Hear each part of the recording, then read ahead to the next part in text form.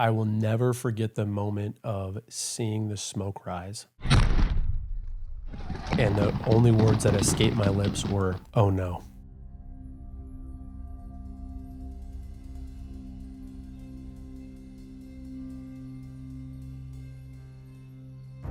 August 30th, 2021, Kabul, Afghanistan.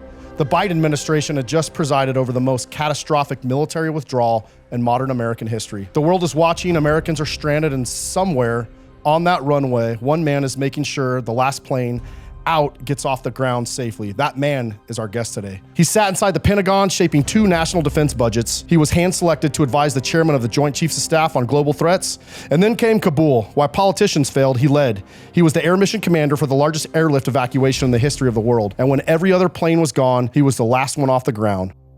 You literally can just do the math and figure out how many days are going to be required. Well, that's well beyond August 31st. We can't do it. The math does not add up to get out of there by August 31st. And so the Taliban holds a press conference, and this guy comes on TV and says, August 31st is a line in the sand. America will be gone by August 31st. I watched this happen, and I'm like, what?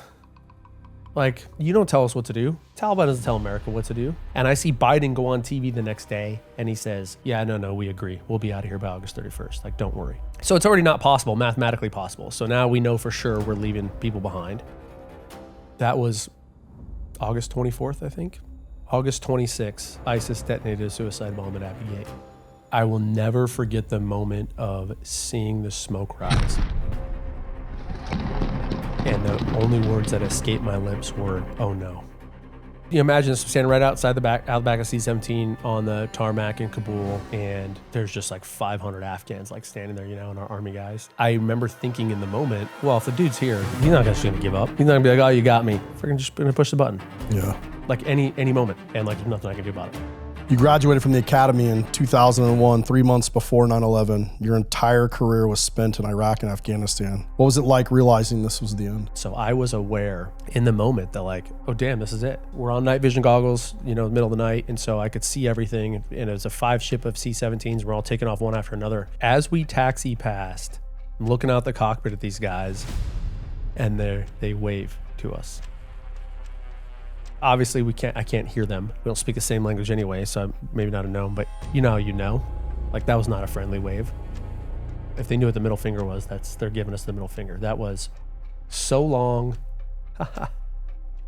See ya, America. We won.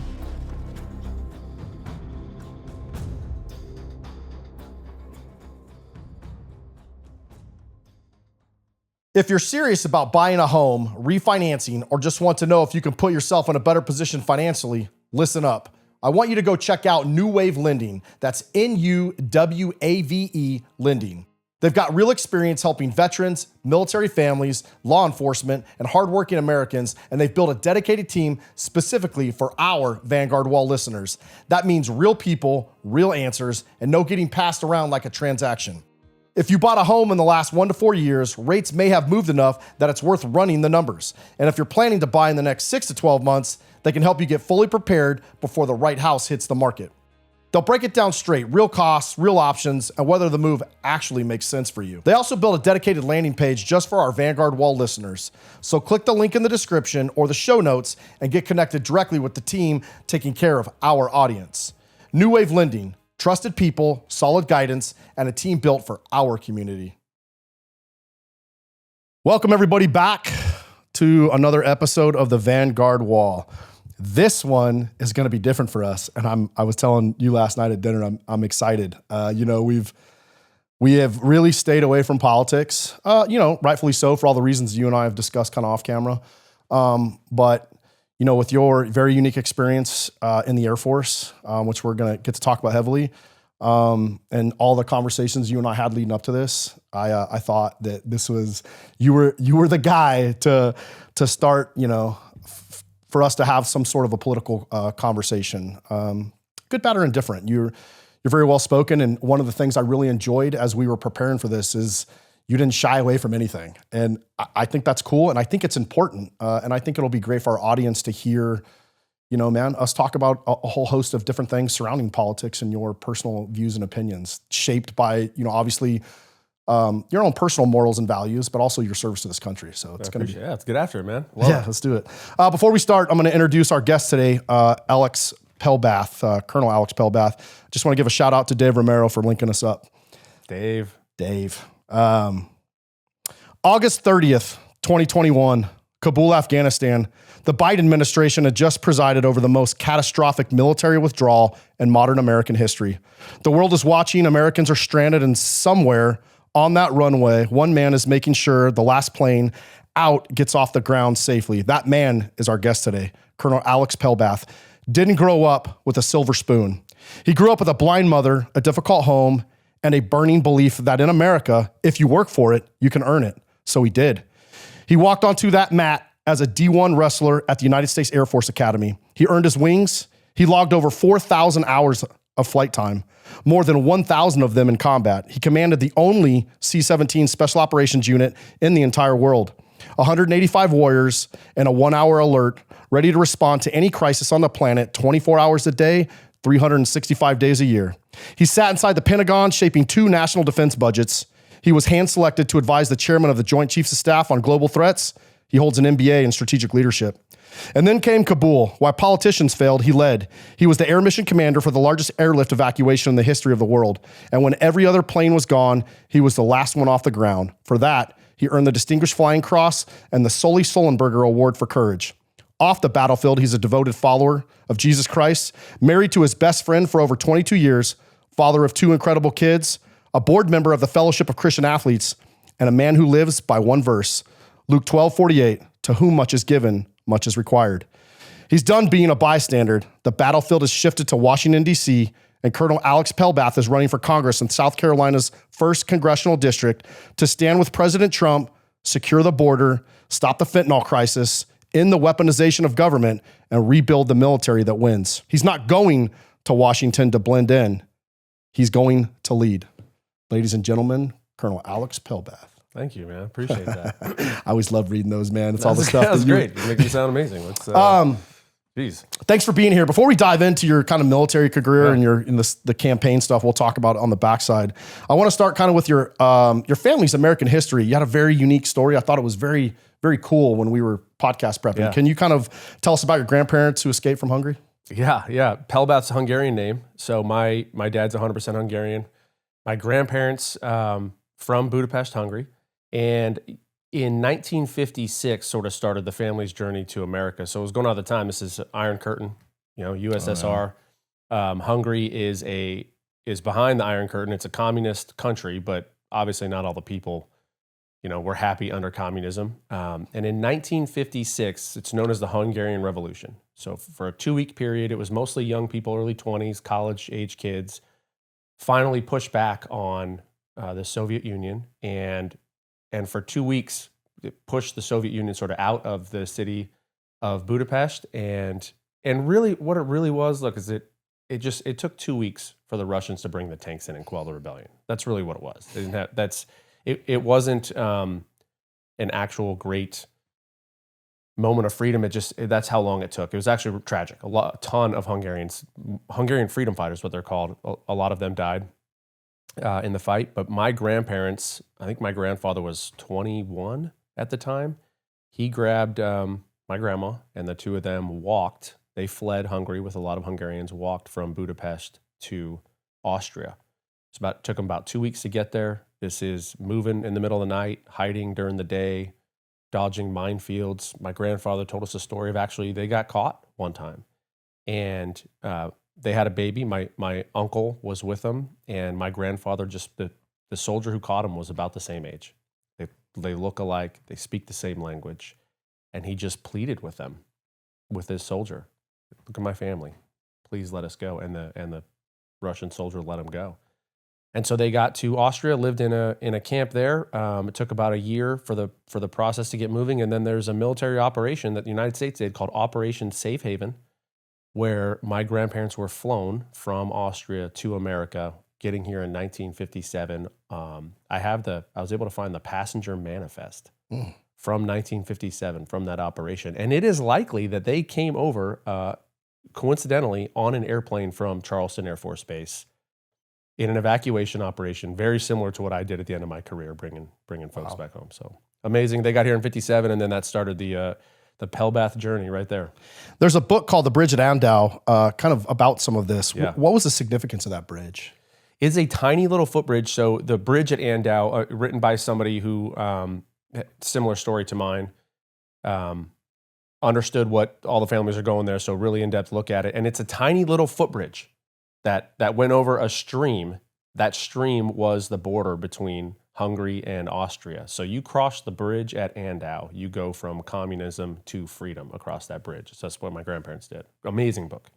I think your dad was born in the camp in Austria, right? My dad was conceived. So my dad was born in 1957. My grandparents were somewhere on the trek. Yeah. You know, not in Hungary anymore, not yet in America.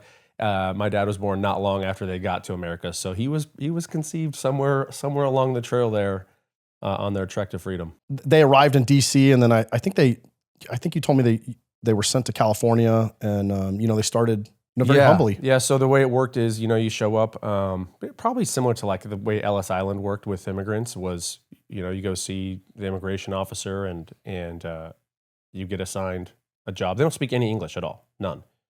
He was stocking shelves at Safeway. If people remember what that store was, that grocery store chain. That was the job that he was given. And so, yeah, the family got moved.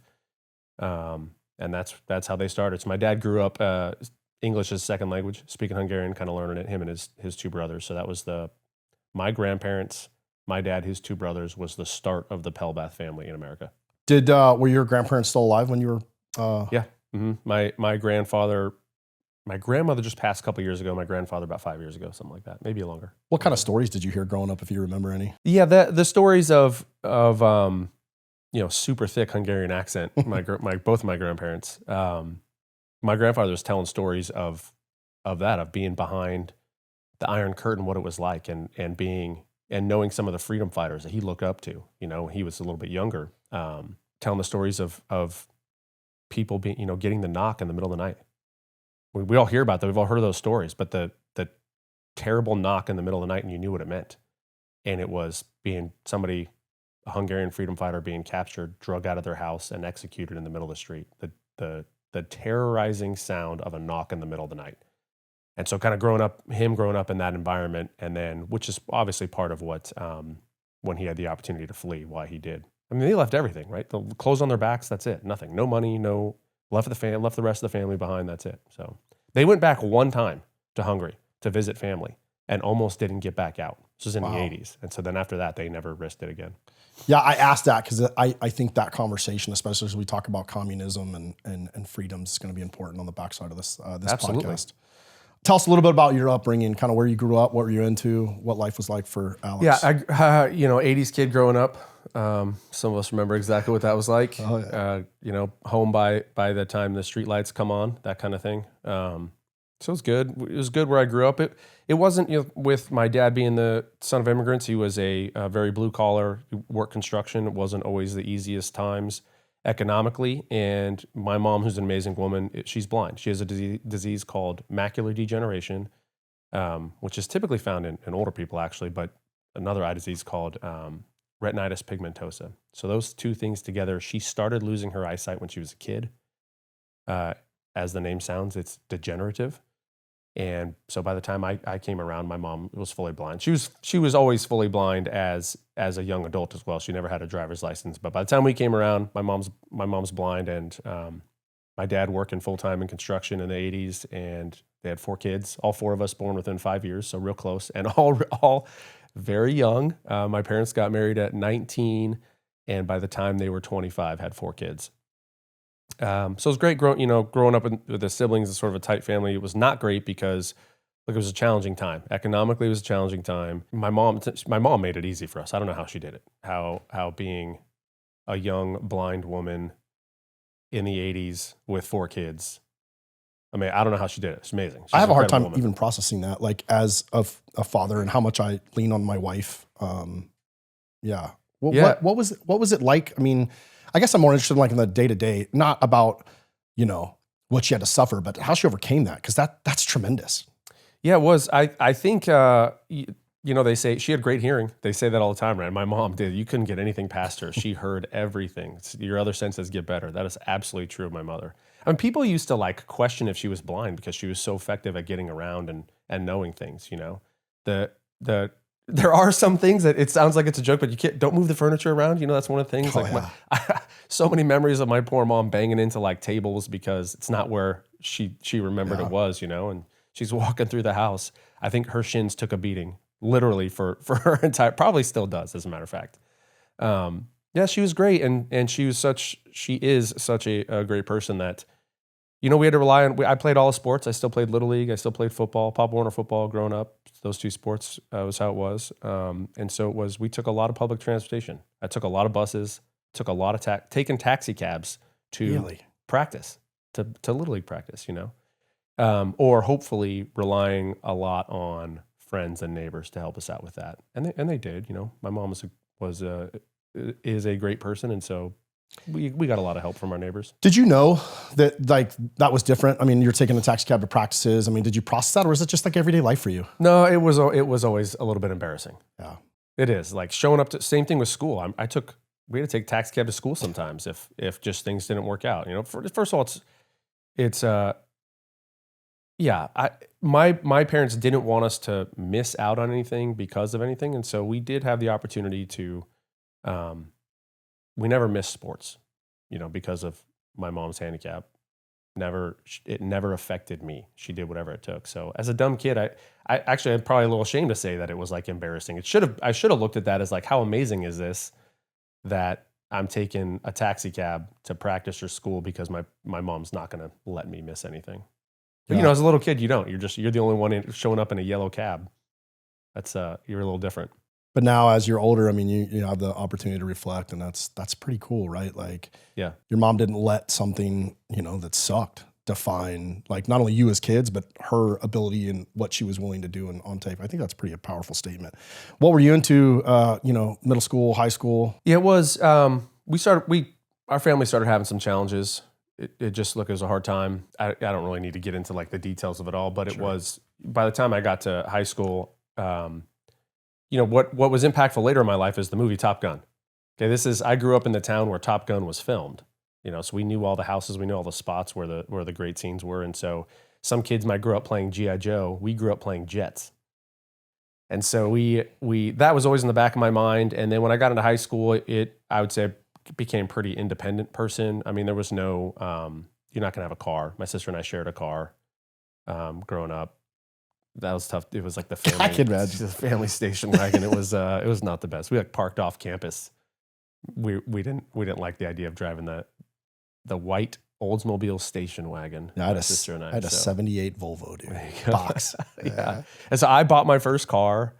I got a job, bought my first car, paid for it with my own money, and then I was now taking myself to sports in high school, that's what I did to get out of the challenging situations in the home that we were having. We all kind of went our separate ways. Unfortunately, the 4 kids were close, but at the time we were all sort of doing our own thing. I spent as little time at home as I possibly could. So for me, that meant throwing myself into sports. And then when I became a junior in high school, it was sports and church. I got saved when I was a junior in high school, and I think those two things together, there's a lot of paths you could go at that age. There's a lot of openings that are not good for 16-year-old kids. I was very blessed that Jesus found me when I was 16, 17 years old, and I had sports, and I threw myself into that, and that's obviously, I got into college on a wrestling scholarship, so it was very, very beneficial that I went down that path, that God probably drugged me along that path instead of what could have happened. Yeah, I'm still very close with my youth pastors from high school, which is hilarious. That also impacted me. How did the Air Force Academy come on your radar, or what was that whole thing? You were wrestling, and obviously you were pretty good at it. In high school, I played baseball, I played football, and I wrestled. And I realized after like my junior year, look, wrestling's not the funnest sport in the world, especially compared to baseball and football, which are super fun. Especially with the weight cuts, dude. Yeah. Wrestling's the toughest. fortunately or unfortunately, however you want to look at, that was the sport that I was best at. So at my junior year, I quit all the other sports and I just threw myself into wrestling. As a matter of fact, I never, from my junior year wrestling season until I graduated high school, I never got off the mat. I started doing all the off-season programs, off-season wrestling, going to tournaments. There's a lot of different styles of wrestling. You know, folk style is what high school and collegiate is called. That's the main focus. But in the off-season, it's freestyle wrestling, which is the Olympic style of wrestling. And there's just opportunities everywhere, just like all sports, to do that. And so I had, you know, going back to when I was 10 years old or whatever, seeing Top Gun, thinking about how cool it would be to be a pilot. But it wasn't, I was the first person in my family ever to go to college. So going to college wasn't necessarily, like I wanted to, because my friends went to college, but it wasn't a thing that my family did. It wasn't, you know, I didn't go to high school growing up like, these are the colleges I want to go to. It was a little bit, I think, happenstance. I think I mentioned or heard about the academy somehow. I wish I remembered to this. I don't remember. I wish I remembered how that seed first got planted. But what I do know for sure is there's no way I was going to get into the academy if it wasn't for wrestling. So my high school wrestling coach started doing recruiting for me, sending tapes, contacting coaches, just, you know, as they would do. And one of them was the Air Force Academy. Were you close with your coach? Yeah, I still am. My high school wrestling coach, Mark Cargis, Coach Cargis. I hope you get it. Actually, Mark, I'm going to tell you, Coach. I'll tell you about this so that you can go watch it. But he's an incredible guy. Yeah, and he turned our wrestling program. Our wrestling program was awful. It was awful. We had like not won a dual match, which is like winning a game in a regular sport, in like 8 years or something like that. We were terrible. We were the doormats of anything of our league. And then he came around, and I think two things came together. My senior class of wrestling, we had a lot of talent, and we had a coach who could match that together. And we went from being terrible to being very good. And my senior year, as a matter of fact, we finished 7th in the state of California out of 1,200 schools. Amazing. Wow. One of the best finishes in the history of my high school. It was awesome. And a lot was because of him. And so, yeah, he did a great job. I was a late bloomer in wrestling. So I wasn't, if I remember right, like my freshman year, I wasn't on varsity. My sophomore year, I had a losing record. My junior year, I was right around 500. And then my senior year, I think my record was 54-4. So a huge change. But that's late in the recruiting season. You know, if you're not popping on these schools' radars already, it's challenging. And so I only got recruited by 3 schools, and one was a complete accident. So it was UC Davis, Naval Academy, that was the accident, and Air Force Academy. When you say accident, what do you mean? After the California State Wrestling Championships, I went to nationals in Kansas City, Missouri, and I won nationals. So it's national champ, that's cool to say. Yeah. National champ in wrestling. From like nobody's recruiting me at all to national champ. And I come off the mat after one of my matches, and there's a guy sitting in the stands with my parents. Turns out he's the coach from Naval Academy. And he meets my parents. I meet him, and we're doing the recruiting with Air Force. This is a Saturday, and it was before the finals too. And so I meet this guy. Then I go in, and he calls me on Monday and says, "You're in. You're coming to Naval Academy." And I said, "Well, I'm being recruited by Air Force too. Can I get back to you?" And so I called the Air Force coach. Said, "Hey, coach, I just talked to the Navy coach. He wants me to come there." And Air Force had not given me the yes at this point. Right? It's recruiting. Soon as I said, Navy wants me, no, you're in. You're coming here. Bam. So I signed with Air Force like the very next day after that. So, but it was think about this. This is March of my senior year of high school. That's how late. Is that normally does that happen way sooner? I wasn't recruited for anything. So. Yeah. In most sports, you start getting recruited your junior year. It's early. It's way early because they lose, you know, every college only has so many blue chip athlete spots to give out. So I was one of the academies, if not the latest recruit, one of the latest recruits that year. And I really think it was because, you know, obviously there's a rivalry between Army, Navy, and Air Force. So having Navy come after me was I think what clinched me going to Air Force. And I'll tell you this, two things. One, this is how dumb I was as a kid. Top Gun is a Navy movie. I was thinking about that as you said that. It was a Navy movie, but I wanted to go to. I didn't realize. I had no idea that it was the same. And I actually met a lot of people like me at the academy. We always joke that Top Gun is the greatest Air Force recruiting movie of all time, even though it's a Navy movie. That's hilarious. Yeah. So one of the things you told me I thought was interesting is you said the American dream is not something for nothing. You get out of this country what you put into this country. Where does that belief come from, and like what's the philosophy behind that? yeah, just growing up with the challenges we had that, what we just talked about. It was, I look back and this wasn't a conscious thought, but I kind of ran away from home and joined the military. One of those stories, like get out of this environment on my own, go join the military. And if it wasn't for that, back to nobody in my family had ever gone to college. I was the first person to go to college with the last name Pelbath and the first person to graduate college with the last name Pelbath.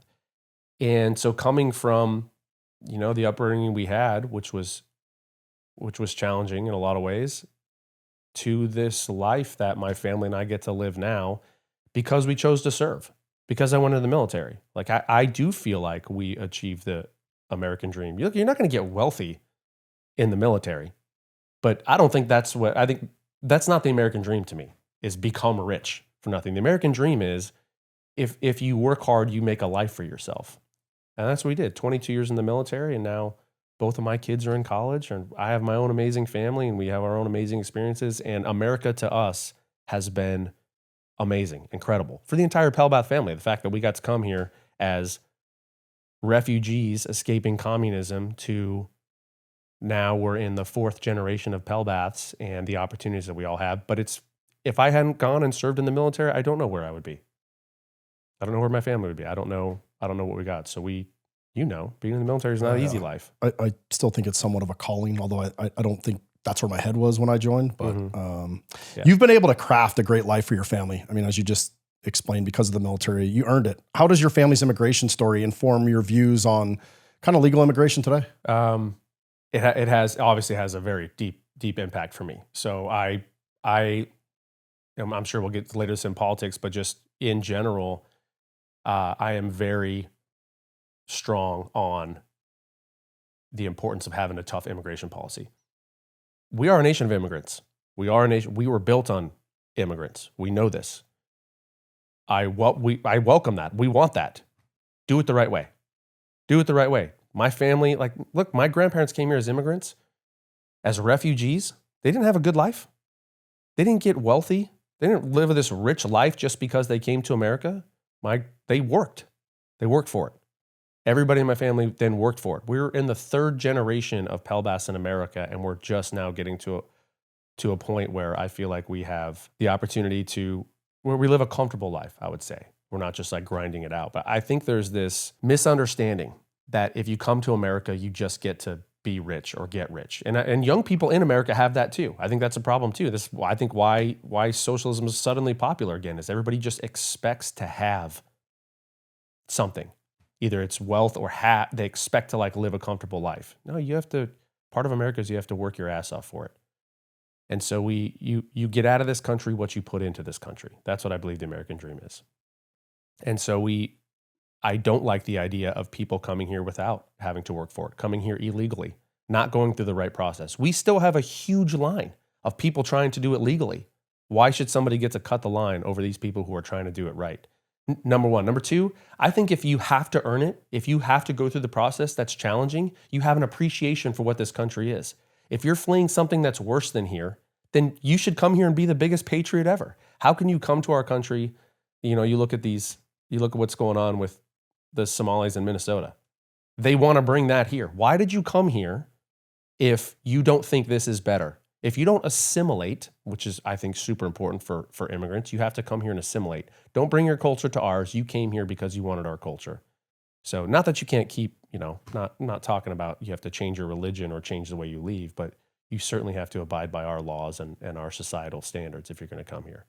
So, that absolutely, my family's background absolutely has an impact on what I believe for immigration.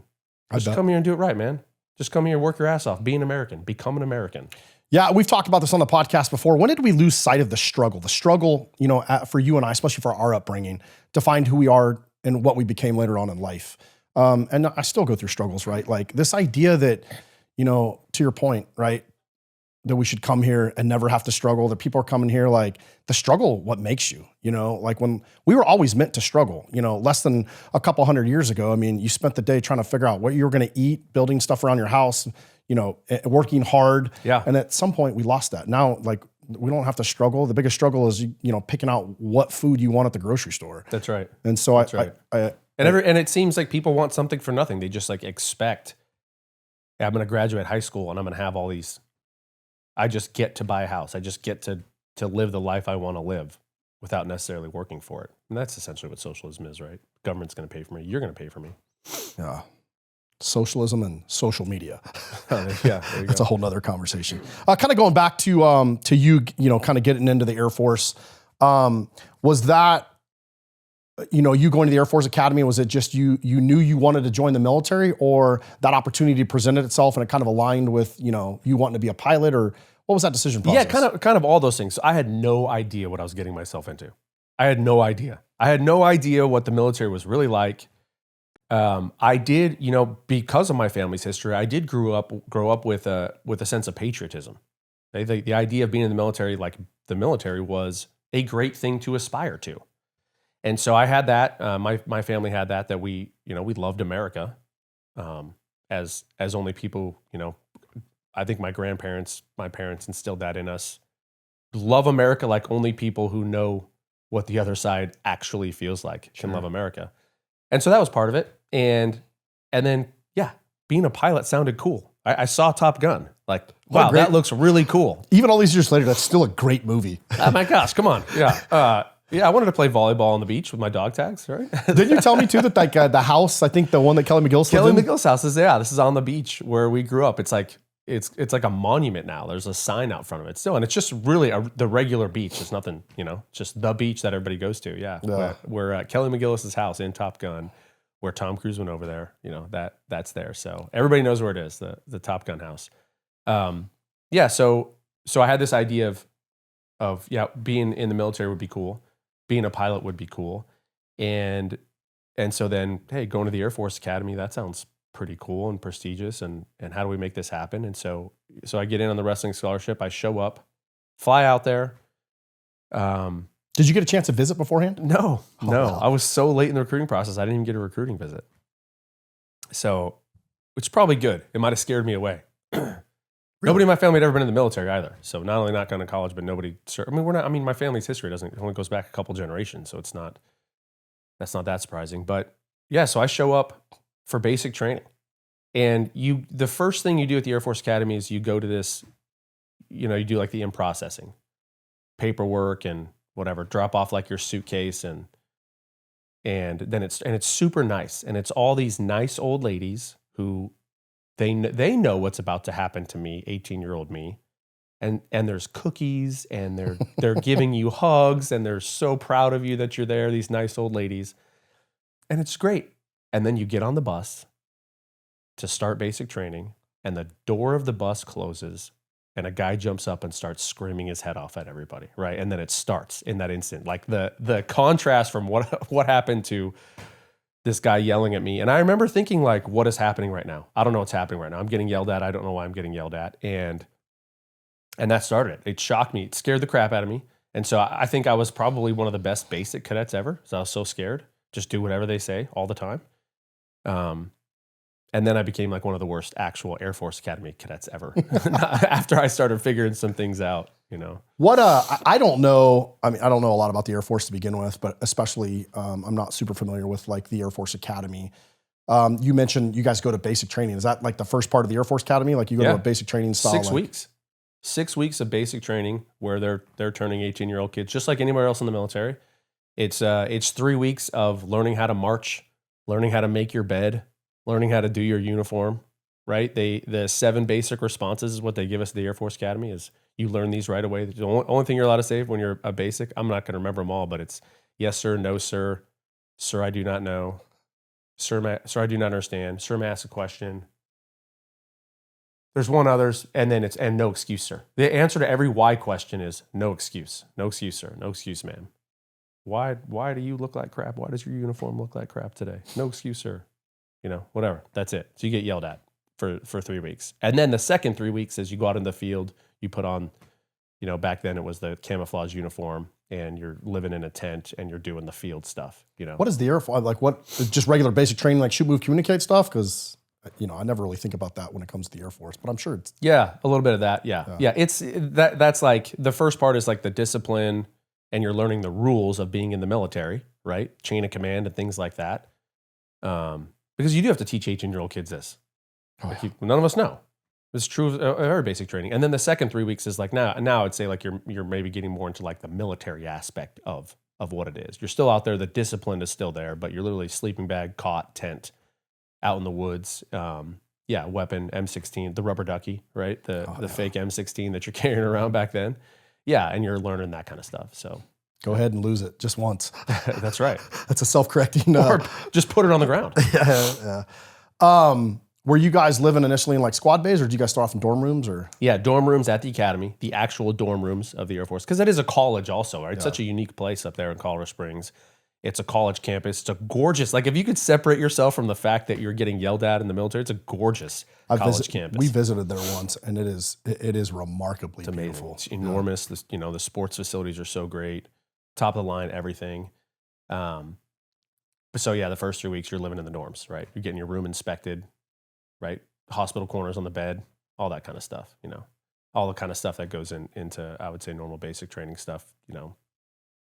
If when the cadre is dissatisfied with you, they tear your room apart, and now you got to like build it all back together. All that's all the same stuff that I think every service goes through at every level that you go through, officer or enlisted. But after basic training, does that kind of level off? And no, man, no. This is the one difference of being at any of the academies. This is Army, Navy, and West Point. Is no, your entire freshman year is basic training.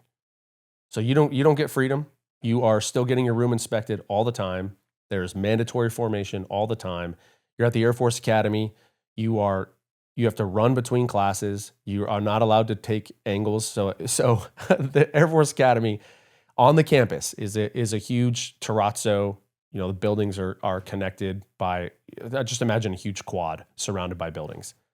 Well, the shortest distance from my dorm to my classroom may be that way, but you're not allowed to take angled lines. You have to go that way and that way. You have to like run on these strips all the time. Meanwhile, people are yelling at you. You got to greet everybody. It's just, I'm not kidding. It's a year of freaking basic training, and it sucked. I think it's a miracle that I graduated. I had a really, really hard time after I got through basic training. I think because I was a good kid in high school, and I got good grades. You're like, why are you yelling at me all the time? That's exactly what it was. And I kind of rebelled. And I am, if you get in trouble, you get demerits, and you have to march tours. If you get in enough trouble, right? It's this escalating punishment. One is you just get demerits. You can get confined to your room, meaning like you can't go out on the weekend, or you can have to march tours. And marching tours would literally be for a weekend. You put your full service dress on, you grab your M16 rubber ducky, and you have to go march back and forth 1 hour on, 1 hour off, all day Saturday, all day Sunday. So if you get like 10 tours, I don't remember exactly what it was now, but that's what you'd have to do. And so I all from stupid things that I did, nothing really bad. I didn't get any alcohol trouble, no lying trouble, no cheating, that kind of stuff, nothing, just being a dumbass all the time. It was for 2 years, to the point where if you march 100 tours, 100 demerits, we called you a centurion. I was a double centurion. It was horrible. I was horrible. What kind of demerits? Like just uniform gigs? And like not getting my hair cut, or being late, or ditching like a mandatory. Here's one. This is how dumb I was. I just decide like, I think every day or every other day you have like a military hour, and I just didn't want to go. I didn't want to go. So me and a buddy, we decided not to go. So we hid in our room with the door closed. And everybody's gone. You shouldn't get caught. But we're so dumb. We're in there like laughing and joking. We're like making noise. And sure enough, like an officer walked by, heard us laughing, knock on the door. What are you doing in here? Like, why aren't you at formation? So things like that. Bam, immediately like 30. I think that was 30. 30 tours like right there or something like that. So, and those things add up, I did some other dumb stuff that was maybe a little bit worse, but I never did anything that got me kicked out, thankfully. Was there other people in the same boat as you? I mean, I'm sure that's Yeah. And Do you have the same roommate the whole time you're there? Or? No. You're assigned roommates your freshman year. I think you get to pick your roommates sophomore year, and then same junior and senior. I had the same roommate junior and senior year. Good buddy of mine. So after that, but otherwise, no. What was the actual like sports wrestling program like? Yeah, that was the thing that saved me, I think. I think I would have. I don't know if I would have made it if I didn't have sports to throw myself into. So it's class all morning. The morning formation's like at 7:00 in the morning, I think. March to breakfast, and then school starts. And school's really challenging. If you go to the Air Force Academy, you graduate with a Bachelor of Science degree. Even your major's English, you get a BS degree. It takes so much math and science and engineering classes. Like everybody takes aero engineering. Everybody takes chemistry. Like no matter what. Like chemistry is the one. Everybody takes computer science. You know, I guess I've never understood this. Do you get to pick your major at the military academies? Yeah, you do. Yeah, just like any other college, just like any university, you get to pick your major based on what the school offers. Yeah, so I started as a civil engineering major. That was too hard. I switched late. I graduated with a social science major, which I actually loved. And I actually feel like it pays off now. Social science is, if I could describe it, it's like behavior. Why do people do the things that they do?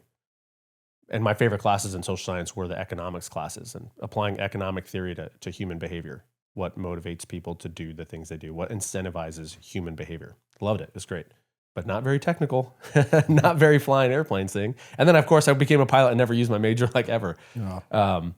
But yeah, so it's class all day, and then by 2:00, you're down. If you're whatever your sport is, you're down at the athletic facilities, and you're either in the weight room or you're going to practice. And you're there from 2 to 7, every day. So which is for college sports, not enough. It's not enough time. We have a significant disadvantage compared to all the other D1 sports where, I mean, you hear about all these other colleges. If you're there to play football, that's what you do. You do school on the side, like when it's convenient for your workout schedule. Not us. Every single one of us had the same routine. So 5 hours a day is not enough? What's it like at a normal D1 school that's not a military academy? Yeah, it's like 2:00, your school's like ending. So your practice isn't starting till 3 or 4 or something like that. And then it's usually 2 hours of practice or whatever, 2 to 3 hours of practice everybody has. There's no time in there to then do the extra stuff, to do weight rooms. Like almost like during wrestling season, we never worked out in the weight room. And that would be nice to have, a 2-hour strength session followed by 2 hours of wrestling or 2 hours to do technique and practice like your craft, and then 2 hours of wrestling practice. Wrestling practice is hard. It's obviously a unique sport, but this is true of all the sports. I mean, the more time you have to commit to your sport, the better everybody's going to be. And we just don't have that kind of time. And I know like in the academies too, like academics not an option, right? Like, is there an academic requirement? Like what kind of grades do you have to get? Yeah, 2.0. You have to have a 2.0 or better to graduate and participate in sports. So that is a problem for people. If athletes leave the school, it's usually because of that, because they can't make the grades. So you can't do both. How did you do academically in school? 2.5. Hey man, 2.5. I wish if I could go back and tell my younger self anything, it would be like, hey dude, just make sure you get a 3.0. That actually matters a lot. Like if you're ever applying to like grad schools and stuff like that, which I found out, 3.0 is the magic number. 2.5 at the academy. Actually, it wasn't quite a 2.5. Wasn't quite. I knew I liked you for a reason. You're one of us. And then like summers and did you take leave and go home at all? Our summers were 9 weeks, only 9 weeks. And it was broken up into 3-week blocks. And 2 of those 3-week blocks. So for 6 weeks, you're doing something with the academy. So it's only a 3-week summer where you actually get to go home on leave for 3 weeks at a time. And so sophomore to junior year, the 2 programs that are most common, you're either doing the jump program, getting your jump wings, or you're doing the glider program, soaring, get your soar wings. And then the second 3-week block is you're probably doing, I think it's still this way, but for us back then it was you're going through SEER school or you're going through CST, combat survival training, not the resistance evasion portion of it, just the combat survival portion of it. So graduate or school gets out, I went immediately into combat survival training, did 3 weeks of CST, come back, have a couple days off, went right into the jump program, which is still to this day one of the funnest things I've ever done is earn my jump wings. And what's really unique about the academy jump program is it's all free fall. There's no static line. Your first jump of your life at the Air Force Academy is a solo free fall. Nowhere else on the planet can you say that. We cut a short video. So we had a West Point. My friend Shanae was on the podcast. He was a West Point. He did 6 months at the Air Force Academy because he thought he wanted to be a pilot. And he did that jump program, and they like had to push him out of the plane. And you know, he lands, and they finally tell him like, "Hey, bro, you can't do that again." So I didn't know that. So you guys have your own. So it's like a free fall program, but you get like military jump wings, or is it something like you wear in the uniform? Oh yeah, yeah. Same exact jump wings that anybody across any service has. It's the same thing. It takes 5 jumps to earn your wings, just like anywhere else. Same way the Army does it. Just ours gets to be the free fall. So you go through the ground school program, you know, where they're teaching you how to free fall. I mean, we're the pros, right? We're pros at this. Like probably the best in the world at this, you know, arguably. And so they know what they're doing. They teach you. We're not dying out there every time we jump, even though your first jump is free fall. I will never forget that I didn't freeze on the door. But I will never forget that moment. I was first in my stick, and we're going up in a Twin Otter airplane. So you're sitting along the sidewalls. They slide open the door. I remember that. I remember sliding open the door, and you hear it, and the jump master is like looking out. The jump master's a cadet, 2 years older than me, year or two older than me probably. Oh, really? Oh yeah. And looking out the door, they drop the streamers, like get the winds, and then all right, we're over the DC, and he points to me, and it's stand in the door. Those are the words. You can't really hear them. It's so loud, but it's a point and a point. Stand in the door. And I remember my body just going on autopilot.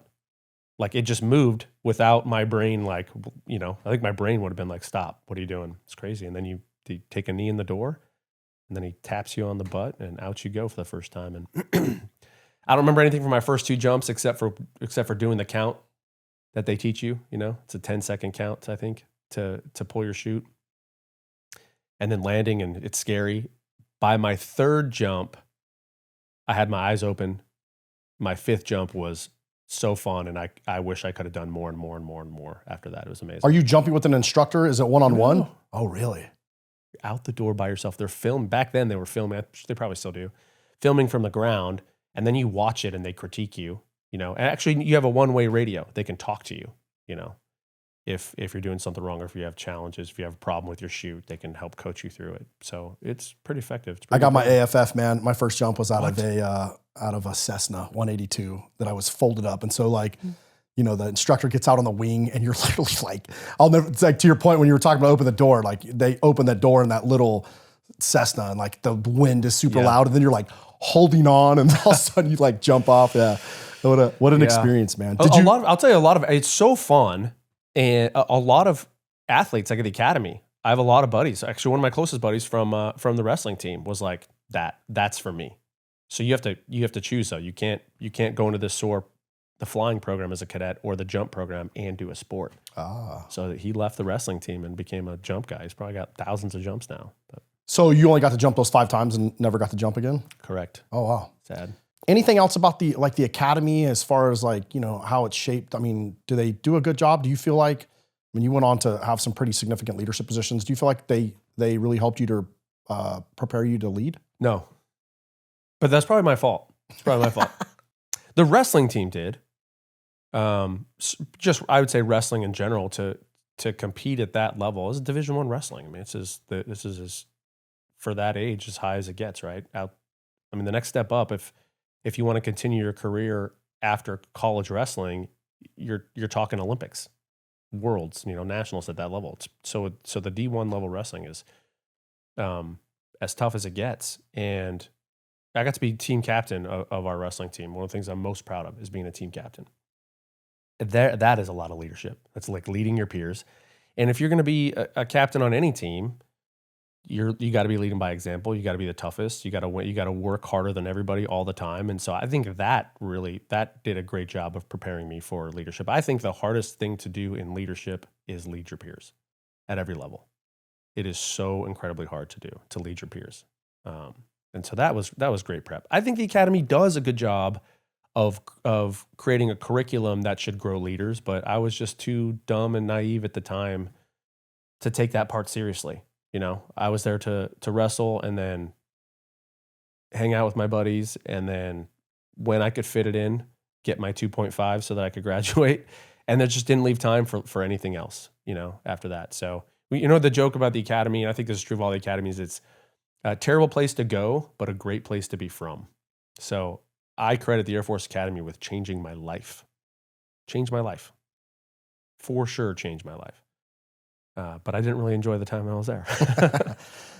If you've been watching us grow or you're new here, I genuinely wanted to thank you. If it wasn't for you, the audience, I wouldn't have a podcast. I just want to let everybody know that we recently launched our Patreon. We waited a year to make sure that we could find valuable content that we think would be value added to the audience. The people that get in early on Patreon are probably going to get access to some things that we may not be able to provide later. So join early while you can.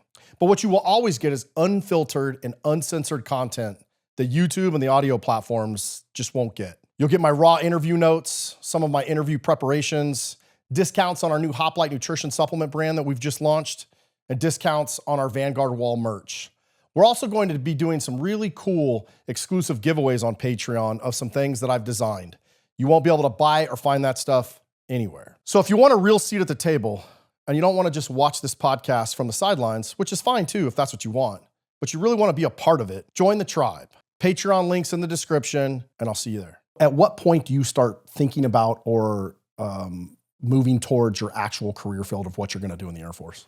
Yeah, so I went there with the sole intention of being a pilot.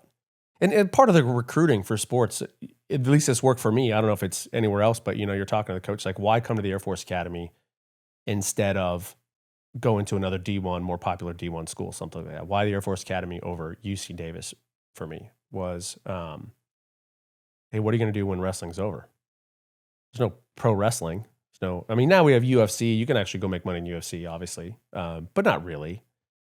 But hey, if you come here when wrestling's over, you get to fly airplanes. You get to be a pilot. That is a great selling point for the Air Force Academy. So I went there from day one. I'm going to be a pilot. I didn't look at anything else. I didn't care about anything else. I knew all I had to do was graduate, and I was going to go to pilot training. It's not entirely true, and it's less true now. It really depends on the timing. So I graduated at a time when we really, really needed pilots. In typical military fashion, we're talking about Desert Storm, coming out of Desert Storm in the early 90s, where we dominated in the military. So what did we do? We cut back the military. Oh, we just won this big war. We're in great shape. We don't need to spend money. And so they cut a ton of pilot training slots, a ton. If you graduated the academy in the early 90s, you had a really hard time becoming a pilot. What did we find out 5 years later? Oh, we don't have enough pilots. we cut too many pilot slots. We don't have enough pilot. So when I graduated the academy in 2001, they needed pilots so bad that if you were pilot qualified at the academy and you turned down your pilot training slot, you had to go meet with the commandant. You had to go meet with the general. And the general would say, why aren't you becoming a pilot? Like they couldn't make you do it. You got to choose. You could choose not to be it, but you'd have to get counseled. When you're at the Air Force Academy, we're the Air Force. This is what we do. This is what we do. Yeah. Why aren't you doing what we do? That has then since changed, And then of course 9/11 happened. It was the same way. There's just no such thing for most of my career. There's no such thing as too many pilots. Some dumb knee-jerk reactions that happened, here and there over the years, but in general, but it's sort of gone back to now. Not everybody gets to be a pilot now. I don't know what the percentage is. It's still greater than 50% get to be pilots. So. And a lot of that has to do with your grades. And there's three things, like your class standing, if you go to academy, is not just based on GPA. It's based on GPA, your physical fitness. You get I forget what they call it, like your PFT scores become part of your GPA, and then a military performance average as well. So it's like this whole thing. You have to do well in all three of those things, and that will determine your class ranking. And then, I don't know what it is, 60, 70% go to pilot training today? I don't know. A couple things I forgot to ask. Obviously, you got recruited for sports. Did you still have to go through I think you normally have to get like a letter of recommendation from a congressman. Did you have to go through all that Absolutely. as well? You still got to do all those things. Yeah. So I did. And this is back in California. My congressman in California was a Republican back then, Ron Packard. So I had to go meet with Ron Packard. He gave me a nomination to the academy. I remember you still had to go do all the normal things. Here's how I know I wouldn't have gotten to the academy, by the way, is you're still applying, like you're still going through like the regular thing. Like you're a blue chip athlete, you get a slot, like you're in. Which if you're a blue chip athlete, it's like, do you meet the minimums? If you meet the minimums and you're blue chipped, you're in. But you're still going through all the regular application stuff. And so I get a very thin letter in the mail from the Air Force Academy when I'm a senior in high school. Thin letters from colleges are not good. and it said, "Thank you, but no thank you." And this is late. I'd already committed. I said no thanks to the other schools, so I freaked out. I called my coach immediately. Coach, I thought, what happened? And he goes, "Don't worry about it." He's like, "Don't worry about it. Admissions, sports, they don't always talk to each other. You're in. Don't worry about it. Throw that letter away. You're in." I wish I'd have saved that letter. I should have framed it next to my degree, my BS degree for the academy. So I get there and I find out I'm not the only athlete who got the thanks, but no thanks. But if there was any question in my mind as to whether or not I got into the academy on sports or not, that was answered. So how did you go about, like, you have to like reach out to the congressman? I don't know that process. You just, yeah, there's a position called, they're liaison officers, liaison officers out there. And Dave Romero and I had the same, I'll share this story briefly. We have the same liaison officer, and they're usually reservists, Air Force reservists. So ours, sure enough, was an Air Force pilot who was in the reserves, and his reserve duty, he was a pilot for UPS by the time I met him, but he was an Air Force pilot during his active duty time. And then his reserve gig was being an ALO, an air liaison officer. And they know this, they get trained, they know the system, how to get in. And so you take a dumb kid like me who's never been in the military, and they hold your hand through the whole process. Here's what you got to fill out. Here's who you got to talk to. Here's how you request an interview with your congressman to get a nomination. They coach you through the process. Here's what you should say in your interview. They do everything. The ALOs are amazing. Our ALO that Dave and I shared, just such a great guy. Like my wrestling coach, I credit him a lot with getting to me where I am today. Unfortunately, he took his own life. So much later in life, we know veterans of all kind, just tragic, man, tragic. His kids were grown. He lost his wife. And it sent him into a spiral. And his wife, she was an amazing woman too. She's amazing family, amazing everything. And yeah, just tragic, man. Did you have contact with him did you guys keep in touch at all once you guys were in the academy? He commissioned me. Oh, wow. As an officer, he flew out to the Air Force Academy, commissioned me. He was there the day I got my appointment. And then, even in high school, when they did this big ceremony for like all the scholarships, he presented the scholarships, the academy to me. He commissioned me into the Air Force. He was at my wedding, came to my wedding. He knew my family, and we stayed in touch throughout all the years. Every time I go back and visit. Yeah. And then, yep.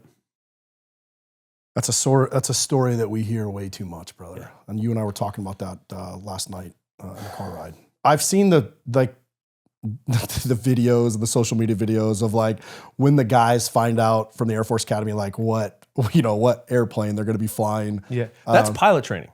Oh, really? Okay. Yeah. Yeah. That's pilot training. So you graduate from the academy and you go into your career field. Ah, okay. Whatever it is. We have I forget what it's called at the academy, but there's a night where you get your assignment from the academy. That happens there too. So just because you decide to fly doesn't mean you're automatically going to fly? So I don't know how they do it now, but I remember how they did it then. So back to your class standing, you would go into Arnold Hall, which is like the big auditorium at the academy, and it was a computer, and you're lined up in class ranking. Okay, so out of whatever, almost 1,000 who graduated, I don't remember where I was, but it was not in the top 50%. And you go into this, you've already seen all the jobs available. That's what they do. They say, here are all the jobs available to you in the entire Air Force. And if you're number one, you can pick whichever one you want. Number two, you can pick everyone but number one picked, right? And so as you're going down this list of hundreds of people, the jobs are going away. Eventually, the pilot slots are going to go away. If you're today, eventually the pilot slots are going to go away. And so that's why your class ranking matters. So whatever, you get up there and then you go into the computer and it shows you all the jobs that are remaining that you can choose from, and you rank order them. And so for me, it was pilot. But I knew at the time I was going to be pilot. I clicked pilot. I don't remember what else I picked in there, but I just picked pilot and I was going.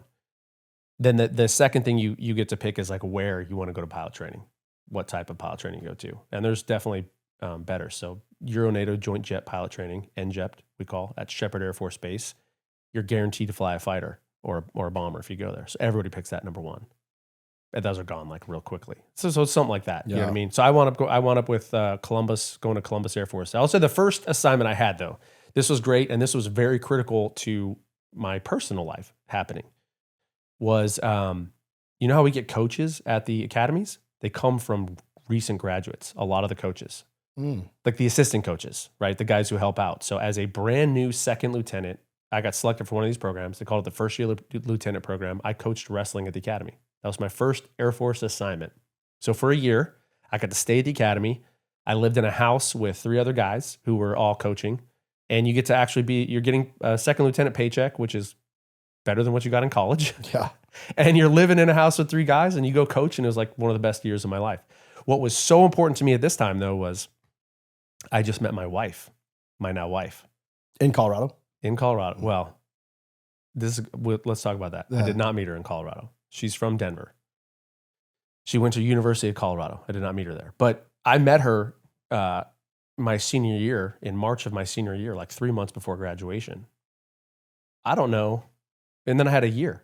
Then we had a year together after that to like date and be there. Like, I wonder if I'd have gone to pilot training right away, how challenging that would have been. And I don't know. I don't know if our relationship would have blossomed the way it did. God knew what he was doing. So the fact that I got to coach wrestling for a year and be there, and her and I got married at the very end of that year.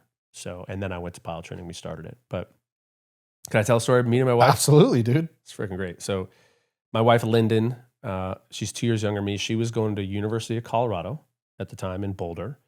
I was going to the Air Force Academy, about 150 miles apart. And she's from Denver, like right in the middle. So of course we met on spring break in South Padre Island, Texas. We met at a Circle K gas station. First day. So me and my buddies, we're poor college kids. We drove all the way from Colorado to South Padre, Texas. And we check into our condo, and it's now probably like 2 p.m. or something. And we're just like driving around to get the lay of the land. And we stop at this Circle K to buy, I think either get directions or buy beer, whatever we're doing, stock up the condo. Mm-hmm. And we get back in my car. I'm driving, and right as I back out of my parking spot, this airport shuttle van pulls into the spot next to us, and there were 8 girls in it. So we hesitated for like 1 second, and then I just pulled right back into my parking spot, rolled on the window, start chatting up these girls, and my wife is one of those girls in that van. And so they said, hey, we're going to be at this whatever bar tonight, Senior Frogs or whatever it is down there, Always got to be a Senior Frogs on spring break, dude. Yep. And so, man, let's just tell the whole story too. Yeah. This is freaking great. My wife hates this part of the story. And look at this, I'll just tell it. So we meet up that night. We see him that night, but everybody's playing it cool, of course. You know what I mean? It's not like we didn't like hit it off like immediately.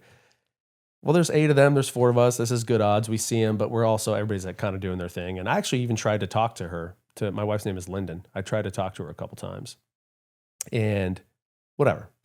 I don't know. Not smooth enough yet. Okay. So then halfway through the night, near the end of the night, they announce the wet t-shirt contest. And so I just happen to be at the bar, like getting a beer with one of my buddies, and you hear it or whatever. And by the time like we turn around, it's just like a sea of people between us and the stage.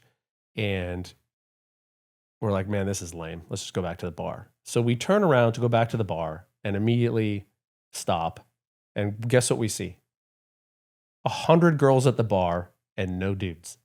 All the dudes wrote, hey, boobs. Watching the one boobs. girl, that's up there. Right? Guys are so dumb. And we immediately realized, like, oh my gosh, guys are so dumb. Like, look at this. This is great. And sure enough, my wife is down there at the end of the bar, and now her choice is talk to me or talk to nobody. So I go down and we start talking. It's just the first day, and we do kind of hit it off. And then I see her the next day. And by like day 3, we're hanging out. Obviously I end up getting her number. And one of the things we did bond over. I do have to say this. Like I'm a Christian at this point. Christians should not be going on spring break to places like this. Okay. I'm a believer, but obviously, we're human. Just a regular college kid believer too. Yeah. But I did have morals. I wasn't down there to do what a lot of college kids are down there to do. It's down there to have a good time and whatever. You're trying to like live in this straddle the fence kind of thing. Well, it turns out her too. And we actually bonded over that like right away. So the fact that we both weren't like, maybe every other college kid down there, and weren't down there just like to sleep around or whatever. So we kind of bonded over that. Obviously got her phone number. This is back in like cell phones are brand new. So got her phone number, get back to Colorado. Man, how long do I got to wait to call her? 2 days, 3 days? Like, what do I got to do? Eventually I call her up, and our first date ever is I took her to a Colorado Rockies baseball game, and the rest is history. So awesome. I love those stories. So you graduate the Air Force Academy, you get an opportunity to coach for a year, which, man, that's pretty cool. I didn't even know you could do that. Where were you for 9/11? I was driving to up to the campus. Me and my buddies lived in a house in Monument, Colorado. It's about 15 minutes from the academy. And so I was on my way to work, essentially. I heard it on the radio. And, just like everybody else, you're like, what? Is this like a joke? Are they really talking about it? I got into the office just in time to watch the second tower get hit. And, kind of immediately, what we all were thinking was, oh, we're going to war. We knew we were going to war. And after you get through like the shock and awe of what just happened, we were like, we kind of had a little bit excited, like, oh, let's go. Like we were expecting pilot training to start early. Okay, they're going to cancel my orders here. They're going to send me to pilot training right now. So we kind of went home. They kind of sent everybody home, probably just like they did like all over, like, hey, we don't know what's going to go on. Everybody just like sit tight, wait for the phone call. Then things kind of calm down. And, what you realize about pilot training is they can't send you to pilot training early. There's only so many people you can train. Like it is, what they could have done was, I guess, said, you're not going to be a pilot anymore, and we're going to send you somewhere else. But that's just not the Air Force's business. As a matter of fact, it was like, oh, geez, how quickly can we need more and more pilots. So, and they're not going to rush your pilot training itself, because that's probably right. And it takes it's a year. It takes what it takes. It's as long as it takes. So really, things kind of calm down, and I still went to pilot training then as scheduled after that. So did you know when you graduated, like you were going to do this coaching thing for a year and then go to pilot school? Did you have any idea what type of frames you were going to be flying? I mean, you mentioned... No, so the way pilot training works then, so I went to Columbus Air Force Base in Columbus, Mississippi.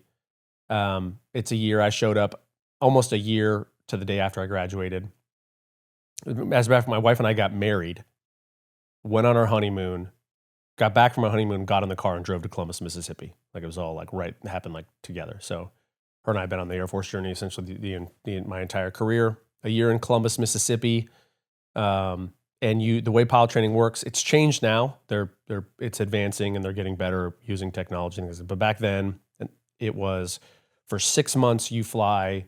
Everybody flies the same basic airplane trainer. For me, it was the T-37, the twin engine, side by side airplane. So fun to fly.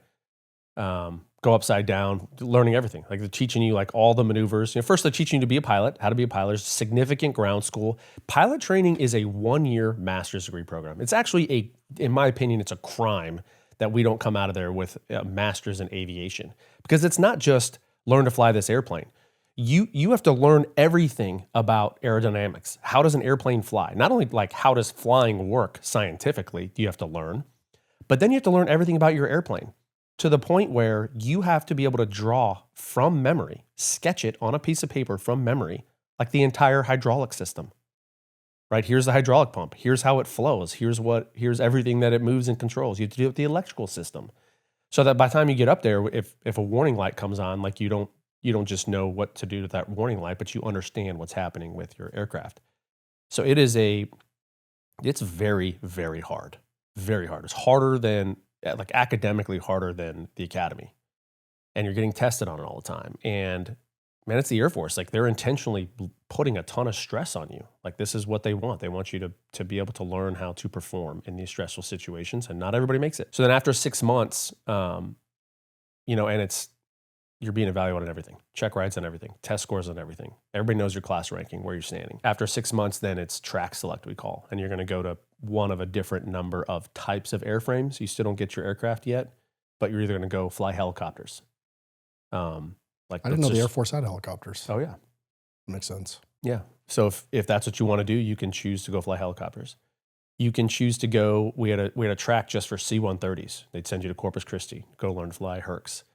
Then there's the basic heavy track, and then there's the fighter track, the fighter bomber track. I don't know where UAVs fit into this now. if you track UAVs or if that's a separate thing now. And so then after 6 months, then there's a drop night. Drop night, they call it, where you get your track select night. And then you find out where you're going to go, where you're going to go fly. And then it starts another 6 months of training in that sort of, I would say, mission set.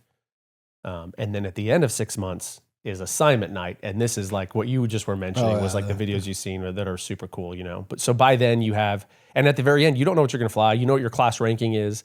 You know what cockpits are available to your class, which is based on needs of the Air Force.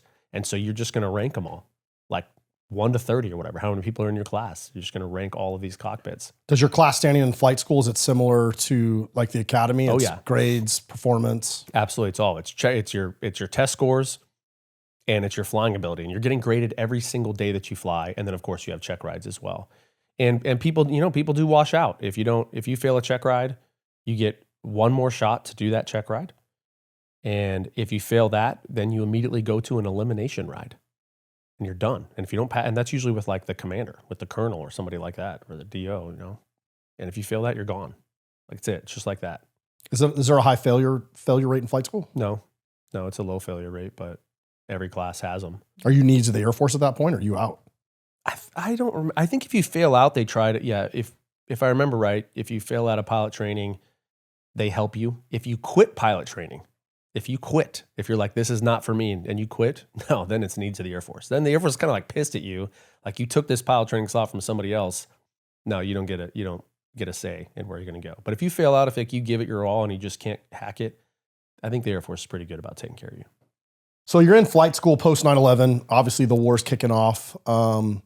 What's the mood in flight school? Obviously it's super academic. It's hard. But are you guys picking up tidbits of, kind of what's going on in the world? When I went through, not really. But a little while after that, yeah. And the reason I would say no is because all of my instructors hadn't been over there, right? They were all there in Columbus, Mississippi, teaching when 9/11 happened for them too. So they hadn't necessarily been over in the war. Fast forward 5 years later, then now it's like people have been fighting in the war for 5 years. And now they're coming back. It's sort of like a break after 5 years to go teach pilot training, and they're coming back with all the war stories. And so then it would change. So for me, it was not, and I would say two things. One, they do a good job of don't think about that. Like you got to be totally focused on pilot training right here. Like this is your mission today, is getting through pilot training. Like we want to be disconnected from everything going on, but you certainly can't be thinking about what it might be like to go to war when you're trying to freaking fly an airplane for the first time in your life. Yeah. So makes sense. Yeah, and it's a lot of flying, and unfortunately, flying's a dangerous business, and we do lose people in pilot training. We while I was there was a T-37 crash, and just it happens. So no, you got to be incredibly focused on what you're doing right then and there.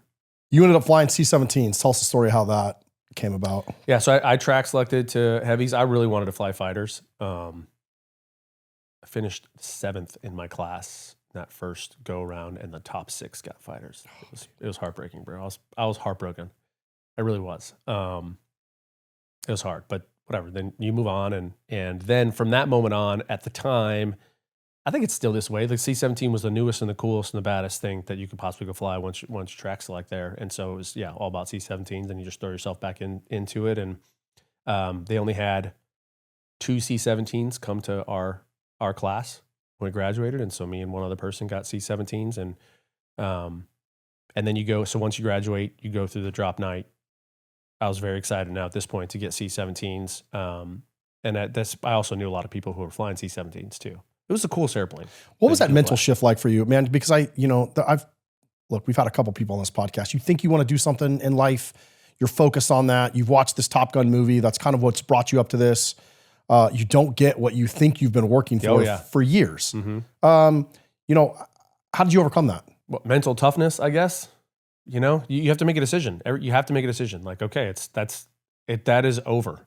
Like you can dwell on that. You can continue to be disappointed, or you can move on. And if you're a competitor, then you find a way to move on. I've lost matches before.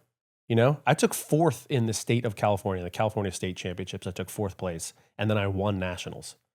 Like you hopefully it just motivates you to not want to lose anymore. Like, all right, now and for me, flying, like there's situational awareness is one of the most important aspects of being a pilot.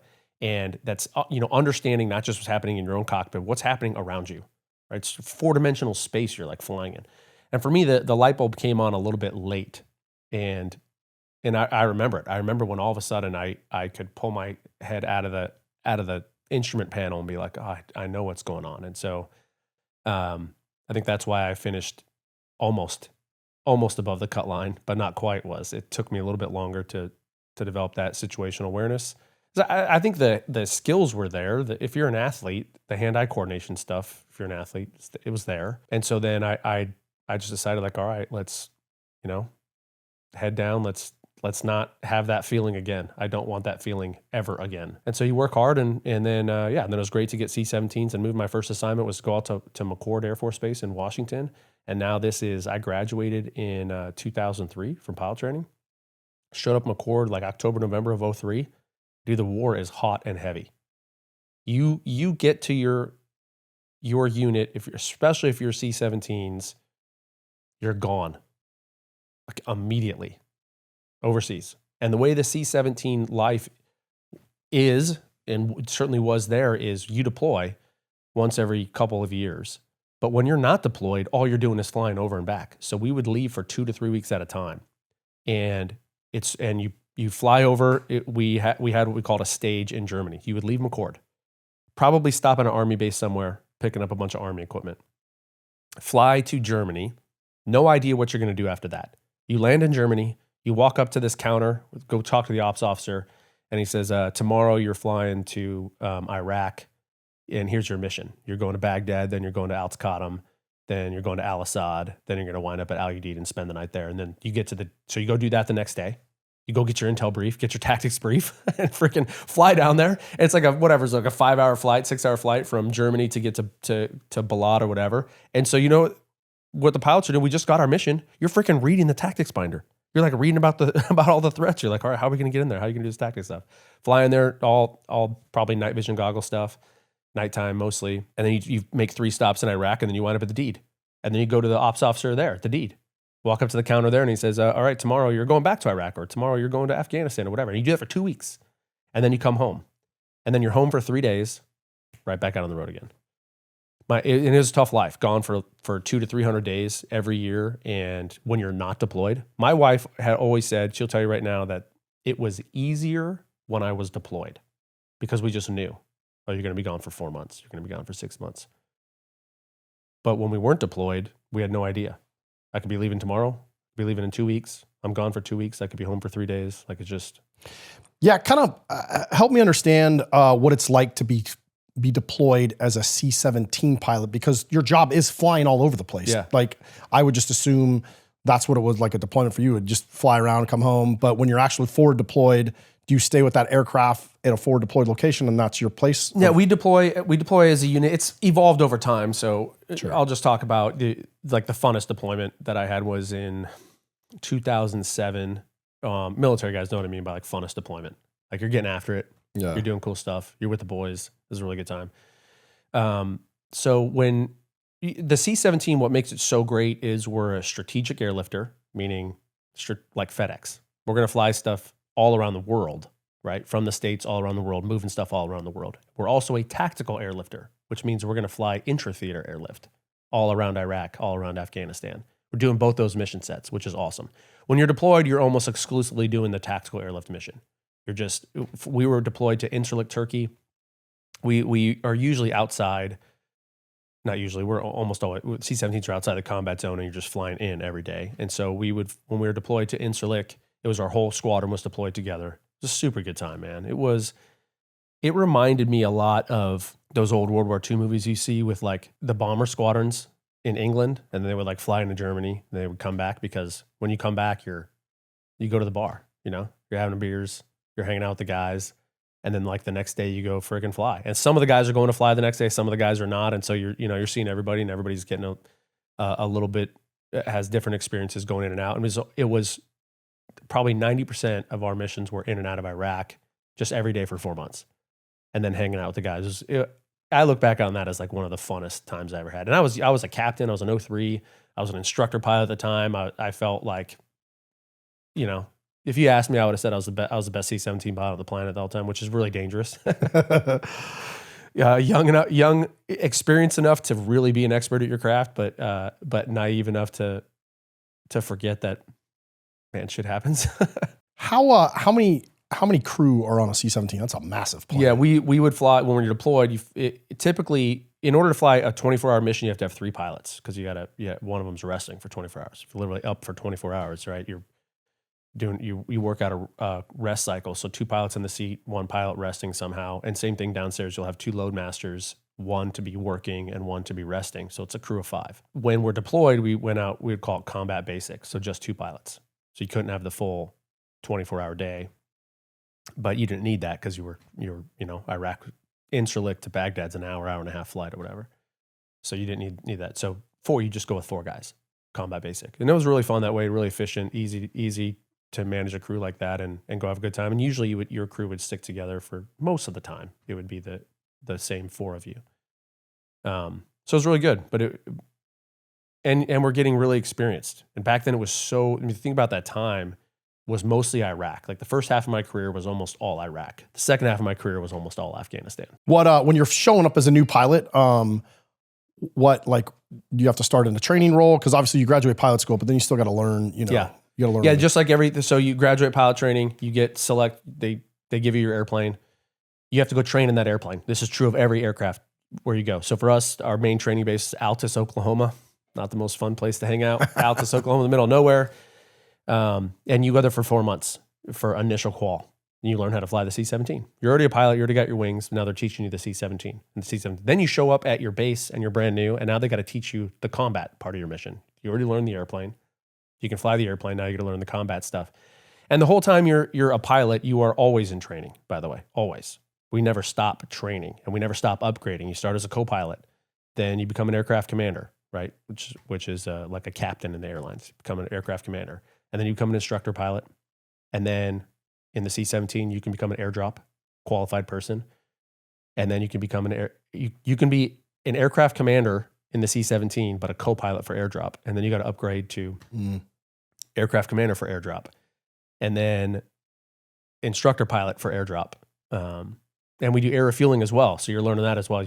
So you show up as a co-pilot. Your job is just to be a co-pilot. Just sit in the seat, work the radios, learn the mission, learn how to fly. And then over time, we're going to teach you how to do air refueling and assault landings, land on the dirt, all the stuff that the cool stuff that C-17s do. And we're constantly going back. You have to go back to Altus, to the training base, to do aircraft commander school, to learn to do air refueling, essentially. You go back to the school and learn it that way. So it takes probably 4 to 5 years to become an instructor pilot, to go through all of it. What was that mental shift going from flying T-37s to just like a massive aircraft? Yeah, the flying part of it is the same. The C-17 is awesome. It flies with a stick instead of a yoke for a big airplane. That's great. It is incredibly tactically capable for how large of an aircraft it is. It can land on a 3,000-foot runway, dirt runway. That try to put it in context for people. That's remarkable. Just trust me. That is insane that a big airplane like that can land on a tiny little runway like that and can do air refueling. Air refueling is one of the hardest things we do too. It's you're up at 30,000 feet or whatever with another 2 big airplanes. Doing air refueling together is really, really challenging. And we take a lot of gas. I love air refueling the most because it takes like the most skill. It's you're flying the airplane. It's what you look like. You're like, the tanker's freaking 20 feet away from you or whatever it is. And you're flying, you have to fly up to the tanker like this. And you're flying the stick, your hand on the throttles, and your movements kind of just look like this. Just for like 10 minutes, and when you're done, you're pouring sweat. Yeah, it's all micro movements. Yeah, it's awesome, man. It's cool, and it's like pure flying skill. It's awesome. It's just great. You said that Iraq and Afghanistan were very different for you. How so? Iraq, in the early 2000s, for folks who remember, we're talking Fallujah was going on at the time. It was very, I would say, like well-structured. We knew all the bases. C-17s weren't really getting shot up. We had a couple of them like early on. take man pads. I think we had 2 or 3 get hit, and then small alarms kind of happened throughout all the time. Nothing significant. We never lost a C-17 crew in combat. We had a few C-17s crash. I mean, complicating factors usually pilot error were involved in all those big crashes, but you're, pilot error, but you're talking about doing a tactical approach on NVGs in one of the cases, and it's freaking snowing in Afghanistan. You're doing all that stuff at once. Yeah, I didn't know you guys flew C-17s with NVGs. I mean, I know the helicopters and obviously the fighters, but I didn't know. Yeah, almost. I mean, look, you can't, C-17 doesn't go fast enough. It's not maneuverable enough. You're almost a sitting duck. If our ground guys hadn't eradicated man pads, we'd have lost a lot of C-17s. But man, the Army, Marines freaking did their job and killed all the bad guys who had the man pads. Right? We're talking about missiles, yep. Man portable air defense system is what man pads is. Freaking missiles, right? So I think we had 2 or 3 get hit with man pads in the early 2000s. One in Afghanistan even. But by the time Iraq, the other thing about Iraq is it's flat. There's no terrain. There's a ton of terrain in Afghanistan. It's very big different mountains. Tactical environments. Yeah, very, very different. And for whatever reason, we kicked off the war in Iraq. We had 2 things going on as a nation. We're hunting for bin Laden. If you ask me, Afghanistan was righteous when we went in there, and Iraq was not. Iraq was a mistake. Terrible to say that. Acting on bad intel, everybody knows the story, whatever. We shouldn't have been in there. We certainly shouldn't have been in there that long. And look at Iraq now. It's no better off. Maybe it's even worse, as a matter of fact, today than it was when we killed Saddam Hussein. We got him. I mean, I think an argument could be made that as horrible as he was, that Iraq was a stabilizing force over there, right? To understand, Iran is a Shia country. Saddam Hussein was Sunni. They hate each other. I think he kind of balanced some things out, maybe. Not that he was a friend of ours or anything, that we wanted him there, but man, if he was still there, maybe we didn't need to be there. I don't know. I don't know how it would have happened, but certainly I don't think Iraq was, looking back on it, something we should have done, or for as long as we did. We'll invite you back and we'll do a podcast just on that, because that could be its own. What's it like flying an aircraft that big into a combat landing zone at night? When there's a lot of things super that fun. Wrong, yeah. It's super fun. Flying missions was super fun. There's a lot going on. So one of the awesome tactical abilities of a C-17 is the fact that we can stay high for so long. It has an incredible ability to descend very, very rapidly. If you've seen the videos of it, you can look up what a tactical descent is. You literally pop the thrust reversers in flight, point the nose at the ground. The whole aircraft is shaking. It's wild. We didn't do that in combat very often, because we didn't need to. The aircraft was still. We usually planned the aircraft to descend at 1,000 feet per nautical mile, which is remarkable. You're still pointing the aircraft like right at the ground. I mean, I would practice. My favorite things to practice was a 10,000 foot beam approach. So you would cross the runway at 10,000 feet and then be able to just turn around and land from 10,000 feet. Airplanes can't do that. Big airplanes do not do that. I fly for Southwest right now. No, there's no chance that airplane can do that. The C-17 can. It's remarkably capable. And so the idea is stay as high as you can. That keeps you out of the weapons engagement zone, right? You're not hiding a C-17. Everybody can see it. You don't hide C-17s. That's not the thing. Well, we turn off all the lights. We go at night and we turn off all our lights. That makes us harder to see. That's why we're on night vision goggles. Turn off the lights on the runway as well. So nobody sees that the lights are on the runway. You don't see an airplane with its lights on. You don't know it's coming. That was the best tactic for us. And stay as high as you can, as long as you can, and then freaking point the nose at the ground and freaking land. It's awesome. Yeah, those landings in Balad, flying in and out in Afghanistan. I flew out mainly C-130s, man. And whew. Same thing, yeah. C-130. So we're twice the size of a C-130 and very similar tactical capabilities. I love C-130s. I love Hercs, especially when we got into the Sol 2 stuff. I mean, flying with a C-130s, flying with the gunship, there's nothing better. God bless Spooky. I'll trade every fighter on the planet for an AC-130 gunship doing what we did. God bless Spooky. Did you get to spend time on that platform at all? No. No. Just watching them, hanging out with those guys. Yeah. That's it. Yeah. And MC-130s too. MCs were they have the ability, like their radar, the things that they can see and do, like their cool equipment it's better than ours. So What were some of the hairiest moments you had flying a C-17 in combat, if there were any? yeah, the closest I ever came to dying it was in Iraq, but it was my fault. Most of us have these stories. Like most of the time when you die, it's like self-imposed.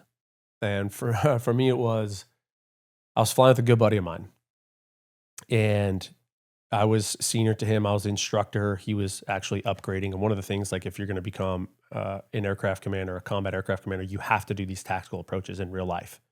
So you go with an instructor. In that case, that was me, watching him do these tactical approaches. And then I could sign him off, and then he gets clear to go do it on his own, right? Go fly with other people. And so we're doing that, and it's the winter time in Iraq, and there's not weather, but there's just this gross haze, smog, whatever it is, like the haze that just like lives right on top of the entire country of Iraq. And the way haze, just like fog, is the same thing. When you're above it or below it, you can see through it. But when you're in it, you can't see anything. Okay, so we're at 20,000 feet flying into Kirkuk, which is out in the middle of nowhere, Iraq. There's like no cultural lighting either. It's just like this base, like all by itself. We're flying into Kirkuk. I start talking to the tower, and they're like, dude, visibility down here is terrible because of the haze. They're like, we recommend you do like a TACAN approach, like this instrument approach. And I'm at 20,000 feet on NVGs, on night vision goggles. I can literally see the runway. I'm like, what is this guy talking about? I can see it right now. And I was like, I'm not listening to you. We're doing the tactical approach. So that's what I tell tower. So we do it. Well, we get down to like 5,000 feet. We get into the haze, and sure enough, I can't see a damn thing. Like we can't see the runway at all. And now we're literally like flying blind. Like we have the the computer. It's like the runway is on our multifunction display, and so we know we're heading in the right direction. But by the time we get through the haze and pick up the runway, we're just displaced like this. That's the runway. We're like over here, and that's not the end of the world. But we can't land. So we say go around. And now what I should do on the go around, first of all, that's dumb too, to put yourself in a position to go around, because you spent all this time being high and quiet and blacked out. But when you do a go around, you're pushing up all four engines on a C-17, and everybody on the planet can hear you.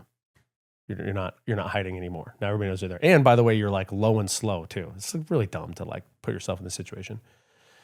Not a factor. Kirkuk's a pretty quiet place.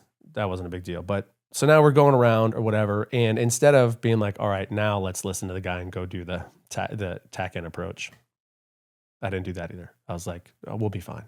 Let's just land. And so, but now I'm really concerned about keeping my eyes on the runway so we don't lose it again. And so we're doing this pattern. We're flying around the runway, and we're coming around to land like this. The runway's right here. We're coming around to land, and I'm in the left seat, and so my head's just outside.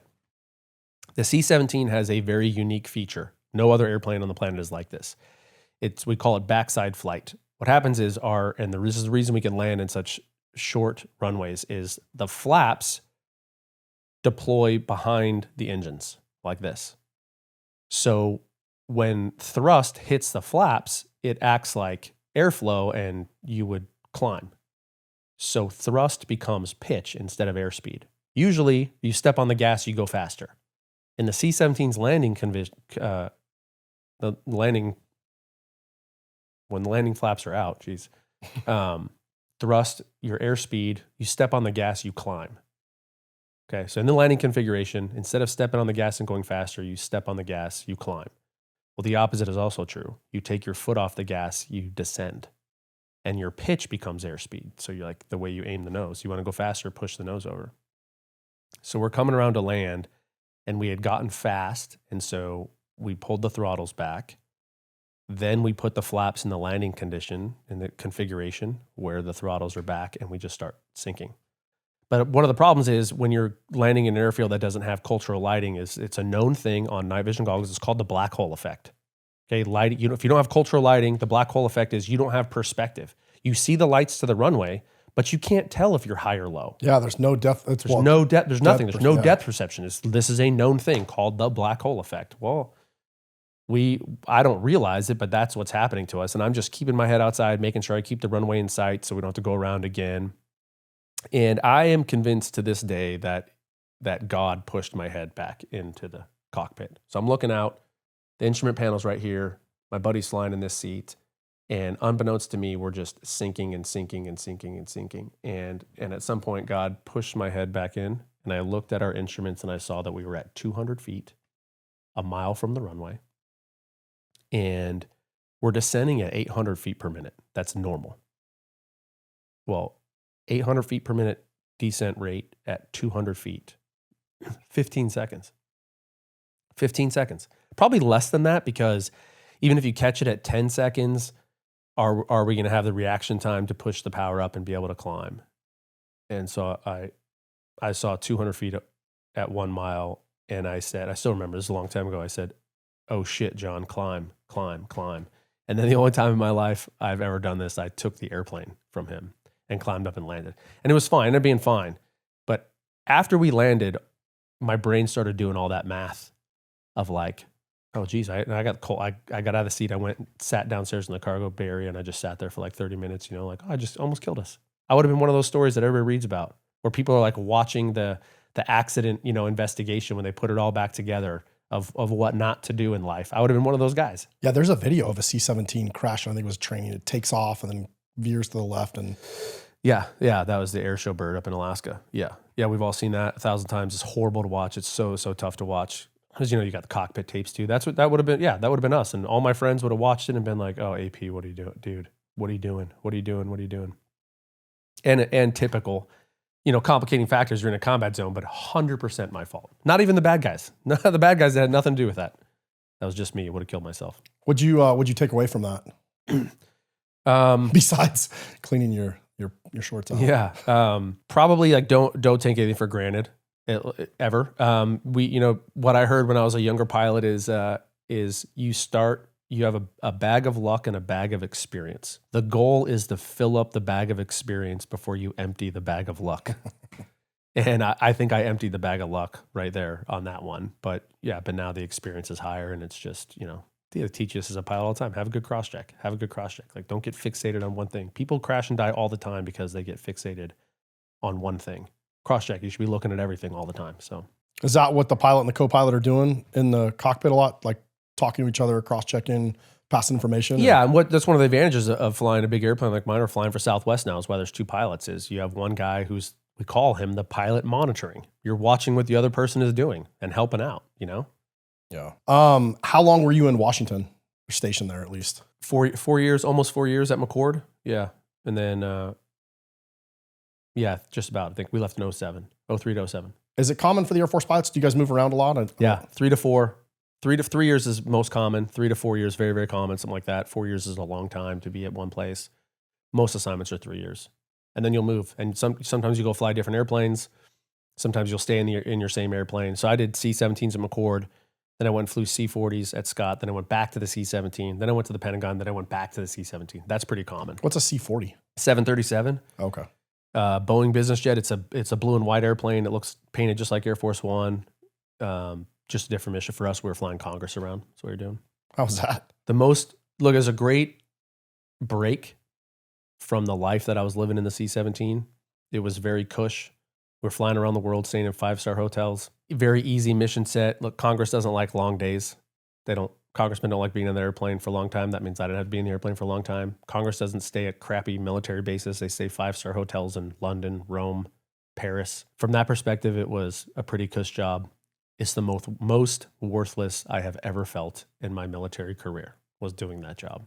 Why is that? I was flying around members of Congress who, I don't know what they were doing. I don't know what they were doing. Sometimes it would be legitimate business, I'm sure. But a lot of times they're called CODELs, congressional delegations. And most of these CODELs were a waste of taxpayer money. I knew it. I could see it. I saw all of these people in Congress, up close and personal. And you see them on the airplane when they're with their staff and around people, and there's no cameras around. And so you actually see who they are as people. And I developed a theory that niceness is directly proportional to importance.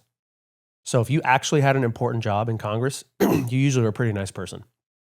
Most of the senators we flew were nice and respectful to us and understood us, treated the military great. There's a lot of members of Congress, though. Most of them you've never heard of, and they're on some random committee you've never heard of, or they're working some project you've never heard of, and so they treat you like crap. They like feel like they're self-important and they just treat you like crap. You know, some random, sometimes, I mean, look, these people get on. I don't even know which one of them was a congressman, which one was the aide. And so they just were so self-important and it sucked. And we flew a trip in the C-40. We took this Codell to the Galapagos Islands. Okay. So that they could go, talk about a freaking boondoggle. So that they could go look at the erosion of the reefs out there. Right. Okay. So before we even left, an article popped in the news and it got sent to us like, hey, heads up guys, there might be some media on this one. And it was essentially, this article was like, hey, what a boondoggle this was. Look at what your congressmen are doing with taxpayer dollars. They're freaking flying to the Galapagos Islands to go snorkeling. Just what they did. So we knew about this ahead of time. So we fly these people down there and they're all allowed to bring a +1, by the way. And I think the rule is they have to pay the cost of a first class plane ticket and that's it. But they eat for free. They stay in the hotel at the government rate. At the government rate. I have no idea how much it was. But anyway, so like one guy brought his daughter. Usually they're bringing spouses or whatever. Or, if it's a serious business, if they're going to a crappy place like the Middle East, then they're actually bringing the other workers. But no, this is Galapagos Island. So they're bringing they're bringing who they want to bring. So we get down there, we fly to Quito, Ecuador. And then it's a short hop to the Galapagos Islands. We drop them off. We didn't get to stay. We stayed in Quito. We drop them off in the Galapagos Islands. They're there for a couple days doing whatever they do. We go back to pick them up. We're picking them up. They're not even pretending like they're working. I'm watching them walk to the airplane and they're wearing swim trunks and flip-flops. One congressman has a mesh bag over his shoulder with his snorkeling gear, like they just got off the beach, like right now. Well, apparently as they're coming, Inside Edition found out about this boondoggle. And so Inside Edition went down there and literally like popped out from behind the bushes and stuck camera and microphone in their face. And this guy's like holding like, he very clearly doesn't, I don't remember if it's like a Hawaiian shirt or whatever, but clearly does not look like a congressman, like you're doing any kind of work. And Inside Edition's like, hey, what are you doing here? What are you guys doing? And he immediately launches into like, oh, the importance of, the erosion of the reef and look what global warming is doing. We're down here to study, blah, blah, blah. Nobody bought it. Typical Congress wasting do you remember what year this was? 2009, probably. I was there. I was doing this from 7 to 10. So it was in that window somewhere. It might have been 2010. It was such a joke, but we got the Inside Edition. I'm the pilot flying the airplane at the time. And Inside Edition does like, after they do their interviews or whatever, the final comments is the reporter. He's standing on the runway and you can see me taxi right behind him. And then I turn around and like go take off and like, he's got the microphone and like, look at how worthless these people are. And I agreed. That's it. Like I'm watching this happen like all the time. Like these people are a bunch of clowns. Yeah, that's going to be important here on the back half of this. Absolutely. Of this podcast as well. Yeah, if you, this is what I like, what I saw there and what I'm learning now is like everything we think is happening is happening. Everything that we think, like our perspective of so many of those people is exactly what's happening. Earned rightfully. How did you get out of that? I mean, you did that. Was that an assignment you volunteered for? Or you just kind of get bounced around, you get orders? Yeah, it was time for me to move from McCord. And I thought I was going to wind up at Altus instructing. And then a need like came up, like it was real short notice, whatever. And I was like, I'd rather go there than freaking Altus. Were you guys stationed up in DC for that? No, this was at Scott Air Force Base. There's a reserve unit, actually. That's kind of why the slot came open so quickly was they were transitioning from C9s to C40s, really complicated.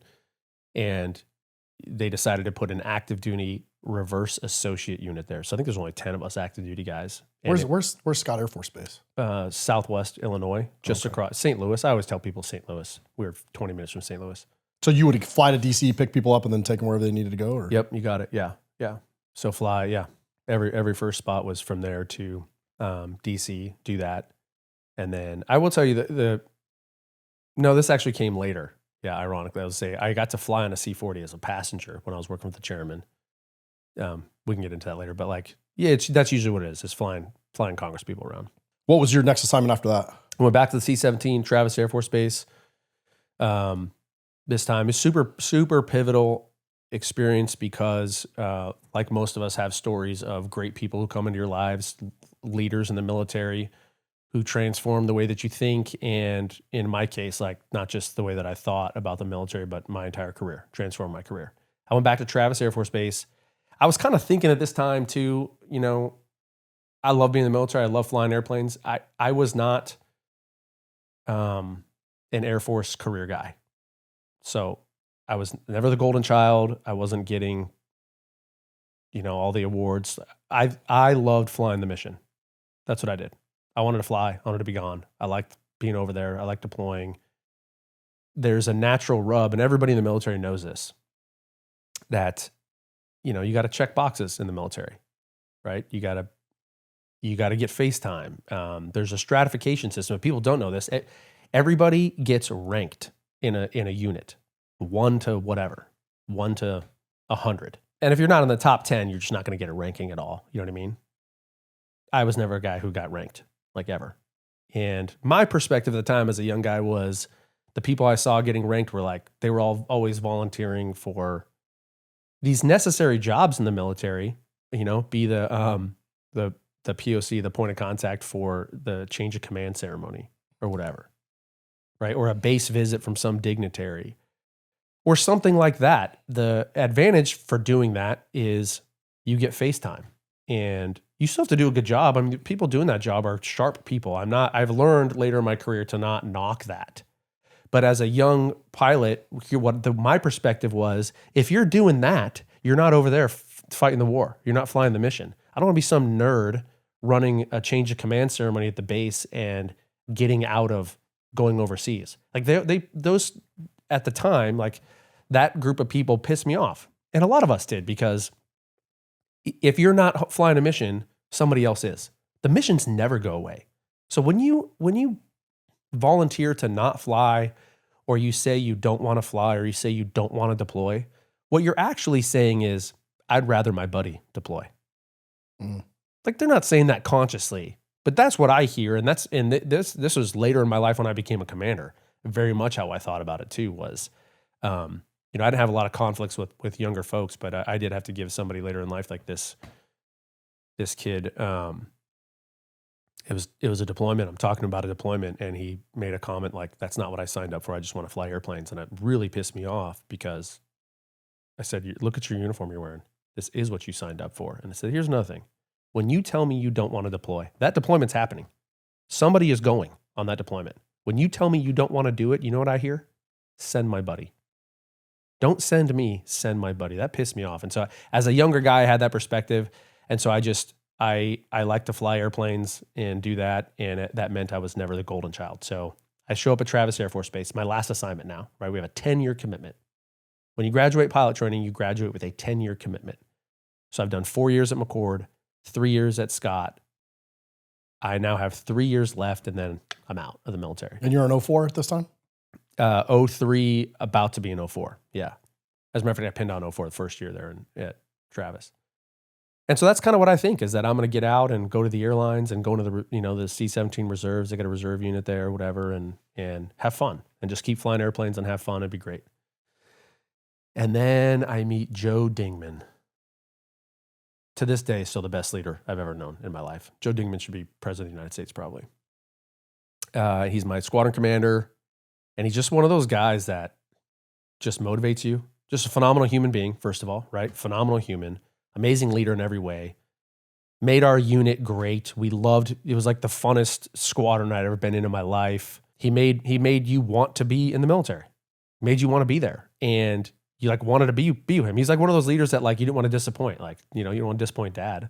Like he never had to like get mad at anybody. Nobody just wanted to let him down. He's just one of those guys. Like everybody who was ever in that unit, who ever worked for Joe Dingman, would say best leader they've ever had in their lives by far. So I meet Ding.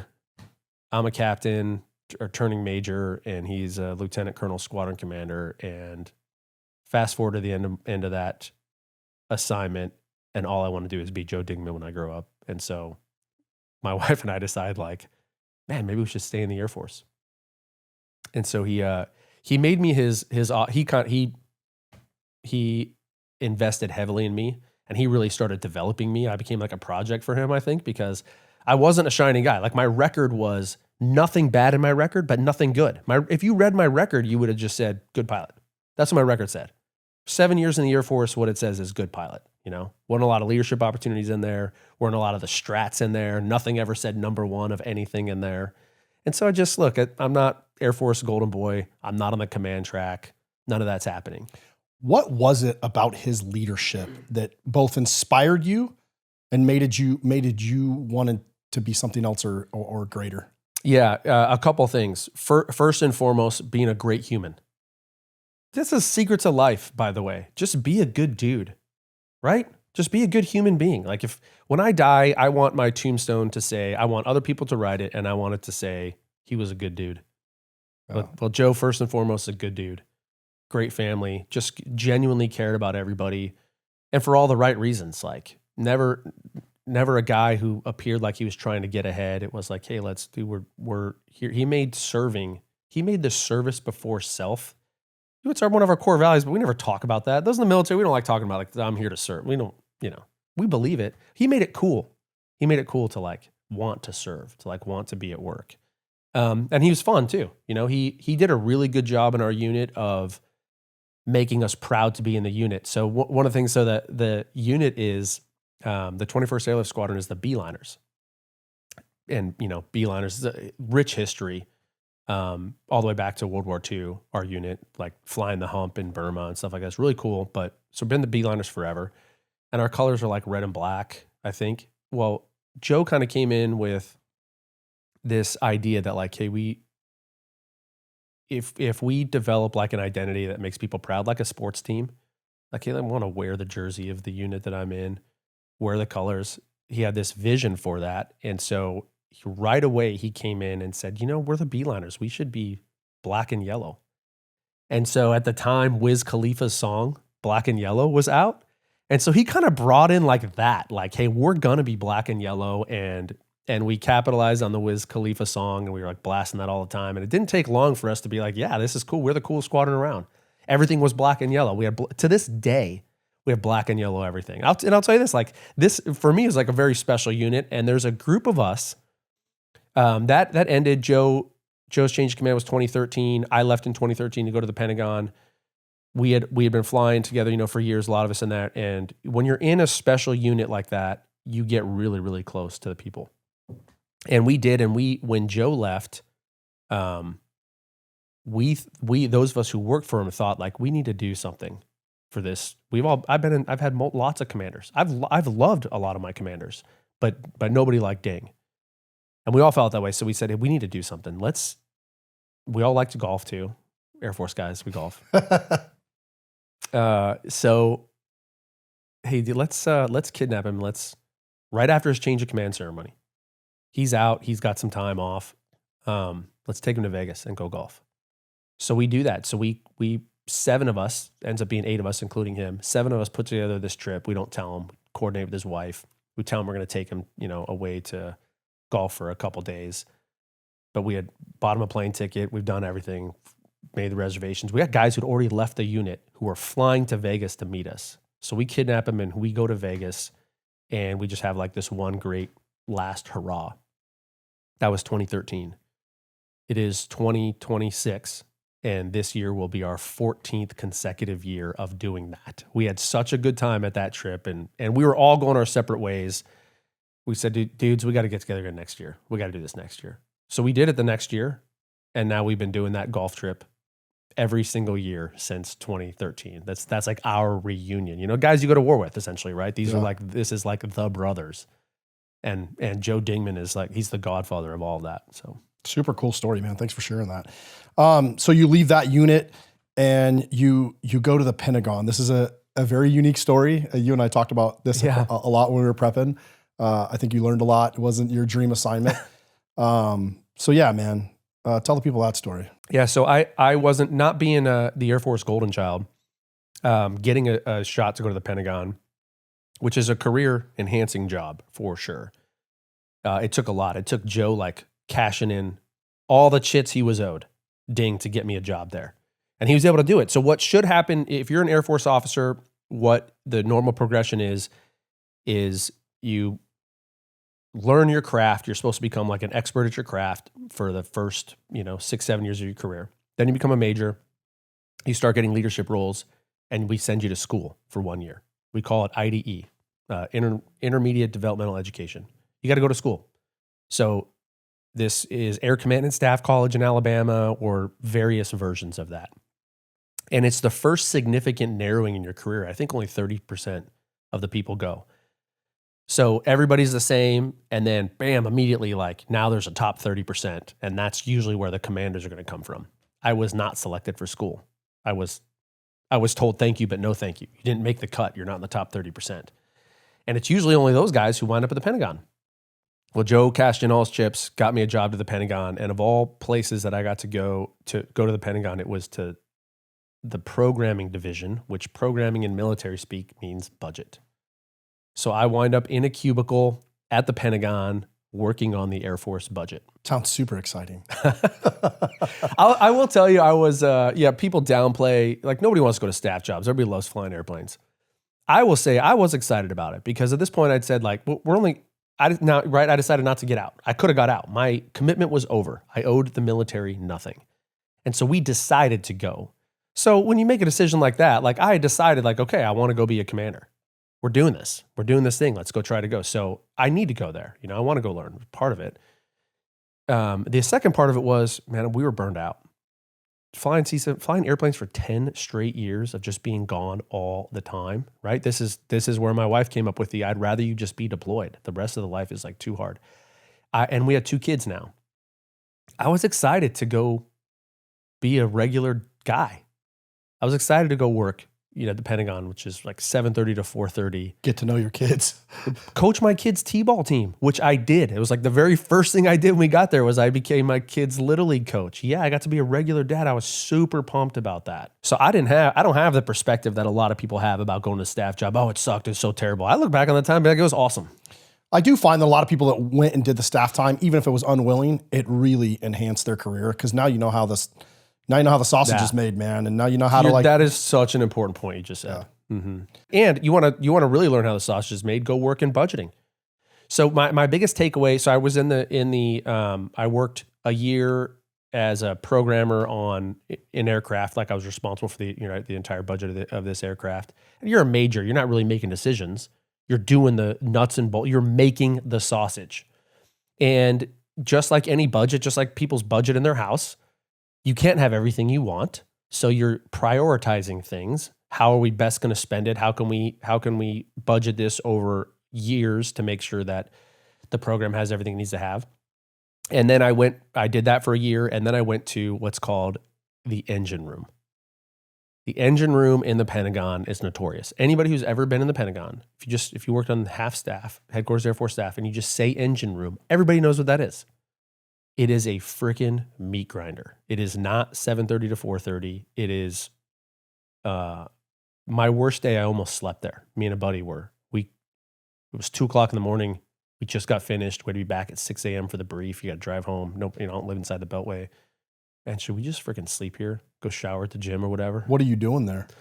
You're putting together the engine room takes. So when I first got there, I was the programmer for the tanker. All the tankers, KC-10s, KC-135s, KC-46s. So I'm like a tanker program, which is also weird because I'm not a tanker guy. But whatever. So that's me. Then there's the programmer for strat airlift, C-17, C-5s. There's the special ops programmer. There's the F-15 programmer. There's the F-22 programmer. There's the MILCON. MILCON is military construction. Right? We're not even talking flying. That's still part of the budget. It takes a lot of money to build stuff on bases. There's that programmer. There's the programmer for people, all the people in the Air Force, officer and enlisted. There's programmers for research and development. Think about all the things we spend money on. $800 billion, okay? What is the budget that we're working on? And in the military, unlike what we see in Congress, when it's a year-to-year budget, the budgets you do in the military are 5 years. It's called the POM, Program Objective Memorandum, the dumbest name I've ever heard. I heard POM all the time when I should the POM. I'm like, what the heck is the POM? It's the budget. That's what we do in the Air Force is we come up with the names or in the military, come up with names that don't make any sense. It's called the POM. So we're building a 5-year budget, and I had like one little slice of that. Well, the engine room is where you take all the slices and you put it together, and it becomes the budget that gets pushed forward to Secretary of Defense area, and then goes up to become the president's budget, the PB they call it, which then becomes the NDAA, the National Defense Authorization Act. Well, if you're building a budget like this, you can't just, we're not going to waste our time by doing what we want to do and then send it to Congress and have them chop it all up and be like, that's not what we want. So this whole time we're doing it, we're coordinating with Congress. We're meeting with staffers. We're writing papers, trying to justify what we're doing. And in my case, this was during sequestration. You remember that? Oh, yeah. The huge budget cut. So we actually were building multiple budgets. We built an entire sequestered budget that was $747.7 billion. And then we had a second budget. This is just for the Air Force? Yes. Oh, wow. $747.7 billion just for the Air Force. Everything we do in the Air Force. All the special ops stuff, all the fighter stuff. Munitions. We spend a lot of money on bombs. Bombs are very, very expensive.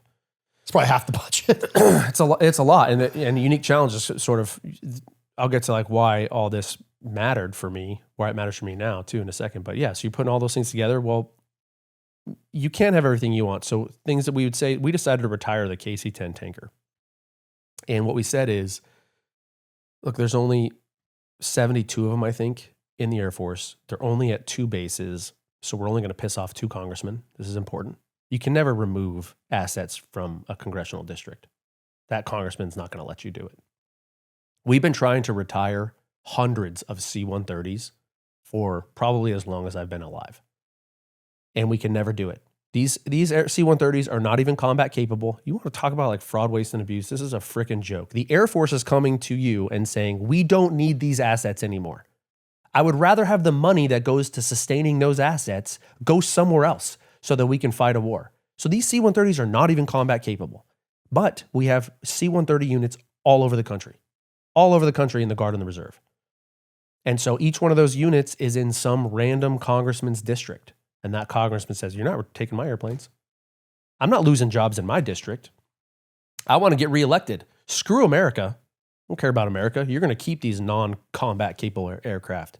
I'm smarter than you, entire Air Force. I know what the Air Force needs, and you need these 12 C-130s in my district, whatever. So that's what we have to do. Anyway, my point is, this whole time we're building the budget, we're communicating with the Hill because we want to make sure that they're okay with what we're trying to do. And you eventually come to agreements and you push the budget through. And so I learned a ton. My single biggest takeaway from being a budget guy is, you want to know what somebody values? Look where they spend their money. Everybody talks a big game. Every freaking talking head on TV, everybody in Congress says, this is what I care about. This is what I care about. If they're not putting dollars behind it, they don't care about it. It's just words, right? I think that the old joke was investment without dollars is just a wish, you know? It's just you're just dreaming. So that time working on budgets, I learned everything about it. This is why I know about munitions. Why would a C-17 guy know about munitions? The biggest problem with munitions wasn't how much they cost. It was actually about industry being able to produce enough of them. Right? We went into killing ISIS, and we're selling our munitions to other countries to help us kill bad guys, and we're running out. Like, that was like the big deal with like munitions, wasn't how much money we could spend. It was literally industry couldn't produce them enough. So it's very, very beneficial to learn that type of stuff. How did working on that budget make you kind of an economic policy expert, if you will? Yeah, same thing I just talked about, like the understanding how to prioritize things, how to message things. That was really important too. Messaging like, hey, we may be retiring the KC-10, but we have another airplane coming down the line, the KC-46, and we're going to make sure it's in your district. And that's what we're doing. Like, we retired the KC-10 from the fleet, and that means we took him out of Travis Air Force Base.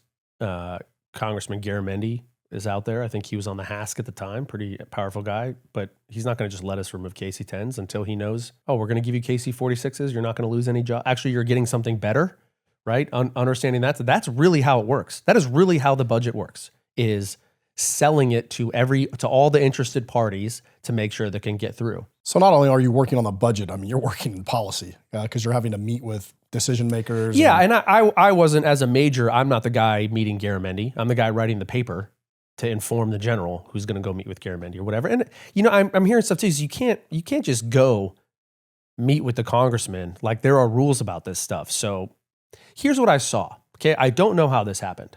Okay. I saw Garamendi, and we had KC-10s at McGuire, which is in Jersey.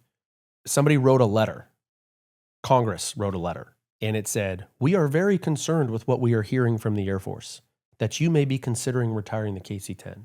As you well know, the KC-10 has all these great capabilities, blah, blah, blah, blah, blah." Yeah, we do know. We fly it. We know what the capabilities are. Thank you very much. And yeah, we're trying to retire it. And it was signed by Garamendi and other congressmen.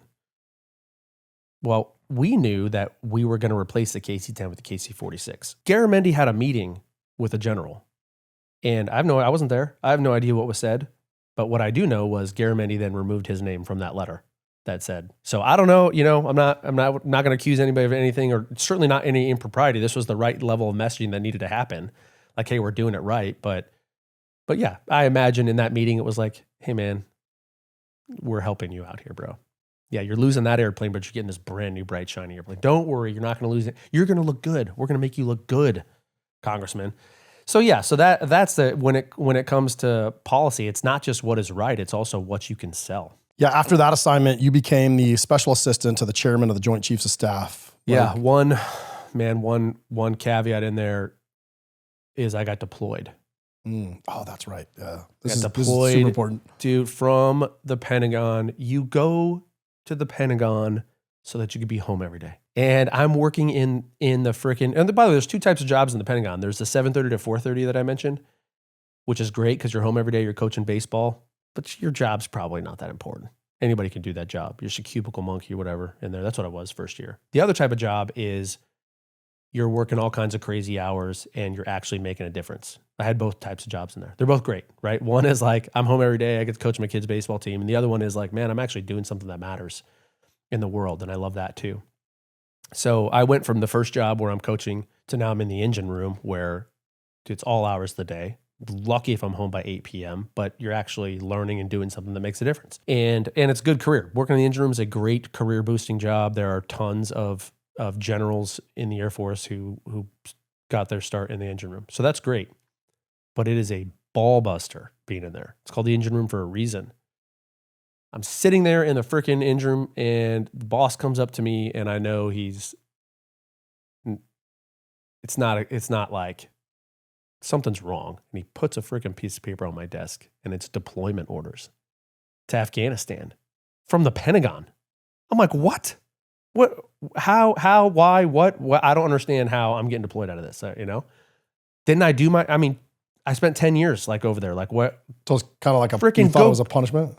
Go walk. You can't walk 5 feet without tripping over a freaking rear echelon, You know what I'm talking about. Oh, yeah. RMFs, they still exist today. Vietnam guys, RMFs are everywhere. I changed it. I call them, it's my own personal term, CMFs instead of REMFs. I call them CMFs, and the first word is careerist. Careerist MFs. Go freaking give it to one of them, man. Nope, you're the guy so this particular, gosh, this sucked. It's the most worthless. This is the worst. Not only are you getting deployed, but you're getting deployed to a worthless job. This is what it was. It was to go be the US 4A commander, the 4-star commander of Afghanistan. It was to go be on his staff as his air planner, the air planner for the 4-star. And the requirement was field grade, so major, mobility guy, so heavy guy like me, staff officer in the Pentagon. So click there. So really, when I look at like the requirement, if that's the requirement, then none of these CMFs actually could do it. Like part of the requirement is if you had to have some experience I had. That sucked. So I show up to ISAF headquarters in Kabul, and that is a tiny compound. It's about a 11-minute helo ride from Kabul International. ISAF stands for I Served for American Forces. I didn't know that actually. I was there. I didn't know that. I saw somebody made a meme about that. That's true. Well, it's the NATO force. He's the NATO commander and the American Forces commander, the 4-star, dual-hatted. Because the ISAF was International Security Assistance. Oh yeah, that's what it's. I forgot. Sorry. I like yours better. It actually changed while I was there to Resolute Support for whatever reason, whatever bureaucratic reason. They changed the mission to RS. So I'm working for General John Campbell. Army General J.C. Campbell on his staff. I'm the only Air Force dude. I show up and I'm doing like changeover with the guy in front of me. He's a C-5 pilot. And this is like literally what he tells me. He's like, oh, this job is so great. You don't have to do anything. He's like, people are going to come ask you for help all the time. And you can always just say, no, you work for the general. You can't help them. And in my inside voice, I'm like, what? This is my experience with deployments is the opposite. You want to be employed. If you're freaking deployed, you're a loser, dude. You want to be working. Otherwise, you're going to be miserable and bored. Like if I'm going to be over here, I might as well be doing something. Dude, couldn't agree with you. So I sure enough, what I find out pretty quickly is it's the most worthless job in the world. And it's, I'm the air planner. The general flies one helicopter trip a week and one fixed wing flight a month. And that's what I'm there to plan. It takes 30 minutes to plan that. It was awful. I went to the gym for 2 hours every day in the morning. Come back looking like Lou Ferrigno. My wife was pretty happy. Yeah, when right? Best shape I was ever in my life by far. So the job sucks. I'm 2 weeks in and I hate it. I hate my life. And I'm the only Air Force guy with all these Army dudes. And it's my first introduction to the Army, by the way. And look, I know what the other services think of the Air Force, and they're not necessarily wrong. I did golf a lot. Okay? I had all kinds of jokes in my head, man. We were just waiting. I've heard them all. Bring them all. I mean, and they're all the chair force is also not wrong. I mean, because even when we're like in combat, I am sitting in that cockpit in a chair. I mean, you're not wrong. And we do golf a lot. Yeah, I'm a single digit handicapper, bro. Like, come on. They're all right. They're all right. It doesn't mean we don't, especially for me, I'm a wrestler. I feel I always have had and still do have the warrior mentality. So I'm maybe a little bit different than some of these guys. So after 2 weeks on this job of just being miserable, I go to the XO, the 4 Stars 06, right? And the XO's guy really runs the office, runs everything. And Patrick Frank, now General Patrick Frank. And I was like, hey, sir, I'm dying. You got to give me some work. And he goes, oh, he's like, man, there's plenty of work to be done. But none of you guys have ever asked me that question before. They have this perception, which rightly earned, based on my interaction with the guy before me, is that they're all slugs. These Air Force guys are worthless, which sucked. But he was like, yeah, man, we got plenty of things for you to do. So I kind of became special projects officer for him. And one of the things I did is like to land at headquarters, everybody who's ever been to headquarters in Kabul knows this, that the LZ, the helicopter LZ is a soccer field. It's called Soccer Field LZ. It's an Afghan National Army soccer field. And so I show up there and the helicopters land. This is what the helicopter would do. Flies up to the LZ, to this soccer field. Kids are playing soccer. Afghani kids are playing soccer. And the helicopter would like hover until all the kids scatter. And then it would land, and it's outside the wall of the compound. So it's not even like in a protected space in frickin' middle of Afghanistan. And which, by the way, this is a time in Afghanistan where the reason we had the helicopter, it's so short of a drive from Kabul International to headquarters. Why are we taking helicopters instead of driving? The reason is because everybody was getting blown up. All the convoys were getting blown up, man. You land in Kabul and you need to get to the headquarters? No, it's too unsafe. So they killed the convoys. Before I even got there, you have to take the helicopter over there, but that's it. It's like landing on an LZ. And Colonel Pat Frank is like, this is the dumbest thing I've ever seen. And so he's like, AP, here's your first project. Turn that into an LZ. So he's like, we'll get you some money. We need T-walls brought in. We want to wall off that thing. And we need some way of like communicating with the helicopters, so that they don't just hover, right? And if you're leaving, by the way, this is what happened. The helicopter would land, and there's people like standing, inside the fence waiting for the helicopter to land. And you would run out there and talk to the dude in the door and be like, hey, are you going to Bagram? And he's like, no, I'm going to Kabul. And be like, all right, I must be on the next one. Or you run out there and you're like, same thing, shouting, where are you going? Bagram. Oh yeah, that's me. And then you get on. That was literally how you got, it was so dumb for how long we had been there. And so that was my first project, was to go build this LZ. And so I had 3 Air Force comm guys. Comm in the Air Force means computer tech. These are airmen, E3s, E4s. And their job was to fix the general's computers, right? Computers always go down, and legitimately, the 4 stars, he can't be disconnected from, the secret computers. So that's their job. They had a very important job, even though they're E4s. But they're comm guys. So I employed them. We get a trailer shipped in. We get these T-walls shipped in. We wall off the compound. I get a radio. I forget where we find a radio. We get a radio. We formally give the LZ a name and a radio frequency. And now I've got these Air Force E4 computer dudes. I love these guys, so I don't want to call them computer nerds. Just call them computer dudes. I still love these guys. Fantastic. And I think it was a great experience for them too. They'd never been out from behind their computers before, and now I got them out there on an LZ talking on the radio to the helicopters, so that the people would show up in the trailer to get on the helicopter. They'd know exactly where it was. And now, by the time I left, that's what it was. They just kept developing it, and it became like a full-on LZ. I'm so proud of this project. I'm a freaking Air Force C-17 dude. I don't know the first thing about helicopter landing zones, and we built an LZ. So nonetheless, that was great. That put me, I think, they thought this Air Force guy was a little less worthless than all the other Air Force guys. More important than that, I played ping pong. Okay, this is super important. We're in the headquarters, at the headquarters base, in the headquarters building. General Campbell, I think he was, whatever previous division was, when he was a 2-star, his farewell gift was like this custom painted ping pong table. And so we had it right out back of our compound. And I would, go play ping pong with the guys all the time and whoop everybody's asses ping pong. Just whooped everybody.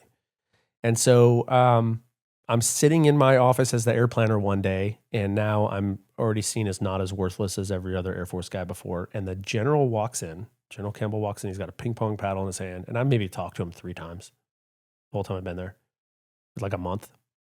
And he goes, I heard you play ping pong. Let's go. So we go out and start playing ping pong. That started him and I playing ping pong every single day. At the end of the day, I would wait. He always did. It was like between 7 and 8 p.m.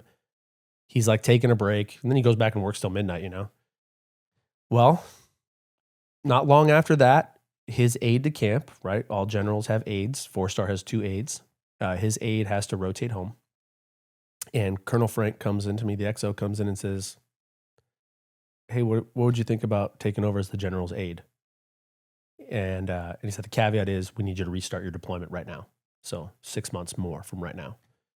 And I thought about it, called my wife, like, what a great opportunity to be the 4-star's aide. And I'm already feeling like my job is stupid anyway. I was a huge advocate for deleting my position. Like, this job doesn't need to exist. Anybody can do it.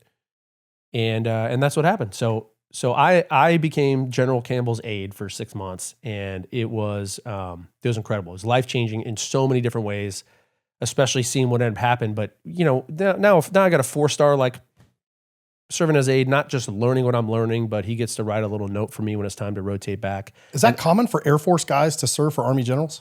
Yeah, in this case it was. He always had 2 aides. One was always an Air Force guy. The guy before me was an F-15 guy. And that was common. And it was some extenuating circumstance. He actually had already hired another aide, and then that aide got in trouble. I don't know. The easy thing would be thinking like he got a DUI at home or whatever. Now we're not freaking sending this guy to go be a general's aide when you're dealing with these. But who knows? I don't know what it was. He got in some kind of trouble. But the bottom line is he couldn't come, and that's why the XO came to me.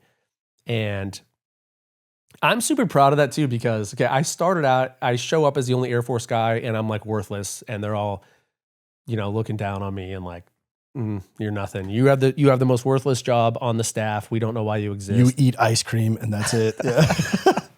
Exactly. And I don't know, maybe I never asked the guys this, but like, these are tough dudes. There's freaking Rangers in there. I mean, these are guys like they're deployed. Army guys like love being deployed. It's like part of it. Like you got to deploy in the Army, right? Very different worlds. And so I wonder if like being a wrestler, like I was a gym guy too, and I could out pull up every one of those dudes in there. So I don't know, maybe that's some like street cred. Maybe I'm not. Who knows what it is? I do know without question, ping pong had a lot to do with it. And General Campbell's an introvert. So he didn't talk a lot. And I recognize that in him, that this is his like processing time or blow off steam time or whatever. He's dealing with stuff as the freaking commanding general in all of Afghanistan.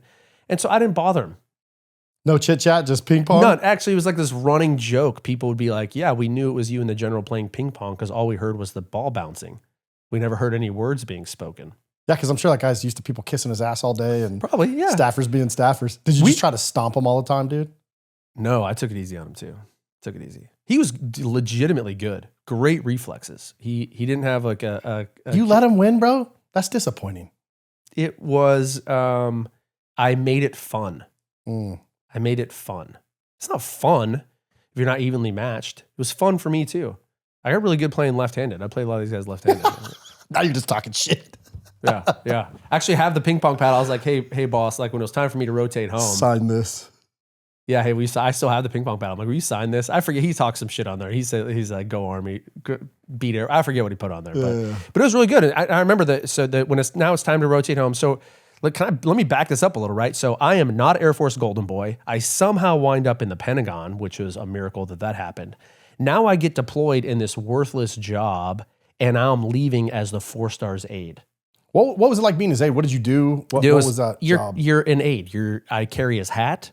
I carried a backpack. In the backpack was heavy as hell because it always had Diet Cokes and coins and all his coins. Because we'd go visit all the troops, but I logged over 100 sorties on Black Hawk helicopters, which is cool. I never done that before as an Air Force guy. That was cool. So we flew around everywhere on helicopters, you know. I got to come back to DC with him. My first time coming back was I just not been an aide for not very long, and it was cool. They gave me this trip because I was expected to be home at this time, and now I'm not. But we were coming back to DC. He had to testify before Congress. So we flew back, and I got to see my family for a couple of days. It was sort of like a mid-tour, pseudo R&R, even though we're working. But that was really cool too, because I flew back with him. Now I'm like driving around DC in the armored car, we went to the White House. He had a meeting in the White House, and I go in the side door with him, and I sit in the waiting room and wait for him to like do his meetings. And then we go to Congress, closed door, testify. Was really, really cool. Getting to see that as a young officer was amazing, and then flying back and we went everywhere. I got to go to, it really opened my eyes to all the other things that we're doing.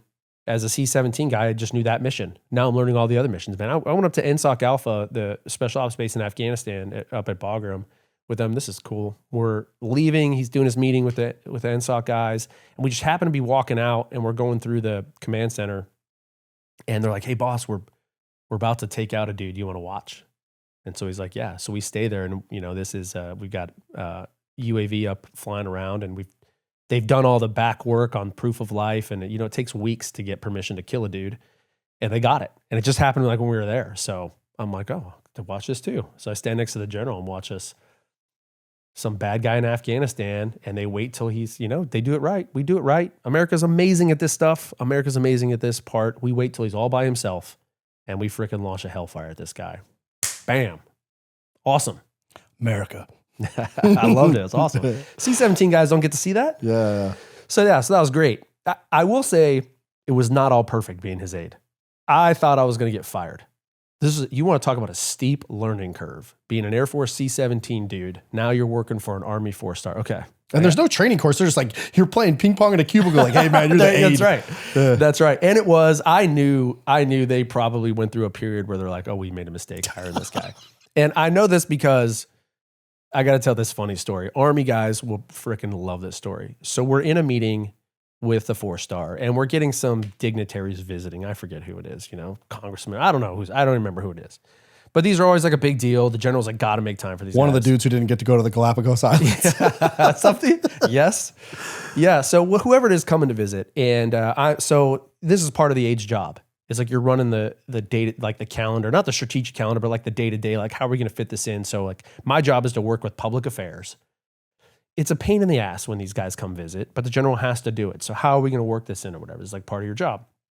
And so I'm working with a public affairs guy who is a fantastic officer. He's super sharp. He gets it. He's not a clown. He understands the general's time is valuable. And he puts together, in my opinion, an awesome plan. And so now we're in this meeting. It's the general, it's the XO, it's all the staff and me, the aide. And I'm pretty new at being the aide. And I'm briefing this schedule, and the general's like, don't want to do that. I want to do this. What are you supposed to say? Yes, sir. No problem. No excuses, sir. Yeah.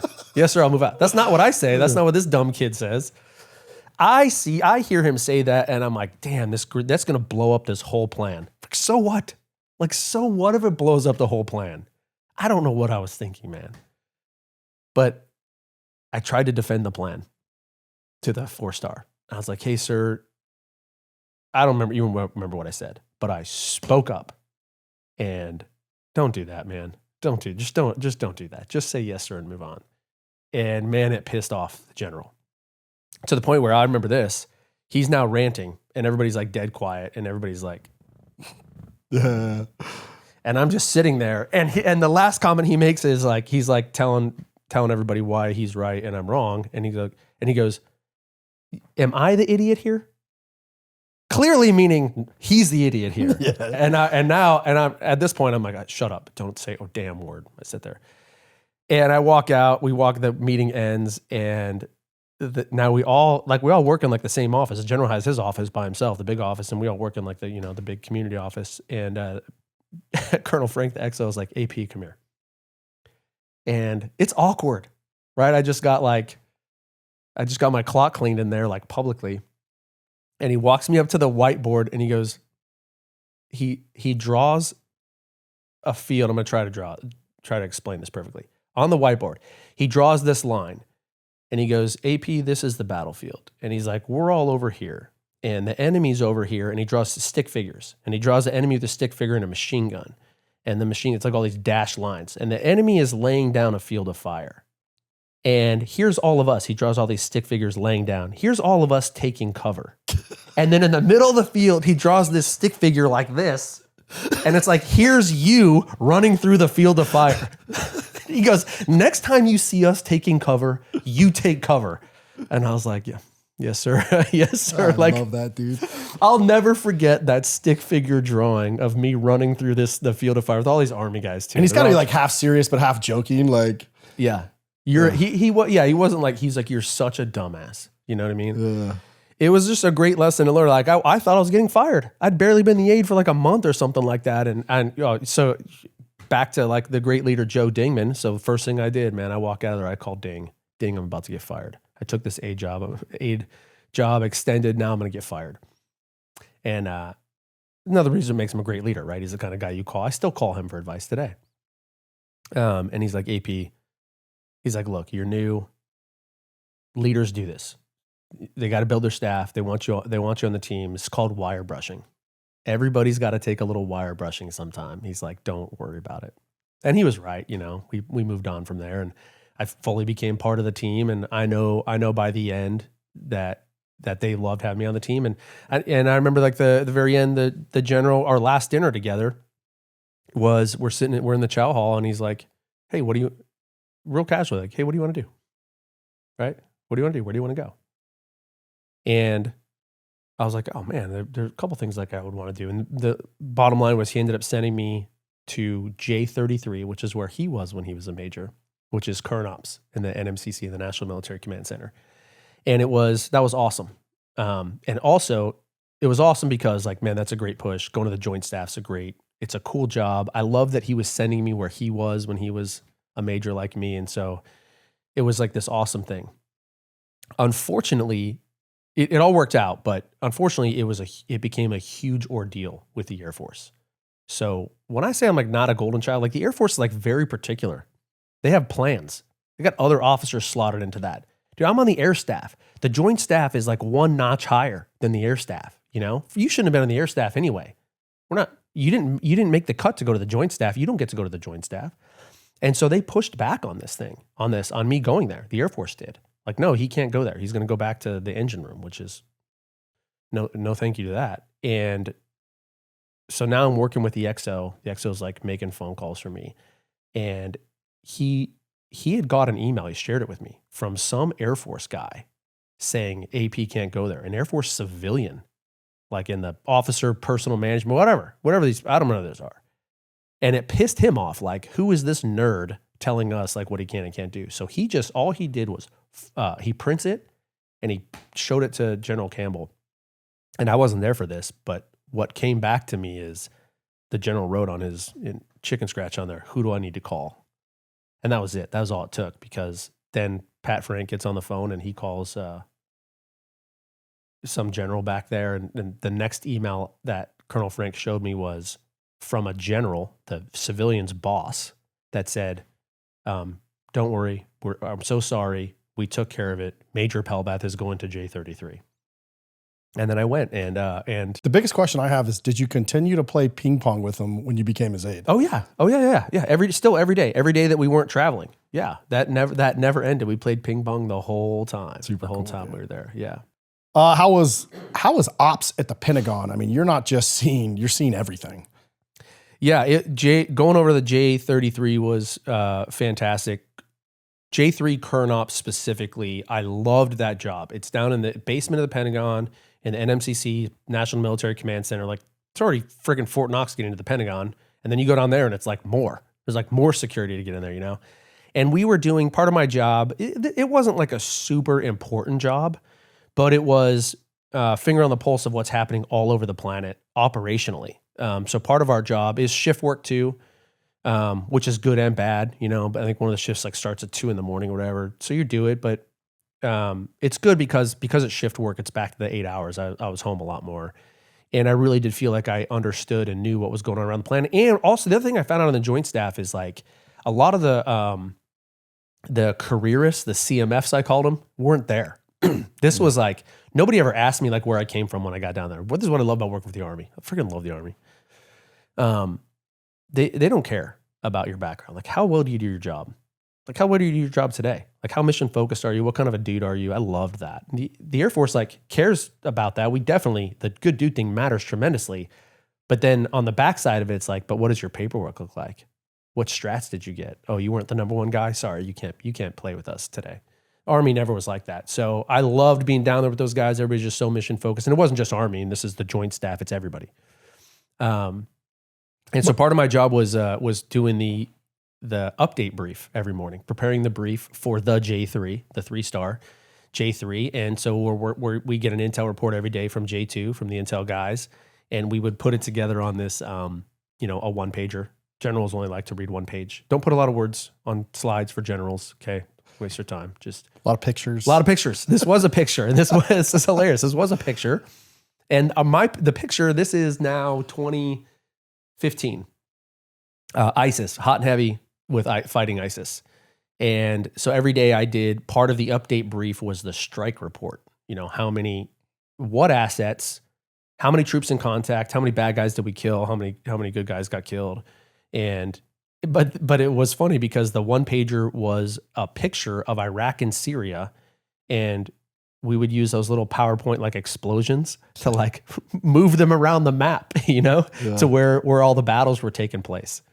And I'll never forget this. My favorite strike report of all time, and the reason I love this, I remember it so much, is because, in my opinion, this is America. This is how America fights wars. Like I heard it said before, like America is not interested in fair fights. We don't ever want it to be a fair fight. So this strike report was troops in contact. They were being engaged by an enemy sniper in a building. We brought in a B-1 bomber. Enemy with a rifle, America with a B-1 bomber, and just took out the building. That is how we fight wars. I freaking love it. So I loved being able to be a part of that. And then there was an opportunity for one more cool thing to happen, which was to go work for the chairman of the Joint Chiefs of Staff. How did that position or job come about? My boss brought it to me. I was, looking for opportunities. You don't want to stay in one desk job for too long. And I think at this point I had a reputation as being a high performer there. And the job for the chairman, this was to be on his CAG, the chairman's action group. Commander's action group and other agencies, the chairman's action group. So you're kind of doing all the nuts and bolts stuff. It's not the immediate staff. You're just at the second ring. Who was the chairman then? Dunford. Joe Dunford. The Marine. The Marine. Yeah. Marine of all Marines. And Mattis was the SecDef at the time. Ooh. Dunford is one of the greatest Americans I've ever met. So I applied to join the CAG, and man, you're talking about an interview. It was an exhaustive interview. It was really cool. I was well prepared for it. interview with the team. It went really, really well. It helped that I had just come out of Afghanistan because the questions were, how much do you know of policy and what's going on around the world, you know? And I was able to answer those questions probably better than a lot of them could. And they loved it. The interview killed. I knew it did. Walked out of there anyway. I got hired and so joined the chairman's team. And so I spent the last a little over a year in the Pentagon working for the chairman. Is that a big team? Yeah, it's a pretty big team. The travel team isn't very big. So I was strategic engagements. He had like 3 parts of his CAG. It was like the thinkers, the really smart dudes who literally wrote papers. These are like Ivy League school grads, right? In the military. They're like writing, their whole job is to like think of other things that could be happening around the world so that the chairman's not caught by surprise. And then there was his speech writing team. They literally wrote his speeches. And then there was the strategic engagements team, which was the travel team. So we did all of his like, hey, he doesn't just go to one place. If he has to go meet his counterpart, one of the trips we did was to go to go meet the French Chad. We call him chairman, they call him chiefs of defense. And it was in the French version of the Pentagon, where you're not just going to take the time for him to fly over there without capitalizing the fact that he's over there. So we would go meet a lot of people. We go to a lot of different countries. And so our job was to plan all that, was to like find the strategic engagements that made sense for the chairman. Like, hey, if we're going to be meeting with him, maybe we should be meeting with the Chad from Germany as well. You know, let's put these plans together. And so I got to travel with him. I remember sitting in the room in the French Pentagon, and I'm listening to the French Chad and Chairman Dunford, and we just get the big brief on what the French are doing to kill ISIS just like we are. And I just get to sit there and listen to policy being developed. Like the two of them having a conversation, right? I love this is the difference between them and like politics is they are both experts. Our chairman Dunford, was a freaking expert on all of these things, right? He's not like regurgitating. He like actually knows. And so listening to them develop national defense policy, freaking unbelievable opportunity. Amazing. Had so much fun doing that. Can you explain to the audience a little bit? I mean, I have a better understanding than most because of my previous life, but can you kind of explain what the chairman of the Joint Chiefs does and why that position is important? Yeah, great question too, because now I get to, I went from Chairman Dunford, then I left, and when I was doing the Afghanistan stuff, we had a new chairman, it was Milley, and the contrast between the two could not be more clear to me. So the chairman of the Joint Chiefs of Staff consists of the Chief of Staff of the Army, the Chief of Staff of the Air Force, the Chief of Naval Operations, right, the CNO, Coast Guard leader, and the Marine Corps Commandant. I think, I don't remember if the Marine Corps Commandant. I love that. Coast Guard leader, whatever that guy's called. I think he's a 3-star, but he's part of it. Anyway, it's all of them. That's the Joint Chiefs of Staff, the leaders of all the services. And then there's always a chairman of the Joint Chiefs, right? The coordinator of all of them. And the Chiefs of Staff are running their services. The Chief of Staff of the Army, Chief of Staff of the Air Force are really big jobs, obviously. The biggest jobs you can have in the service. And the chairman oversees that council essentially, but the chairman has one specific job: principal military advisor to the president. That's it. Chairman's not actually in command of anything. But I think this is really important. Principal military advisor to the president. So giving military advice to the president, how we should be executing wars, where we should be and where we shouldn't be. Obviously, it's a freaking super important job. And so I think having a good working relationship with the president matters tremendously. I remember when President Trump took over and he got rid of the chairman of the Joint Chiefs at the time, and people gave him a bunch of crap. And I've been a commander, and the first thing you do when you take command is you make sure you have a team that's going to work for you, right? That is good, that you gel with. Like you don't want to have, like, you can't have like conflict. So I thought that was like the dumbest crap he ever took was, oh, look at him like firing all these people. He's not firing. He's just maneuvering the team to be. You want the team that you want. Principal military advisor to the president better be a guy who gets along well with the president. Like, yeah. I don't know what those relationships are like, but geez, you have the privilege of doing that when you're the boss, to have the team advising you that you want advising you. So I thought that was so dumb. And anyway, that was later President Trump, but that's a very obviously significant role. And so how do you best do that role? I watched Chairman Dunford do it. It meant he was busy all the time. I don't know anybody who slept less than him unless it was the president. I mean, we traveled all over the world meeting. He needed to have the actual, no kidding, like pulse of everything going on. So we flew to Afghanistan. It was really cool, actually. One of my first trips ever with the chairman was to fly back to Afghanistan. General Campbell was still the commander in Afghanistan. So I went working for him. Now I show up with the chairman on the chairman's staff. That was really cool to see. But that's what he wanted to do. He wanted to speak face to face with the leadership on the ground in all these places. So what's the interface between the chairman and the SecDef? They work hand in hand. The SecDef obviously is a politically appointed position. The chairman is not. But otherwise, pretty similar. I mean, the SecDef is technically civilian chain of command and ahead of the chairman, above the chairman in the chain of command. So different. The SecDef doesn't have to be a military guy. Lately, the SecDef has, for the last quite a few SecDefs, they've all been military folks, but not always. It hasn't always been that way, that the SecDef was in the military or served in the military.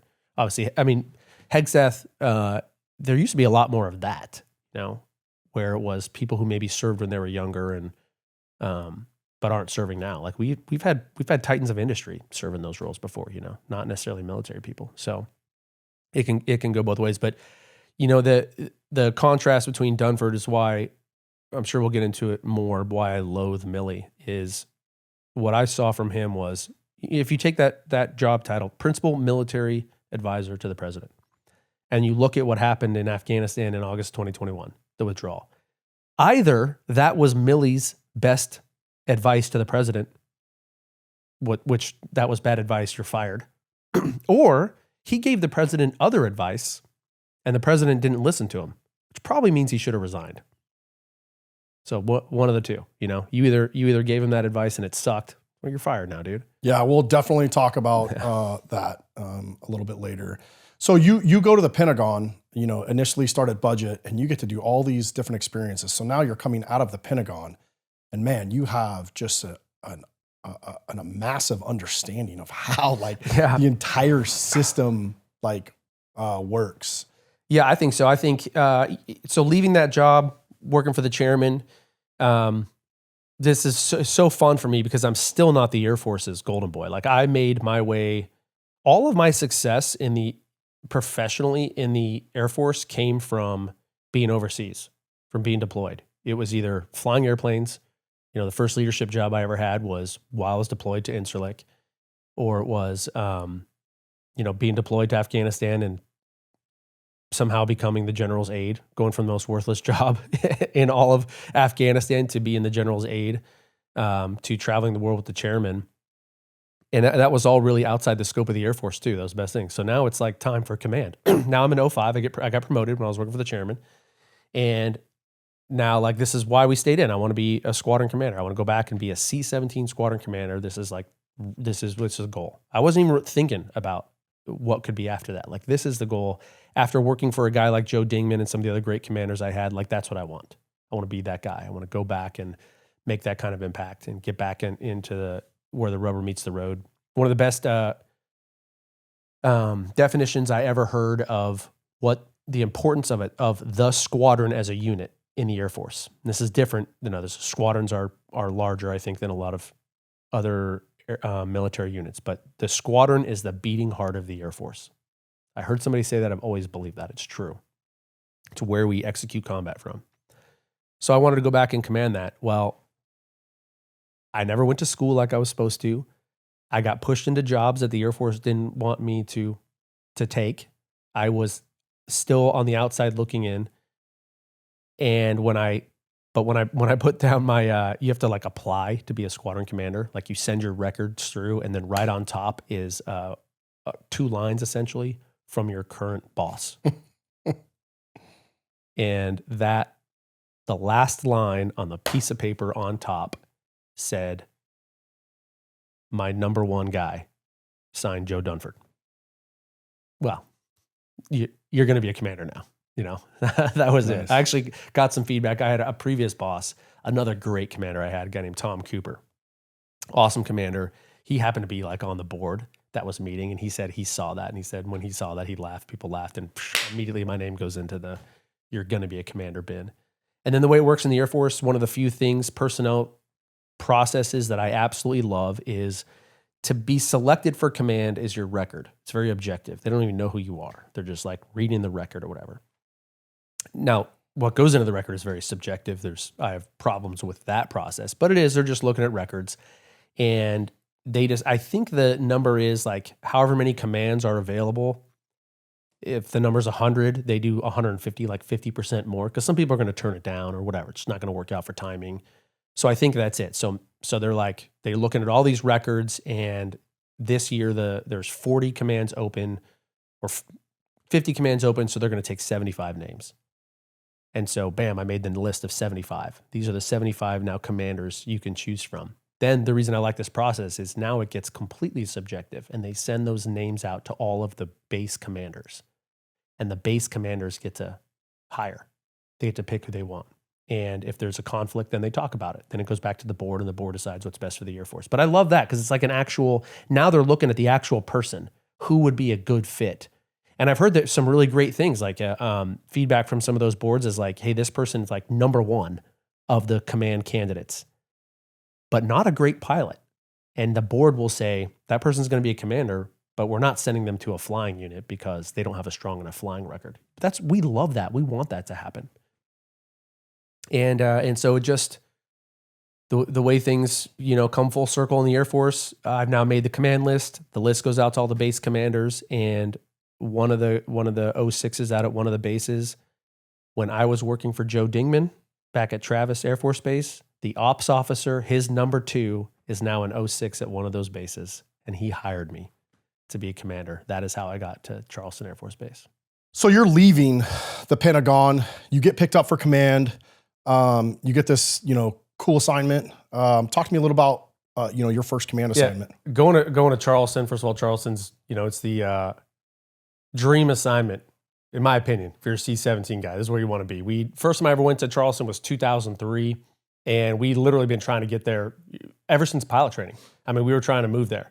We look on it now and we just see this amazing plan that God had for us, because it's rare to revisit an assignment. Like if you go, I went to McCord, you're probably not going to go back to an assignment like that unless it is for command specifically or something else. It's just rare for that happens. So the fact that we didn't get to move to Charleston early meant we got to move to Charleston all the way back in, it's almost 10 years ago. Now we moved to Charleston. So I get selected for command. I went down there the first year. I was chief of safety, sort of a holding pattern for me to take command. And then I took command of the 16th Airlift Squadron, which is the Lions, which was still to this day the best job I've ever had in my life.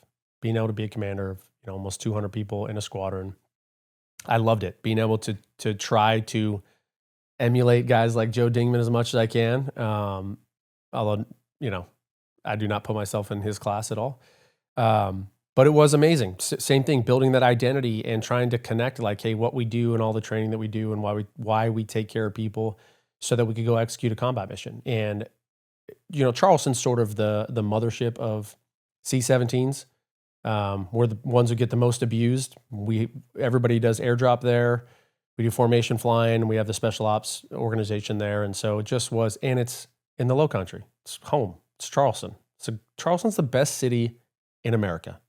I hope that doesn't inspire people to go there. We're good. We had a lot of people move there. I think we're good at this point, but it is. I mean, so we moved there. That became home. It was the first place we were ever stationed where we would say we live in Charleston. Usually you're like, I'm stationed. I was stationed at McCord. I was stationed at the Pentagon. We live in Charleston. So that was really, really special to us. And on top of it, I got to command, which was amazing. Just an incredible experience.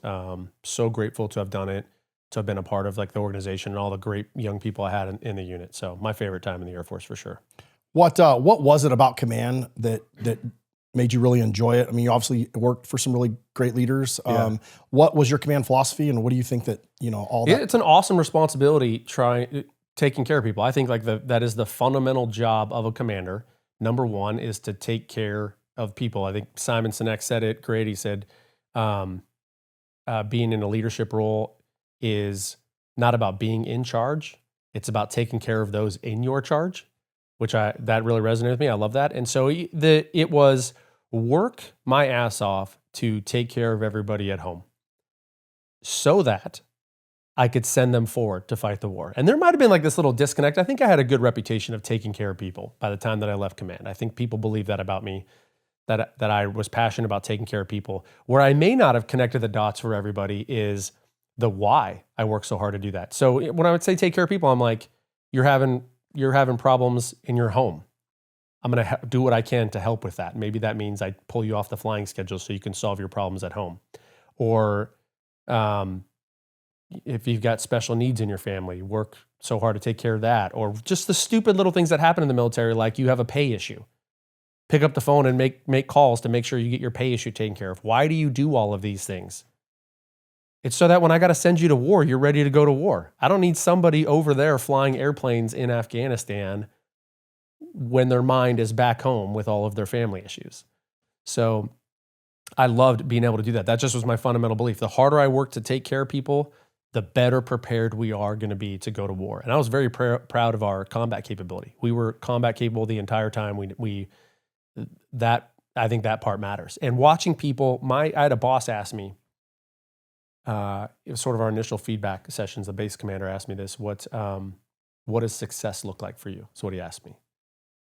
And I thought about it for a minute, and I said, when we get a deployment or a hard mission and I start getting volunteers, because to me that is people saying, I don't want you to send anybody else, send me, right? Here I am, send me. That's what success looks like, I think, in a squadron. And so I loved it. I loved the challenge of that. I read more books when I was in command than I'd ever read in my life. One of the most challenging things of being at the top in a leadership position is you no longer have people pouring into you. You're the one supposed to be pouring into other people. The other leaders just don't have time. And so I listened to a ton of podcasts and read a ton of books. And then I got to like read a book and be like, man, that makes a lot of sense. I'm going to go try that. And then I would just go try that thing and see if it worked. It was a lot of fun. What do you think your favorite book from that time period is? Great Leaders Have No Rules. So two books. One, I think Extreme Ownership is a phenomenal book. I encourage all young leaders to read it. Whatever you think of Jocko and those guys, Jocko's legit, man. Yeah, that book, unbelievable. I made it mandatory reading for anybody who's going to work for me directly. You had to go read Extreme Ownership. Phenomenal book. And then Great Leaders Have No Rules, which first, the title just speaks to my heart. As a disruptor, a maverick, a rule breaker is kind of how I live my career. Is like not being I didn't follow the normal path and the normal rules to get to be a commander. And so I loved it. And it was essentially that. There's a great principle from that is that all policies need an expiration date. And one of my great takeaways, I talk about this all the time when I'm giving leadership talks, is a leader's job is not to obey the rules. A leader's job is to apply judgment in the application of the rules. Explain what you think that means. Look, if our job was to obey the rules and follow the rules, why do we need leaders in the first place? Here's the rule book. Here's a checklist. Follow it and go execute it. What is the whole point of leadership? Judgment. Because things aren't easy. Because we operate, especially in combat, in the gray area. We operate in the gray. You can't just follow the rules. Now, the rules are there, I think, as a great starting point, and younger people should follow the rules. I said this talking point is great. I got the opportunity to go back to the Air Force Academy. Like, talk about this was really cool for me, a cool moment. All the way back after being a cadet, I'm now back at the Air Force Academy. I received an award, and I'm giving a talk, and I say this, and there's a Vietnam vet in the room, and he freaking loved it. You know, the old fighter pilots like love the break the rules thing. And he said, that's great. He said, I have one caveat to it. He said, rules are for amateurs and beginners. And then he turned to all the cadets and said, you are all beginners. So I think that's totally true as well. So I'm not encouraging people to break the rules. And I think most people understand what I'm saying, but that's what a leader's job is. Like, yeah, I know what the rule is. Does it apply in this situation? You know? And that's good for like accountability too. The other thing I learned is there's always more to the story. You learn this as a commander. There's always more to the story. No matter what facts are laid before you, give it a little bit of time. There's probably going to be one or two or three more variables that are going to completely change your perspective about it. I'll tell you just a real quick story about that. I get one of those middle of the night phone calls that one of my dudes has been arrested. got in a bar fight downtown. He's in jail. So, okay, send the first sergeant, get him out of jail. And Air Force dude, that's impressive. come on. Just kidding. This guy's great. He was freaking one of my great troops too. Awesome dude. And so here's the story I get. They're downtown at the most notorious bar club downtown Charleston where the young people go. And he had thrown a glass at another guy's face, busted the glass on his face. Guy got a bunch of stitches, went to the hospital in an ambulance, and my guy's in jail. This is clearly assault. Like, I get the police report. It's like, seems like it's cut and dry. Okay. So I call him in. What's the story? I get his side of the story and I'm like, okay, that changes things. Let's start doing some more digging. I'm able to get the footage. So they've got cameras in this bar and I get the footage of this whole fight. Here's what actually happened. My guy had just shown up, hadn't had a thing to drink. BAC was 0.0. He's sitting down there with a group of people and he's with his wife. And she's a very pretty girl. And as he's sitting there, I watch on camera this guy come up and looks like he's hitting on his wife. So there's no audio to this. So you're just kind of watching it unfold. But we know exactly, we can see exactly what's happening. Communication is 80% nonverbal. Right. My guy's sitting down at a table like this, and he has like his first drink of the night, whatever, in front of him. And his wife is right there standing up, and some drunk guy comes up and starts apparently hitting on his wife. And my guy says something. The guy says something back. He's probably like, hey, she's with me. And he says something back. And whatever he said was not, oh, my bad, bro. It was the opposite of that. And so now my guy stands up, and he's kind of a big dude. He's like 6'3". And now he's standing next to his wife. And now they're jawing at each other. And then the guy says something, maybe stiff arms him. And just as he's getting ready to leave, he gives my guy the middle finger, right in front of his face, like right there. And my guy slaps the hand down out of his face. The other guy throws his liquid from his drink in my guy's face, and my guy reacts and throws his glass at the other guy's face. That is very different from the way the story was given to me. And so I'm watching this, and I'm like, would I have done anything different? I don't react that way. I know what happens when I get angry. Like I'm like a simmering explosion anger. So I probably set my drink down and then punch the guy right in the face without throwing my drink. But so this is really challenging. So my guy has committed assault, but come on. The dude definitely deserved it, number one. And it wasn't like my guy was the instigator at all. So that to me changes everything about that whole process. We were able to get custody of it. We found like a great way to work on it. Turns out this guy was a Navy officer, by the way. So that's my whole point, is like, there's always more to the story. Like, you get this clear cut case of assault, and then you get the rest of the story and you're like, how do I punish a guy for doing exactly what I was doing? So how do you handle that? So in this case, you can't be nothing. So we were able to get jurisdiction over the police so that now I am the authority to handle it. And I just have to come up with a punishment that satisfies everybody, that makes my boss okay, makes everything okay. While at the same time, in my opinion, doing the right thing. And I do think here's one of the great definitions of integrity and leadership that I abide by is leadership is doing the right thing regardless of the consequences. So maybe I have to go have a discussion with my boss if he's going to be upset with the punishment that I really don't want to give at all, in this case. So what I did was there's a thing you can do, you can demote a guy. You can take a stripe from him. So whatever, he's an E4, I made him an E3, but I suspended it. And what that means is I'm not going to actually take this stripe. You're on probation for 6 months. So I took the stripe, and then like the next line was like suspended for 6 months. So as long as you don't get in trouble for 6 months, you get to keep your rank the whole time. So that's what I chose to do. And then the one impact that was significant was he was up for promotion. He didn't get to compete for promotion that year. So that hurts because he probably would have been promoted. Well, after 6 months, goes away, restored the stripe. He competed for promotion the next year, and he got promoted. Yeah. And he's great. He's still great. Yeah. I mean, a lot of people don't understand too, heavy is the head that wears the crown, right? Like when you're in that leadership position, if you've never had to do that, it's real easy to criticize leadership. But when you've been in a leadership role, it's a duality that a lot of people don't understand.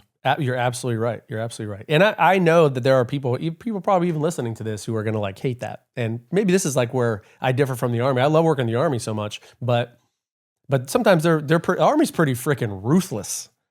What they do with people, and I just don't think that way, and that's fine. That is the type of leader I am. Is that I'm going to do. Look, I get it. It's a rule. I get what it says you're supposed to do in a situation like that. I'm going to do what I think, not what I'm supposed to do, but what I should do.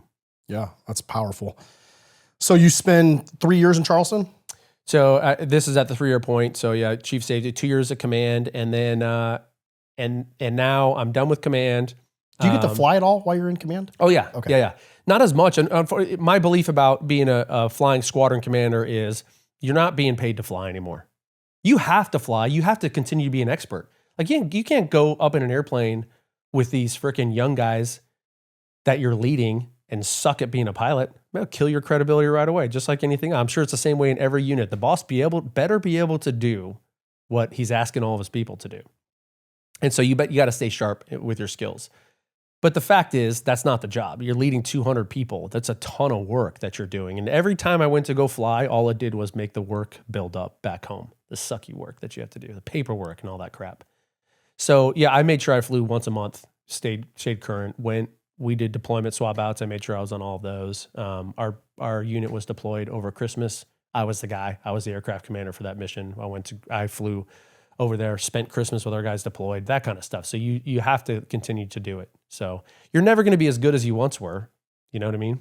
And flying units are unique. So most military units, especially in the Army, is a few officers and mostly enlisted. In a flying squadron, it's 60, 40, 70, 30 officer. So I have 100 officers and 80 enlisted, or whatever the numbers end up being.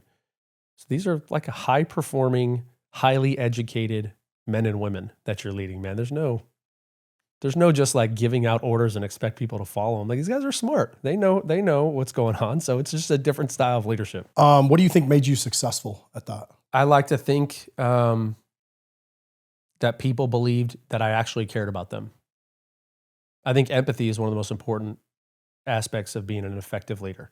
Empathy as opposed to sympathy. Empathy meaning I actually know what it feels like, what you're going through. And I think people actually did believe that about me, that I actually cared what they're going through. The reason I think that it's important is because you have to ask people in the military to do some very difficult things. And it's way easier if they believe that you know what you're doing, how that feels. Like when you have to give somebody one of those 6-month deployments like I got at the Pentagon. Hey man, I'm sorry. Nobody likes deploying. Everybody likes deploying with the squadron. Everybody loves going. This is what we signed up for. Like send us over there. You go over this unit to fly airplanes. Unfortunately, there's a lot of deployments in the military that are outside the cockpit. And we have to have people fill them. They got to be filled by pilots. There's got to be experts on the ground who understand the flying mission. Well, those are filled by pilots. So you got to send people. Everybody's got to do their turn. But they're universally feared in a flying squadron. Nobody wants to go. So that sucks, man. So the way that I did that was I called in the family. If a guy was married, I said, bring your wife. We're going to talk about this. I said, just a heads up, I'm considering sending you on this deployment. Please bring your wife in. Let's have a conversation. Wow. And so they sat down and I'd say, here's what's going on. And here's why you're on the short list. Why I'm considering you as to other people as opposed to your fears. Please tell me what you got going on in your life. And then from those 5 conversations, I would pick who I thought was the best one to go. Part of it is like, whose turn is it? I'm not going to make somebody go who just went, So whose turn is it? The other part is like, naturally the deployment's going to have a requirement for a certain rank that narrows the pool. And I think people really valued that. And one of my favorite stories actually is I gave a guy one of these deployments. I had sent him to Africa. And it's super short notice. I get this deployment and it's like, this happens all the time because the bureaucracy is so inefficient. 3 weeks. Guys deploying to Africa for 6 months and he's leaving in 3 weeks. That sucks, man. Like F that. Be better at your job, Air Force. So I call this dude in and his wife and I go through this whole process and I decide it's going to be him, but I'm pretty pissed off at the 3-week thing. So I start making some calls. I work some backroom deals. And the bottom line is I get it extended. So it's he doesn't have to go for 7 weeks. I get him the actual lead time you're supposed to have.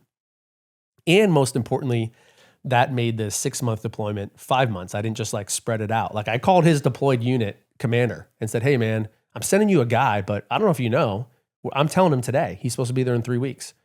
Can you do without him for a few weeks? And the commander was like, yeah, no problem, man. So at the end of it all, so I give this guy deployment to Africa.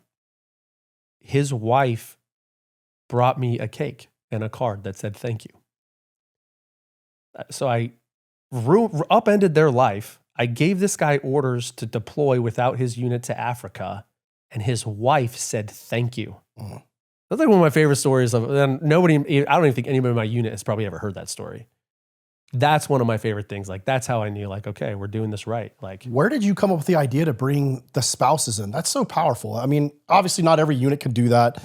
You were in a unit where you had that ability. But I've never heard of that. That's pretty outside of the box. Where did that come from? Joe Dingman was big at taking care of families. And my own wife, Lyndon, I mean, she'd been there. She had been there when I had to deploy all those times. I know what the effect was on her and the family. And so it was, I think one of the mistakes leaders make is feeling like they don't have to give the why behind it. No, you're in the military, you're getting an order, just go carry out the order. I think that's a mistake, especially with this group of people who are highly educated, who know. No, I'm going to tell you why.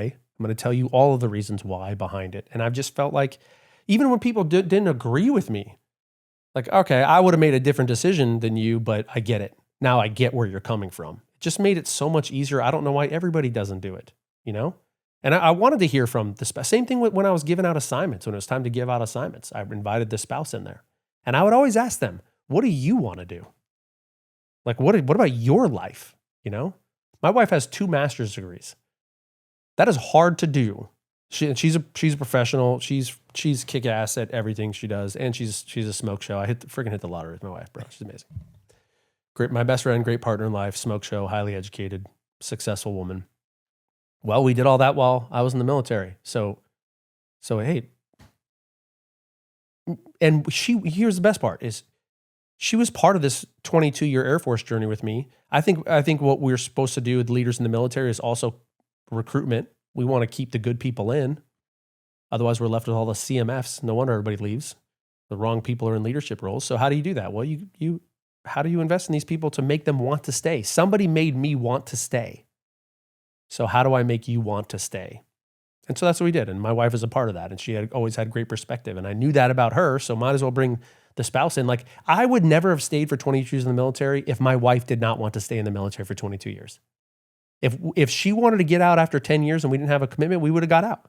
But she was liking it too. So, all right, that's probably the same as your family. I'm not unique in this. So bring in the spouse, get them to want to stay, and then the military member will want to stay. Man, for those of you out there listening that are in a high leadership position, I hope you take note. I've never heard of that. That's a great idea. And obviously it doesn't apply everywhere and not all units can do that, but where applicable, man, I'm sure that built a lot of, it gave you, a lot of favor, or I don't know if favor's the word, but at least credibility. Yeah, I do think it did. And then let me tie this again to the whole reason we're doing it is so that we can send people to war. So now we're in war. And you don't have the luxury of telling people why, because decisions are happening quickly and you say, go do this. And people say, yes, sir. And they go do it because they already trust you. You've built all that trust at home. They know you have their best interest, right? The credibility already exists. It is, how do you get people to want to do the hard thing? It's like one of the timeless leadership questions. How do you get people to want to do things they don't want to do? So where do you go after command? So now we made the decision. So we're at 19 years when this command is over. It was the greatest job of my life. And I was selected for school finally. So I'd never been the Air Force guy. You're going to leadership school after you're done with leadership. You got it. 19 years later. Love it. The Air Force finally said, and it wasn't even, I'll be honest, they come up with a list of like who made school. I was an alternate. So I still didn't really make it. And it was like my second or third try, like trying to make it. So I got selected for school, and it was to go to the Naval War College, which would have been cool in Newport, Rhode Island. But at the time, my son was in high school. My daughter was about to start high school. And the way the timing would work, school is 1 year. So he's in high school now. So then we go to Newport. That's 1 year, and then you have to move. So then we would have moved again. So that would have meant 3 high schools for my son. And we said, nope, we're done. We're good. And so I declined school, which is the end of your career. And I went to a job where 05s go to be a deputy ops group commander. It's a really fun job. I love it. It's like a holding pattern for retirement or for like a next job. And so I went to go be the deputy OG until we hit 20 years, and that was the plan. I was going to retire. And then we stayed for 2 more years. What happened? So we have that special operations unit at Charleston, C-17 special ops unit. It's called SOL 2. Stands for SOLL2, Special Operations Low Level 2, second generation of it, which is more of a brand name because we don't really do a lot of the low level stuff. So there was a need for a leader in that organization. Look, and it is a super high performing organization. So it's an organization that is funded and owned by JSOC, even though they're C-17s. The metal is owned by the Air Force. But the mission set is owned by JSOC, and the unit is part of the nation's immediate response force, which means there's guys sitting alert right now, 1 hour alert. Everybody's got a pager, a cell phone, like an old school flip phone pager. And if the pager goes off, we have to be airborne in 1 hour, which is really difficult to do. I mean, if you're a passenger flying on Southwest, it's difficult to like leave this couch right here and get to the airplane in 1 hour, you know? So these guys live in dorms on base. The airplanes are like cocked and locked, and it's awesome. And we go do some really cool missions, and it's the highest qualification you can have in the C-17. It's really unique and a little bit of source of a friction. So we have Top Gun graduates in the Air Force, right? We call them weapons school graduates of the weapons school, and we have C-17 weapons school graduates. SOL 2, and this is, as far as I know, the only airframe where this is true. SOL 2 is a qualification that is more than weapons school. Usually if you're a Top Gun graduate, you are the elite. You can do all of the things the airplane can do. One exception in the C-17 is the special ops unit. There's some additional qualifications that are great. And in my opinion, the highest trained, the absolute best C-17 aviators on the planet are in SOL 2. And I don't say that to be insulting to anybody else. Not that there are not better pilots out there than the ones in SOL 2. But the fact is, if you're in SOL 2, we train more. It's harder training. It's hard to get in there. And we train more than anybody else. They are the most proficient. And I'm like bringing all these caveats out here because the non-SOL 2 C-17 force kind of hates that. There's like a lot of friction of like, I hear this all the time. There's nothing special about SOL 2. There's nothing special about C-17 special ops. That is a lie. There is a lot special about these guys. And I was an outsider. I did not grow up in the SOL 2 unit. But I had just come out of command.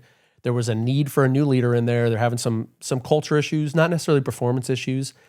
And so I am in this job where I'm just waiting to retire.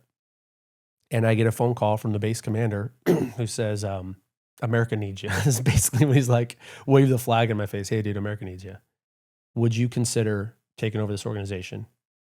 Get it in a good spot, and then you can retire. He said, great news. I know about your family sitch. You don't have to move. Like you said, you told us that you love the Air Force and the only reason you're retiring is because we're making you move. Well, you don't have to move. And so it took some thought. He's like, take a few days, let me know. And so I went home, and my perception of not ever being a SOL 2 guy, but having worked with them and had some SOL 2 guys in my unit, my perspective is these are the highest performing guys. These are the best. They're not the best because they're in SOL 2. It's the type of organization that attracts the best to it. So my opinion of it was, that's pretty badass. It's freaking awesome. Dang, I would love to be a part of that. And the opportunity to go like lead some more and do this thing that I love. And so I don't know. But at the same time, I'm retiring. We're halfway out the door of the Air Force. And so I talked to my wife, talked to the family about it. And then I talked to some guys in my church. And I remember the dude specifically, non-military guy at all. Jim Chambers. Jim, if you want to talk about like God using a dude in your life to freaking change the course of your life. Like this decision changed the course of my life. I was talking to Jim at church. And I was like, man, I don't know what to do. Can you pray about this for me? Like I want to do it, but we're retiring, And he goes, it sounds like, and obviously what do retired pilots go do? We all go to the airlines, right? I'm going to go to the airlines. He's like, just as an outsider, it sounds like, the airlines will probably be there forever. They'll be there in like 2 years. So would you ever get the opportunity to go into a unit like this again? Is this like kind of a once in a lifetime thing? And I said, yeah, it is. He said, man, maybe you should do it. And so I walked out of church and I called my boss walking out of the church and said, I'll take it. And so then I took over this special ops unit, and man, a lot of things changed pretty quickly after that. What, talk about some of those changes. Yeah, so I went in there. This was hard. This was the hardest leadership challenge I ever had, because I didn't feel welcome. There was a lot of pushback from the community because I didn't grow up. I wasn't qualified. I wasn't special ops qualified. And that's really hard to do. Like, one of the principles of leadership is never ask somebody to do something that you couldn't do yourself. Well, I couldn't do these things. I literally wasn't qualified to go do some of these things I'm now asking people to go do. Very, very significant challenge. And so there was, I found early on in taking over this organization of super high performers, freaking the best, in my opinion. And I found after about a month, and I'm the boss of this organization, I put people in 3 groups mentally. One was, there was this group of people who served under me when I was their commander, and I had a lot of credibility with them, and they were huge advocates. They were like, yes, look, I know AP's not qualified, but he's the right guy. And they were advocates, small group of people. Then there was this group at the other end of the spectrum was like, I don't care who this guy is. He's not qualified in the mission. He doesn't belong here. I'm not going to support him no matter what. And then there was like the group in the middle that was like, all right, he's got a good reputation, but it's really weird. We've never brought in a guy who wasn't from the organization to lead the organization. Let's see what happens. That was like the big group in the middle. So it was. Who was the base commander that gave you the job? I mean, is it somebody that you knew and worked with in the past? Because that is, looking as an outside perspective, it is kind of unique that you would. Yeah, well, this should say, so the base commander and the wing commander and the ops group commander were both SOL 2 guys. They both grew up in the community and they both picked me to go over there. So, and part of that was, look, there's just a lot of things. I'm not knocking the fact that a little bit of it was opportunity. I was a free agent. So there probably weren't a lot of guys like me who were available to go do it. So that's certainly part of it. And I know for a fact what he told me was he wanted somebody with command experience to go over there specifically, right? And I've been in command for 2 years. I was a seasoned guy when it came to some of the challenges that you have leading organizations in the Air Force. And I did have a good reputation. I know I had a good reputation at the time. And so he thought I could overcome that. And so that's why he did. They had a lot of options. There was a lot of changes and turmoil going over there. And so how did you? I think this is super important for people to hear. There's a lot of leaders that are either in an organization or going to an organization. We have a huge military audience, but this applies to civilian leadership. How did you turn that culture around? A couple of things. Look, I do think I got to the end of it, and there still were people who are not believers. Just still never. They just hated it so much that it never got there. Enough credibility for us all to work together and have a good time. And a couple significant things. One, I went in there with eyes wide open. I didn't try to force. I didn't just come in there and start barking orders, right? Hey, I'm the boss now. I don't care what you guys think I'm doing. I went in there like, I know how a lot of these guys are feeling about me being here. So my goal was to win them over. With credibility. And so a couple things happened. First of all, there's a lot of civilians that work in that organization, and they've been there literally since the beginning. These guys have all of the knowledge. They are there because they want to be there. They're super prideful about the organization, and they know everything. They know how it all works. They have relationships throughout the entire JSOC Special Ops community. The Ranger, we worked a lot with the Rangers too. These guys have great relationships. And so I immediately went to them and said, yeah, I need some help here, like you guys are the guys. That helped. They didn't resist me because civilians can. They could have easily made it difficult for me, but however they felt, I'm sure many of them did not agree with the decision to bring me in there, but none of them resisted I'm grateful for that. And so, and a couple of them like really came alongside me and, you know, hey, we care about this mission enough that we want you to succeed. And then a couple things happened after that. You know, I went out and started learning the job. One significant thing that happened. So one of the training things we do, they're called MLATs, multilateral exercise. This is the Rangers. We are now working with the Rangers with battalions. And they're working, doing airfield. This is what Rangers do, airfield seizures. So jumping out, seizing an airfield, doing all this stuff. We work hand in hand with these guys. The first exercise I walked into, I go into this big hangar and it's all the Rangers, all these freaking Army guys. And I'm going to the meetings with the battalion commanders and the leadership. And it took me a minute to like, what is this feeling I'm having walking in here? And then I realized, I was like, oh, I know this. Like I'm home with these guys. At this point, I'd spent a ton of time with the Army, with my deployment with the guys in Afghanistan, and then working for the chairman. I meshed so well with the Army guys right away. Like I didn't need any training in that. That was huge for me. That was like to like walk. I felt more comfortable in a meeting with the Rangers than I did running a staff meeting in the special ops unit back home. That helped tremendously. I understood them and what they were after. So that was super helpful. I became friends with a lot of the battalion commanders on the Ranger side and with the guys we worked with at the peer level. That was very, very helpful. And then, as it always happens, the best thing that could ever bond people together is we freaking went to war. I took over that unit in April, and we did our first actual mission in July. We actually left in June. So like freaking 2 months into the job, we get forward deployed to do an actual real world operation. Is this national mission unit stuff? This was with the Rangers. This was, I won't tie things together. I don't even want to like get close to the line of what we talk about and don't.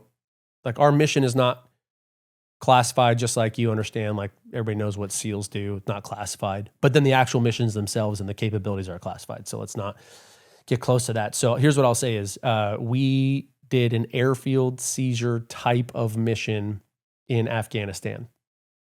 And it was awesome. It was a lot of airplanes, a super fun mission to execute. We forward deployed. We went out there like a week or 10 days prior to actual execution and did all the planning like on scene. It was great. But I was brand new, man. And one of my roles in leading this unit is when you go forward, you are the air mission commander. You run all the air assets. So my counterpart is the ground force commander. In this case was a Ranger Battalion commander. But there's freaking generals in this stuff, of course, always. Well, I've never done one of these before except in practice. And I'm brand new. What is it? It's freaking 2 months into me taking over this organization. I have to go like lead an actual organization. And I had no idea what I was doing. I've never done it before. I'm like, I did it in practice one time, but I mean, barely did I know what I was doing. So this is, how do you like get through this? I made one move that I don't know if the guys understood what I was doing and appreciated it. I actually wish I would have asked them before I left about this, but my thought was like, I can't screw this up. So put your pride aside. Right? Don't try to pretend to be the man. You can't fake something like this. So I grabbed an extra guy, a captain. I'm an 05, the commander and the air mission commander. And I grabbed one of my senior pilots who was an 03, a captain. And I said, I'm making you the deputy air mission commander. Your job is to stand next to me, to listen to everything that I'm hearing on the radios and make sure I do not F this up. So I literally took him with me. He stood, there's like no room on these airplanes, man. We're like, you know, I'm not at the controls. I got, you know, the captains, the guys who fly every day flying it. I'm running the air picture. And so I just brought this guy, like, don't let me F this up. You know, it was just like an admission that I don't know what I'm doing. So I don't know how people took that. I don't know if they were like, they appreciated the humility to be able to acknowledge that I don't know it, or if that made them feel worse. Like, you know what I mean? Like, what is this guy doing here? But I will tell you, the mission was a huge success. We crushed it. It was amazing. And we were over there overseas for a while. And now, you know, part of being over there is all the downtime and being with the guys and with the boys. And I think I came back with that with a lot more credibility and maybe I came back from that feeling like, okay, I belong now. You know, we actually did a real mission. So, yeah, and there's got to be like this testing period, right? Like, who is this guy and what does he bring? And he's not from our community. I'm sure there's a lot of units and or careers like that, if you will. It was, I felt it. I just felt it that there were people questioning. Like I didn't even need to ask around. And so I reached out to a bunch of my buddies, my peers who were not at Charleston, who had grown up in the unit. And I said, hey, dude, I just asked for advice. Like, hey, I call these guys and word had already made it out into the community. They already knew that I had been selected to lead it and none of them liked it. These are my friends too. And like, they hated it. And they were cool with me, you know, they're like, well, if it's gotta be anybody, it's you, but just to let you know, AP, I think this is a terrible idea. That was not freaking inspiring at all. So I asked them all, I'm like, all right, well, given that I am going over to this unit, help me out here. Like what, you know, one, be a voice out there in the community. That's helpful. But what do you recommend I do? Yeah, because I would imagine the C-17 sphere of pilots, it's not a massive. Especially when you get into Sol 2, it's even smaller. Yeah. And a lot of them wind up with great careers. A lot of those folks, they're high performers. So they wind up as commanders and doing great things. There's a lot of them out there right now. They're commanding bases. Generals now. A lot of them are generals now, as a matter of fact. So, yeah. So I reached out to, and I remember one of them, he told me, he's like, you know what you need to do? He's like, you need to get qualified. And I was like, dude, it takes 5 years to get qualified in the mission. I'm running it today. I'm like talking to you from my office. What do you mean go get qualified? I can't. Like, there's just no way to do that. Like, you know, thanks, but no thanks for that advice. But whatever. I made the decision, like, there's no way I could do both. If time wasn't a factor, yeah, that'd have been great. But your senior enlisted advisor, was he much help? Hell yeah. He is the man, super helpful. He is a badass too. He actually was a JSOC guy. Dude's got a Purple Heart. He's an Air Force comm guy, which back to the other story I told about comm guys means he's a computer nerd. He started his career as like a computer nerd, but he's not. He's one of those guys, warrior mindset. He wound up as one of the comm guys in one of the top tier units. And the dude got shot. He was a freaking Purple Heart guy. And now he's in my unit. And we, you know, I learned this a long time ago too. I don't care what level of officer you are, you need an equivalent enlisted dude by your side, like coaching you in everything. So if you're a captain, it probably is a E6, E5, E6. You become a commander, it's E7, E8, E9. This guy was an E8. And so he was like, yes, like right by my side. And he had a ton of credibility in a lot of areas too. So hell yes. Actually, that was like the one group. I think all my enlisted guys, we had a lot of unique career fields in the enlisted team. I know my maintenance guys, those comm guys really, at least the way that I felt was they liked me as the boss. Yeah. We don't care, dude, what your qualifications are. It's how you're going to treat us, man. Yeah. It was awesome. Yeah. And then of course, so that happened in June, July timeframe. We did that op. We came home and then Kabul happened. And Kabul was a freaking, you know what, everybody knows what it is. Kabul was I really want to take this, I know you've talked about it before in other podcasts. I really want to kind of take time to just break this down. So where were you when you guys found out that you were going to Afghanistan or to this Kabul thing, and kind of what were you aware of what was going on in Afghanistan? Obviously, you know what's going on in Afghanistan, but to the point of how fast the country is deteriorating, the withdrawal, because it happened. Man, it seemed like it happened so quick. It did, you know, but the last thing that happened in Kabul happened really quickly, but the rest of it wasn't. President Trump ordered the withdrawal from Afghanistan, and then Biden took over and effed it up by the numbers. And President Trump's ordering of the withdrawal is called an orderly withdrawal, conditions-based withdrawal, meaning we set the conditions for the withdrawal, and we're going to collapse things and withdraw as conditions are being met to our satisfaction. Yeah, and then that kind of went out the window. It was like, just get out of here. But what we were seeing at the time was we would shut down a base, and C-17, just the regular C-17 community, was heavily involved in the drawdown in Afghanistan, bringing all the people and everything out. That's what C-17s do. Super busy. One of the busiest times we ever had was the withdrawal of Afghanistan. And so we're closing down these bases all around the country of Afghanistan. And we would close down a base. We would turn it over to the Afghan National Army, the guys that we trained, the ANA. And 24 hours later, the ANA disappeared and it's now in the hands of the Taliban. So we're collapsing, all of the bases inward to winding up with Kabul and Bagram there at the end. And as we're collapsing, the freaking Taliban's just like moving in just like this. So that's kind of what we were seeing happen all around the country, The ANA, and part of the problem with the Afghan National Army, we train these guys, but somebody thought somehow, in typical disaster nation building that America tries to do and never is successful at, we had like these guys working, like if you're in the ANA and you're from the north, we've got them at a base down in Kandahar or whatever. Well, it's a very tribal culture. They're not defending their country.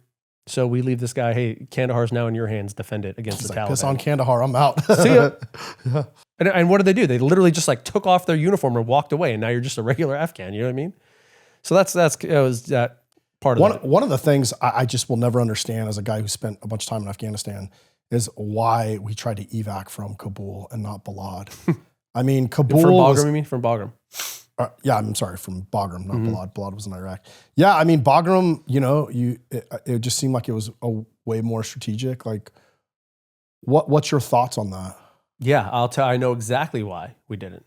Not exactly. I wasn't in all the meetings. So we're tapped into the intel it's sold to us. We're hearing some stuff, but Bagram is enormous. It's the largest base in the Middle East, I think. Definitely the largest in Afghanistan. I think it was the largest in the Middle East.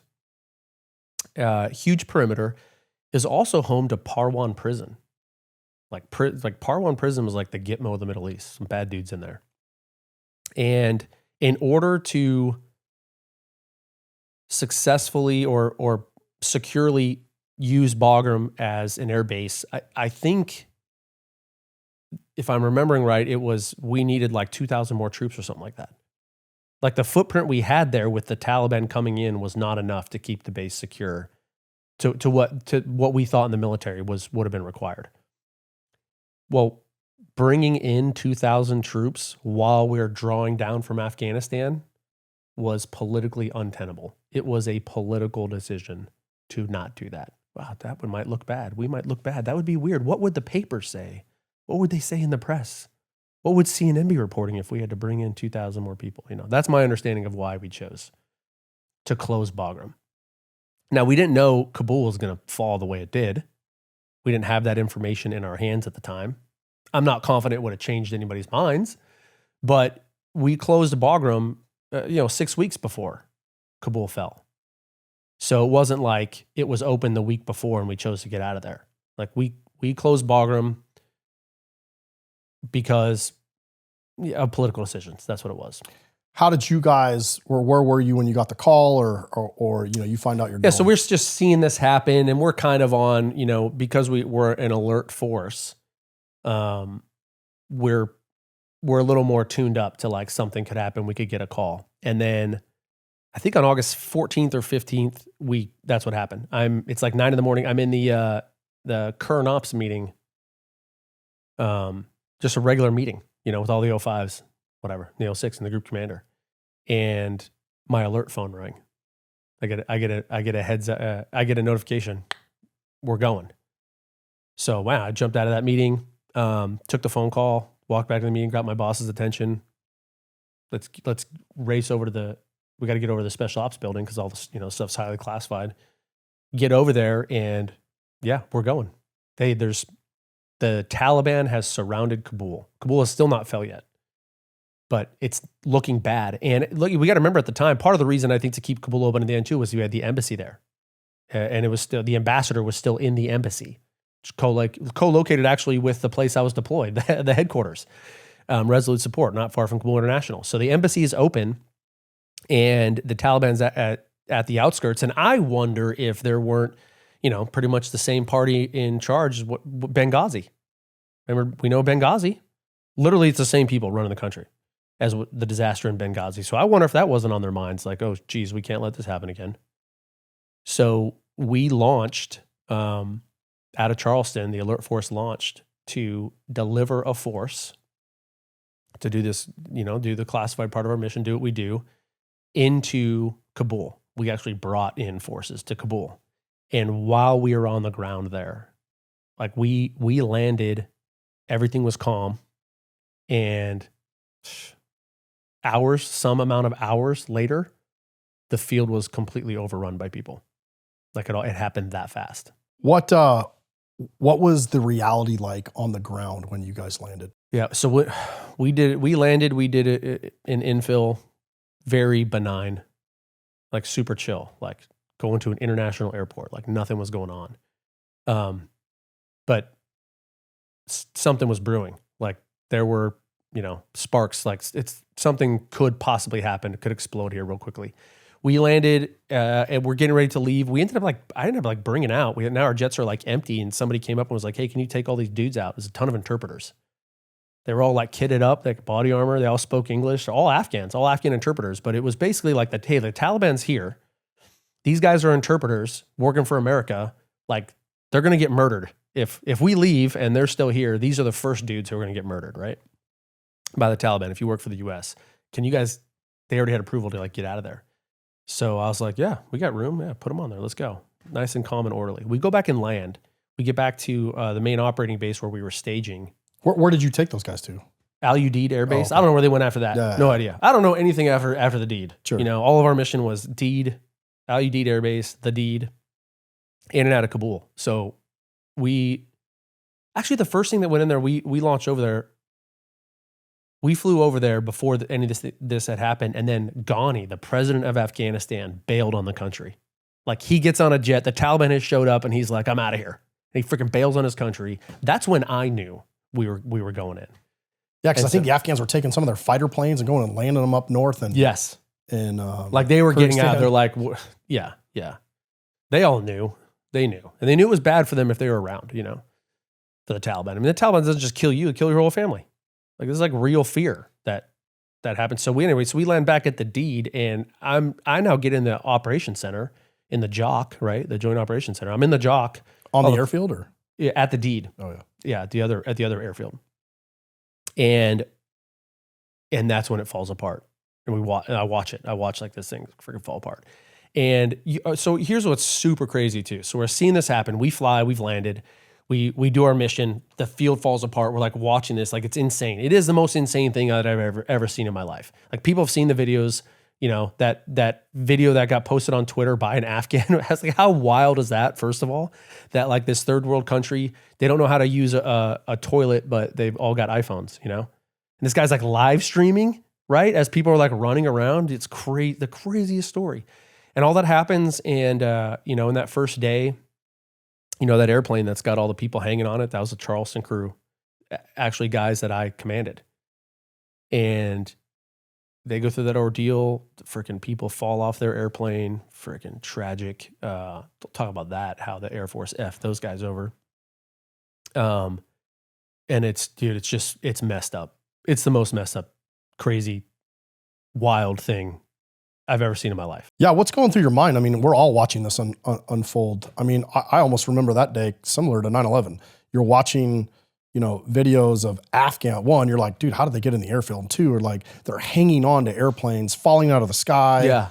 Like, yeah. I had the same thought. Like, where did these people come from? Was like, what? How did this happen? Like, it felt like it happened in the blink of an eye too. Like, like watching that happen and watching the bodies fall off that airplane. I remember like the first body fell. I was like, what? Yeah. Is that what I think it is? And then, then you see this and now you're like, freaking nuts. And it was a long day. And the other crazy part for me and probably for like a lot of us, like we're living on this special ops compound, no phones. Okay. I have no idea this was televised. I had no clue. So like I get to the end of that day and you're just like, what? That was the craziest day. I don't understand how any of that happened. How it was like so calm a minute ago. I was just on the ground right there. It was like so calm. And now what has happened? Now what's going on right now? And then I go at the end of the day, I'm like, I'm not thinking anything. It's like, all right, I'll go check in with the family, go check my phone. I leave the secure side of the compound, go turn on my phone. It's blowing up. That was how I found out that it was all over the news, that it was all, because in this we're staying in this compound too, right? And it's like squad base, it's like bunks everywhere, right? It's like 50 bunk beds in there, and it's 100 pilots sleeping in the squad bay. The lights off permanently, and so when you want to be awake, you're like outside the bay, and then you go outside to where you can wear your turn on your cell phone, and it's like the common area, and there's like a TV, couches, whatever, people hanging out. But dude, nobody's interested in the news while you're over there. So all that's on TV is movies. Like somebody's got a big hard drive of 10,000 movies, and it's just movie after movie playing. None of us had any freaking idea that it was on the front page of every news publication on the planet. That was how I found out, was by turning on my phone and having 25 texts from my wife saying, "Are you alive?" So you guys end up having to go back, or what's the brief to go back? So now it's like trying to figure it out. So much credit to the dudes who are on the ground in Afghanistan for getting some semblance of an operation up and running there. A lot of Air Force guys too. We have an organization. A lot of pilots are in this organization called a contingency response wing. Like their job is to like go into combat fields like this and make them serviceable for airfield operations. It's like combat airfield operations. What they do is why there's a lot of pilots in there. But these guys are non-pilots. They're like on the ground. As a matter of fact, like I think the second or third or fourth time I went in there, my jet's parked and I'm in the cockpit, and like all of a sudden like a body like comes up in the cockpit, and I think it's like some ground guy. I just see that out of the corner of my eye, and I turn, and it's one of my guys who I commanded, who is now in the unit. He's fully kitted up with like an M4. He'd been there the whole time. He was like on the ground. I was like, Mike, what? First of all, what are you doing here? And then, tell me what's going on. So much credit to those guys who got it under control. And I think, I don't know this story, but I just think this is like thoughts I have as like a commander. So the field gets overrun, and we send out like Humvees and a lot of guys like initially to maybe protect the field. At some point, somebody realizes these are civilians panicking, rushing the field, right? And the reason they rush the field is these people are trying to get out. They are desperate to leave their country. They're afraid they're going to get murdered. America's leaving. We got to get out of here too, right? That was the panic. It was not a nefarious thing. It was desperation that we are leaving them in the hands of the Taliban. They're all going to get murdered. So that's what was the panic, right? To get there. And so somebody, I don't know how this decision was made or what, but somebody got all of those soldiers off the airfield. I think that's so important because I can't imagine we got 18, 19-year-old kids with guns out there. They see this mob coming at them. Could you imagine if one person popped off a round? Maybe what that would have done to everybody else. And that we could be talking about the worst black mark in the history of America if innocent civilians have been killed. So there's some leader out there. There's some person out there who made an amazing decision that could have like altered the course of American history by getting all those people off of there,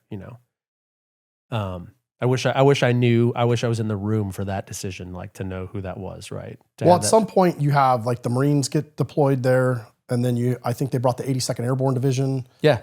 I don't know if it was a rapid response battalion or of some sort. Yeah, we brought it. We initially, yeah. So after the field gets overrun, it's like, how do we turn this into an operation now, this evacuation operation that we had been planning, just not to go down in this fashion, you know what I mean? And so, yeah, we did. We started bringing in traditional C-17s, brought in like the 82nd and brought in like, we were flying airplanes. Like there was a whole mission set. I wasn't a part of this. It took place at Charleston. Charleston Air Force Base was like the staging base for all these C-17s in the Army. And we were bringing stuff in for those first few days to set up an operation so that we could then safely like bring everybody out. So that whole thing happened too. I was not a part of that really at all. I was forward the whole time from before it fell till obviously the last day. So I don't really know about how that stuff was happening. And look, we still had a mission set we were doing. We're still the special ops guys. There's still support stuff that we're doing. So we were flying stuff in and out. And my role was, for the first few days, was like, after that first day, we kind of sat for a couple days. And then it was, all right, we're going to get this operation going again.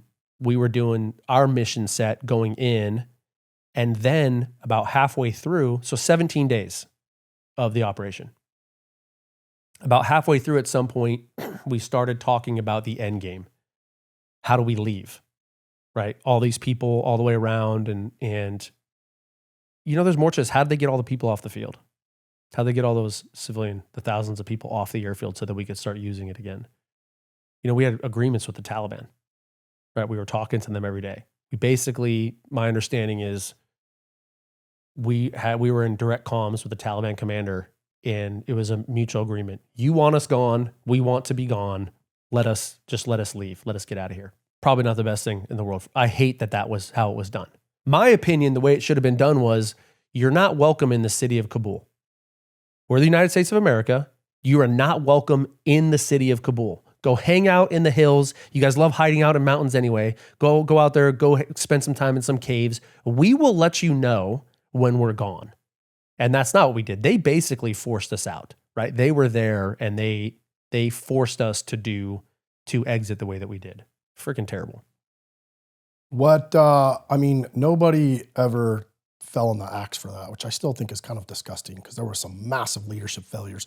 There was a lot of good things that were done, in spite of, leadership failures. But what's your thoughts on that whole, from the chairman on down? Yeah, for a lot of this came later, like that type of after action and money quarterback, and I can get into that too. I went to all of the after actions, which to me were a joke. But in it was just, how do we execute the mission? Everybody understands that, and you're trying not to think about how did this happen. You're focused on like, how do we get through this in the best way possible. So for us, I was flying a lot of missions, and I am super proud of the military and the Air Force and the C-17 community specifically, because there was almost no command and control at some point, right? We had so many C-17s in theater taking part in this. I think the number was 80 by the time it was done, which is over a third of the entire C-17 fleet on the planet was committed to this. More airplanes in that airspace than we'd ever had ever. We were using parking spots on bases that we'd never used before. The operation was insane. And because of that, the normal command and control system was just not capable of keeping up. There was no calling home and getting permission for things. This was individual aircraft commanders, like frontline leadership, like on display, like guys just figuring it out. Like, hey, we're gonna, your job today is to fly to Kabul, pick up a bunch of people. Good luck. We're a very organized military. You know that. You worked in the Pentagon. You worked for a 4-star general. You worked on the chairman. How did it disintegrate so fast? I don't know. At the weak leadership, I'll tell you a story about being in a meeting with Milley and the SecDef. This was after I became the air mission commander.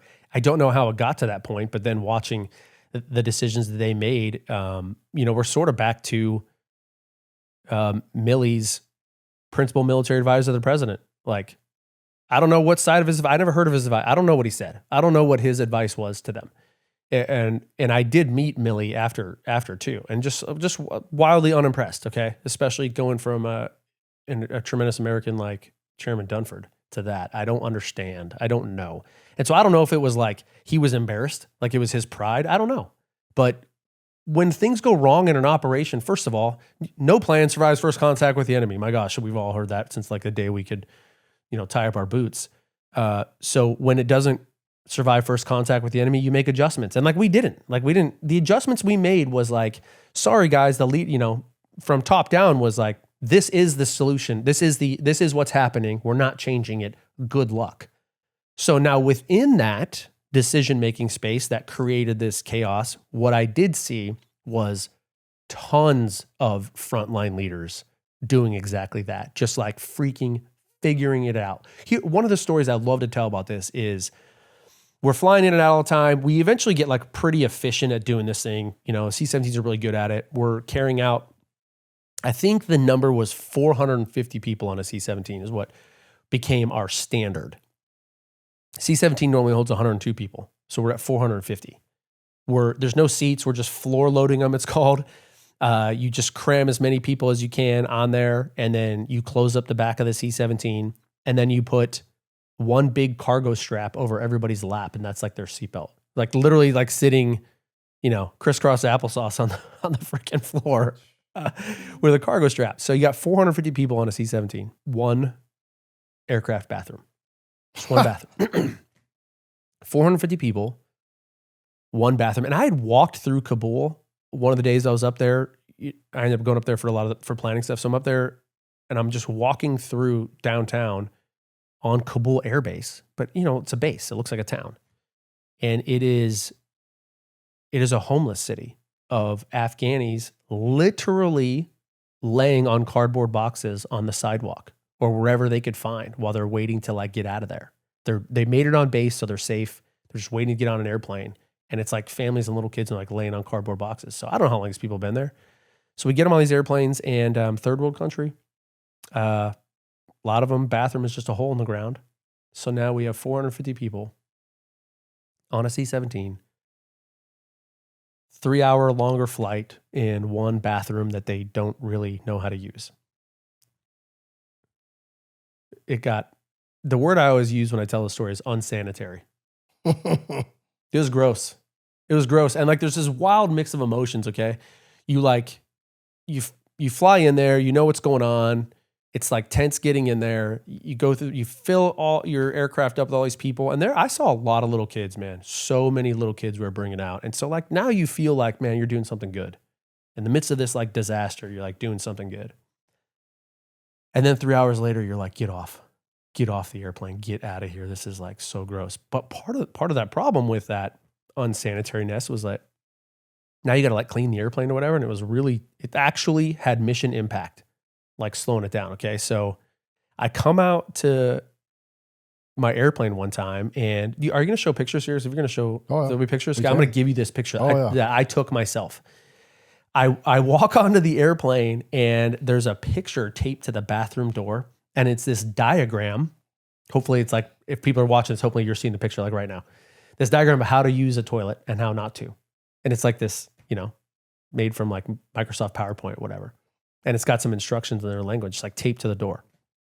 Well, then right below this picture on the aircraft floor is a huge industrial roll of plastic, huge thing of plastic. And we like came up with this new procedure. When flying into Kabul, when we're empty, we took that plastic and we lined every horizontal surface of the C-17. We like taped it down, and then we filled up the airplane. And then whatever happens, you drop all the people off, and you just like rip the plastic off. So what I love about this story though is like, you're in a combat zone. Whoever thought that we were going to have to somebody was going to have to come up with an idea to solve that problem while flying into the chaos and combat zone of Kabul.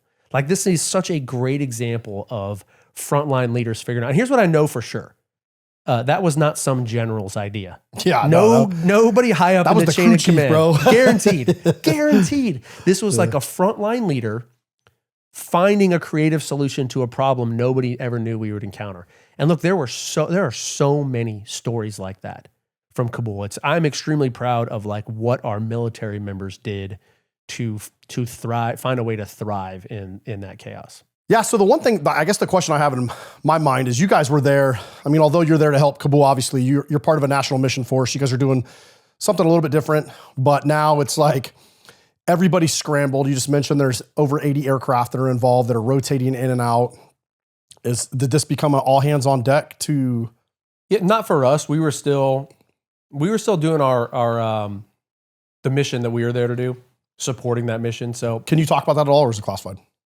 Yeah, it's what they're doing is classified, and who we were working with is classified. But essentially, look, it wasn't that. It's actually, there's not real cool stories that came out of that, is what I would say. So it got very routine for us, as these operations tend to get sometimes, very routine. Sure. But I forget how many times we flew, 3 or 4 times in there. But what really changed for us is, at some point we started talking about, how do we get out of here? Like, what does the end of Kabul look like? Okay, we had the airfield overrun in the beginning. We had to clean it up, clear the airfield. Which, by the way, they did that. I watched this happen. How do you get all those people off the airfield? Like, they weren't listening to us. Like, we literally, that first day when the chaos was happening, we had a couple helicopters, like I think they were Apaches, come in and were flying like over the, like literally trying to like scare the crowd away, and like none of it was happening, man. It's wild. It's that fear, right? Like, yeah, like there's nothing we can do. So here's how we cleared the airfield. I watched these Afghans in white robes and these really, tall staffs, 6 foot staffs, sticks, walk out on the airfield, herd people, and then beat them when they didn't listen. We didn't clear the airfield, so. Was it were they Taliban? So it looked like to me. Hey guys, help us out. You'll do things that we're unwilling to do. But I watched that happen. I watched with my own eyeballs. Herding people, hurting them with these sticks, and then beat them when they didn't respond fast enough. So now fast forward to the end, like, all right, we got to get out of here. And we look, the whole part of this, we had an end date, right? August 31st. We're going to be out of there by August 31st. There's like a hard end date. Why? Why was that a hard end date? What? Like this is like the question. Why is there a hard end date? Why don't we just stay there until we're done? We're the United States of America. By the way, we hadn't lost a troop in over a year, close to 2 years maybe. We hadn't lost anybody in combat in a long time. It's fine. Does the Taliban really want to start another war with us? I don't think so. I think it'd be pretty easy to be like, get out of the city, go hang out in the hills. We'll let you know when we're gone, and we'll be gone when we're done. Well, we didn't. This is to me is like the saddest part about all of it. The part that frustrates me the most is we were influenced by the Taliban. How? Why? Who were they to influence us? Oh, it just pissed me off so bad. And there was really one day where I was the most pissed. And you try not to when you're in these operations, especially like when we have like a job to do, we have a mission we're trying to do. Stay focused on the mission, not the external factors. But we just landed. So I'm with the Sol 2 team. We just get back to the deed after one of the missions we flew, and it's like 2:00 in the morning. And what do we do when an op's over? We go to everybody goes to the chow hall, right? That's what you do. So we're in there. They got midnight meal. And I just happened to see on TV, Al Jazeera News is playing, on all the freaking TVs at the Deed Chow Hall. And the Taliban spokesman comes on TV. And right in the middle where it's not going well for us. Like the military are trying to solve this problem that you can just describe it as a math problem. We know the number of people we need to bring out, whatever hundreds, thousands it is, need to bring out. We know how many airplanes we have. We know how many people fit on the airplanes, and we know how many days we have. You literally can just do the math and figure out how many days are going to be required. Well, that's well beyond August 31st, okay? We can't do it. The math does not add up to get out of there by August 31st. So we are, as a country, like we start hearing like maybe we're going to extend our time there. And so the Taliban holds a press conference, and this guy comes on TV and says, nah, August 31st is a line in the sand. America will be gone by August 31st. And I watched this happen and I'm like, what? Like, you don't tell us what to do. Taliban doesn't tell America what to do. Better see the president on TV tomorrow, right? It's pretty easy. And if you ask me, yeah, and I'm not in politics. I'm an 05, like leading out there. Like even I come up with like the easiest political response to this. Hey, just want to be clear. August 31st is still our goal. We want to be out of here by August 31st. But we are the United States of America, as a matter of fact. You are a terrorist organization, as a matter of fact. You don't tell us what to do. Stay out of our way, or we'll send you back to the caves for another 20 years. We'll bomb every single one of your houses. Yes, which that's a great point. There's a great story about President Trump when he ordered the withdrawal. Have you heard this? He meets with the Taliban leadership. And in the meeting, he slides a satellite picture across the table, and it's a picture of the Taliban commander's house. And no words need to be spoken. Get in our way. We know where you live. Okay, fast forward. Now we're in the middle of the withdrawal. The Taliban gives us an ultimatum. And I see Biden go on TV the next day, and he says, yeah, no, we agree. We'll be out of here by August 31st. Like, don't worry. So it's already not possible, mathematically possible. So now we know for sure we're leaving people behind. But we also know we're probably going to keep doing more and more and more of this stuff, and it's probably going to get worse before it gets better. That was August 24th, I think. August 26th, ISIS detonated a suicide bomb at Abbey Gate. I will never forget where I was at. I was in Colorado Springs with a Marine.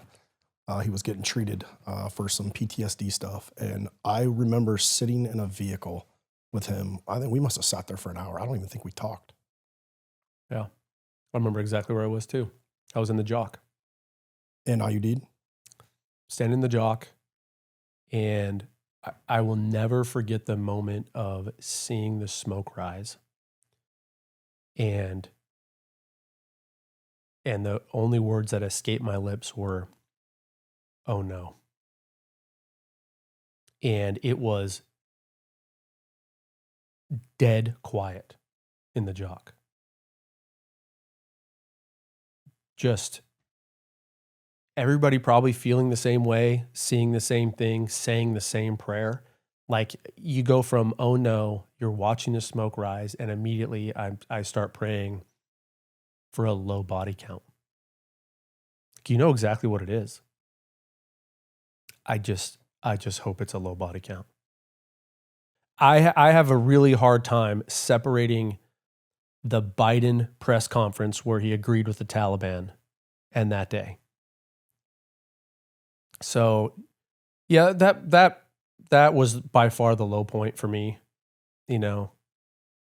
But then we actually flew that day. Like the reason I was in the jock is because we were getting ready to take off. We flew into Kabul that day. So, yeah, man. I'll tell you. So we flew in that day, and also at this point, we're now starting to plan for the end date and how are we going to get out of here. And this is kind of what we do. There's a name for the operation to get out. It's called a Joint Tactical Exfil, a JTE. So we somewhere up there. I forget even how I get wind of it, but hey, there's going to be a JTE, and I know what the JTE is. That's what we do. That's what I plan for. It's what we practice, you know, all the time. And the JTE always has an air mission commander. And dude, I sent an email. So I don't tell this story very often, but I solicited myself. I'm like, dude, that is my job. I am going to be the commander for this, the air mission commander for the JTE. So I sent an email back home on SIPR and was like, hey, I'm hearing about a JTE. I'm the air mission commander. I'm doing it. And they started talking about it. And first of all, it should be Sol 2. This is going to be a Sol 2 mission. What can you explain what a JTE is for those of us that maybe may not? Yeah, think of it as like a reverse airfield seizure, a reverse sneak attack. So it answers the question like, hey, you got all these guys protecting, they're standing on a wall with their backs to the good guys and facing the bad guys, keeping us all safe, making sure the bad guys don't come over the wall. Okay. Very, very generically. How do you get those guys safely off the wall? There's nobody there to watch their backs. Right? How do you get the guys who are protecting us safely out of there when there's nobody there to protect them? You know? So you do, it's called a JTE. So I don't need to get into the tactics of it, but it's a cool mission. It's a cool mission set. And it's a very well orchestrated. We usually plan for these things. I mean, practice these things. Definitely a lot of planning. We planned for probably a week, I think, maybe. Because August 26th was the day of the Abbey Gate bombing. We were already in planning for the JTE. And so it's just cool. It's like, and what it ended up being was, this is how I ended up flying the last airplane out of Afghanistan, was it ends up being 5 C-17s that went in at the very end to land, and you go in completely blacked out. And we had this whole plan, which obviously got altered as they always do. Things change like real time. And we're all parked like in different places on the airfield, you know, and there's rally points for all the Army guys, and they rally up and they get on their jets and we freaking get out of there. So you go in as a formation, kind of starburst out across the field. Then you all come back and take off as a formation, get the hell out of there. Should take 45 minutes. Should be like fast. You know what I mean? And maybe the last thing you get on your airplane is a helicopter. Maybe, right? Maybe the helicopter's like doing some of the cool stuff we do out there. It ended up taking 3 hours, dude. It was not good, actually. Before we dive into that part, what was it like to land on the airfield right after the Abbey Gate bombing? It was terrible. Actually, we got asked. So we started getting the casualty count coming in, and we needed to evac guys. We had a lot. We were going to evac everybody, but we had a lot of wounded. And so the first phone call I got was, since we were launching, hey, will you guys be an evac? Will you guys do the evac? The medevac.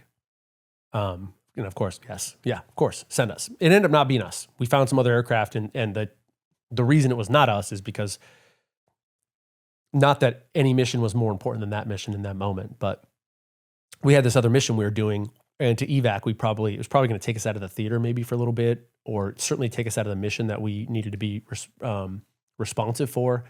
And so they ended up using some other C-17s, but we went in there, did the same thing. That day was, I don't remember a ton about like that day landing there that day. After the moments of being in the jock, that's like what it's been years now, right? So that's the moment that stands out to me. But it was the next day that, one of the days like personally you have. So it was, this was sort of my life at this point too. So we're flying a mission. We fly our actual mission in there, come home. The next day I would fly up to Kabul as a passenger to do planning for the JTE, to plan with the 82nd and General Chris Donahue, who Major General Chris Donahue at the time was 82nd Airborne Division Commander. Badass dude.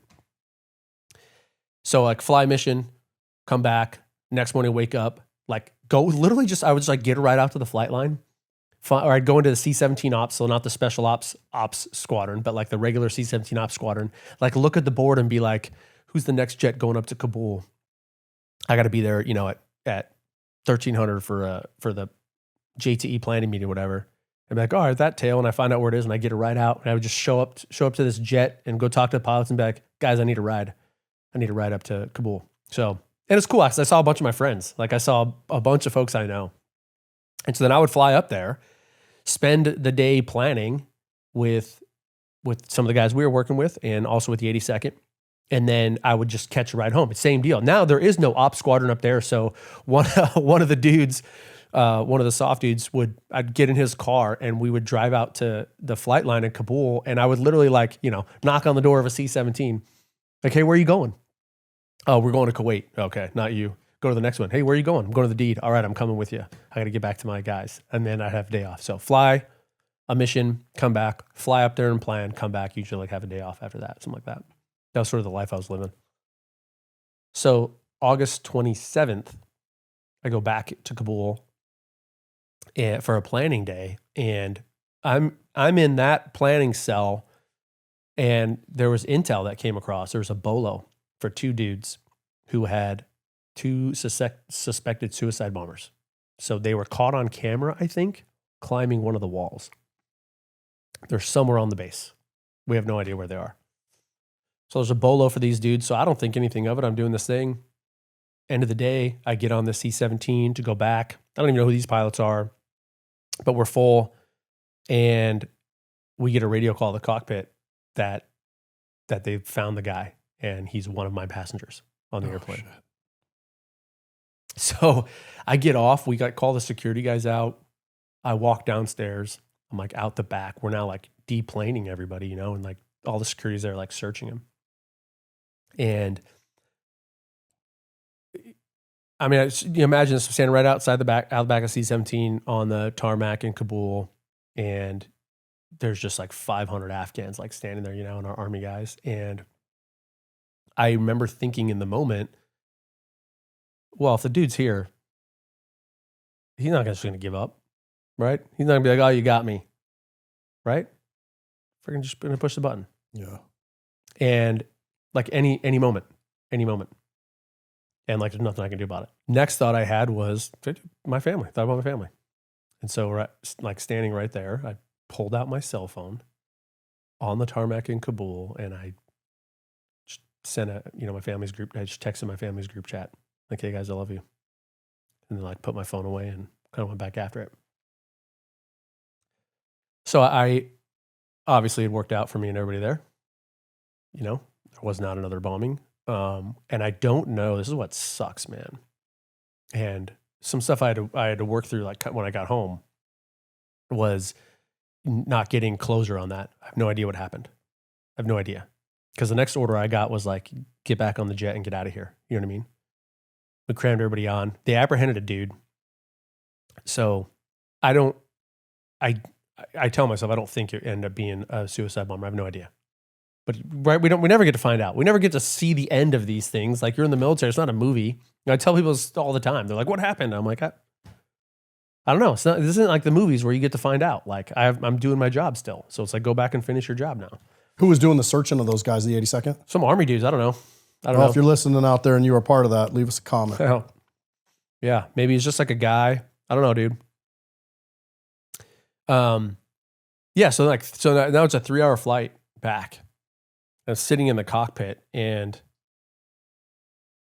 Jesus and I had some good conversations during that 3 hours. You know what I mean? And it's like, it's probably fine, but I hope they got the right guy. I hope he didn't leave anything behind. Yeah.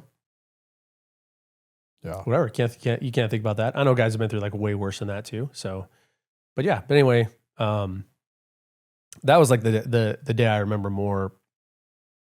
But they all kind of run together too at the end. You know what I mean? So then it was like now hardcore planning. That might've been the last time. Maybe I went up one more time for planning. That might've been the last time I went up there for planning. Is then on August 30th, we executed the JTE. And here's something I can never talk about too. You know what the hardest part about executing the JTE was? Being the Air Mission Commander for the JTE was dealing with the Air Force. That was the hardest part of my job. Like flying in there with this formation, what it ended up being was 5 C-17s went in there. We had 3 C-17s on standby. They flew with us as well. They were airborne spares. Each one had its own role. Because sort of the worst case scenario is we lose a C-17 on the ground. So we had a full medical team on one of the C-17s that was airborne. We had a C-17 that was full of spare parts because we really didn't want to leave a C-17 behind if it broke or, took some enemy fire or something like that. We wanted to be able to, that would have been a disaster for America, is like, we're gone and now the Taliban has a C-17. So we had parts, and then we had a full empty one in case we needed to execute like a bump plan for the cargo. So we had 8 C-17s. I had a ground spare too, so it was really 9 on the whole air picture. And then we had this massive air support package of fighters and AWACS, command and control, and some UAV assets and stuff like that. It was like 30 aircraft involved in this operation. That to me was the biggest headache. Like us doing our mission, like we knew what we were doing. We know what a JT is. We usually execute these things without all of that air cover. So we knew what we were doing going in there. And the 82nd sort of knew what they were doing, sort of not. One of the best decisions I made in the planning was they gave me a load package. Like this is what we want to put on each C-17. And it was like, I forget what the number was, 200 or 300 fully kitted up paratroopers. And I was like, man, that's a lot. That sounds like a lot for a C-17. Those guys take up a lot of space when they're all kitted up. I was like, I started asking around, like, I don't think we've ever done that before, that many. Like, and sure enough, nobody could remember. I actually had some 1st Battalion dudes, Ranger dudes down at the deed with me. And I asked them, I'm like, what's the most you've ever seen on a C-17? Not that many. So I called up to there and I talked to some of these Air Force guys I knew who were running the ground. And I said, hey, can you do me a favor? Dude, we're gonna commandeer a C-17, an empty C-17 on the ground there before you load it up with people. We're going to put it in off to the side, and the 82nd is going to come over and practice loading to see if they can fit all those guys. Dude, it wasn't even close. So we did that. It wasn't even close. And this guy was awesome who I talked to. He took a ton of pictures for me of the 82nd, like trying to load this. It wasn't even freaking close. So thank goodness we did that because it completely changed the load plan, and it still took over 3 hours when we finally executed on the ground. But I'll give you 2 stories of what I had to deal with the freaking Air Force to try to execute this mission. If it was me, if I was the 4-star, it would have been my C-17s and a gunship and an AC-130 gunship. That's it. That would have been the entire air picture, right? The AC-130 has a range of offensive munitions, right, to help us out. A lot of varying opportunities. Plus, they can see things really well. Plus, they're a C-130. They got a lot of gas. They got the loiter time. Instead of bringing in fighters to like provide air cover for 1 hour and then swapping that guy out for another one and swapping that guy out for another one and having tankers so they can all go hit the tanker, dude. It was a huge headache. So what we do in the Air Force before we go launch a mission like this is you have a big mission brief. Okay? We have a mission brief. The mission is execute the JTE. But I'm doing this at the KOC at Al Udeid, the Combined Air Operations Center. And I've been going to these meetings all the time, and I'm like, listen to these guys develop the air picture. You know, my role as the air mission commander is all the air, but I know what the priorities are. Okay, the priority is I am supporting the 82nd on the ground. They are the supported force. In military speak, these terms matter. There's the supported force. I am the supporting force. What happened to the Marines? Or did they have their own package or? Yeah, they were gone. By the time we actually did the JTE, it was min force on the ground. So it was really just, I don't think we had any Marines come out with us the last day. It was the 82nd. On the last flight, it was literally General Donahue on my airplane. And then we still had that other mission going on. Mm-hmm. So we were doing that as well. Sort of embedded. So I go into this final freaking briefing. The mission is tomorrow. Okay. I go in there, and early on in the planning, I'm just so tired of it. There's a mission planning cell leader. The guy's a super good dude. I wish I remembered his name or his call sign. F-15 guy, I think. He was probably, I think, the only guy in there who understood like what I was dealing with. Because I get asked these questions, and we're sitting down one time, and some other pilot's asking me a question, and I was like, hey, can I just be honest with you right now? And the mission planning cell guy's like, you don't care about this at all, do you? And I was like, no. I say, I established this earlier. I mean, here's the deal. I will not go above this altitude. You guys do not go below this altitude. Do whatever you want. And the reason I had that perspective is because none of them were part of the min force. I'll be honest, to this day, I don't know why somebody decided we needed that huge air package to go in there. And so it felt very much to me like you just complicated my mission at all. No, I don't have the brain cells as the air mission commander to track all you guys are doing up there. So we go into this meeting, and this freaking dude, I think he was also, I don't remember what airplane he flew. He was a major. And he's like, this is before the final briefing. And he's like, I really think we should make the air mission commander the AWACS pilot. I'm like sitting right there. I'm like, I'm right here. What are you talking about?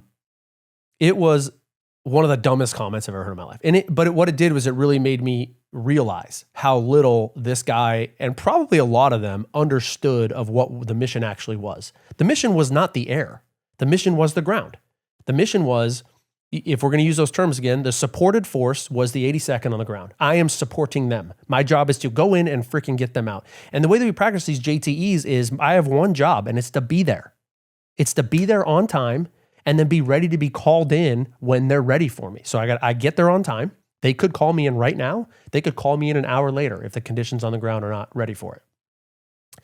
And that's not as easy as you get a radio call and you come in. We're running a formation. It's complicated.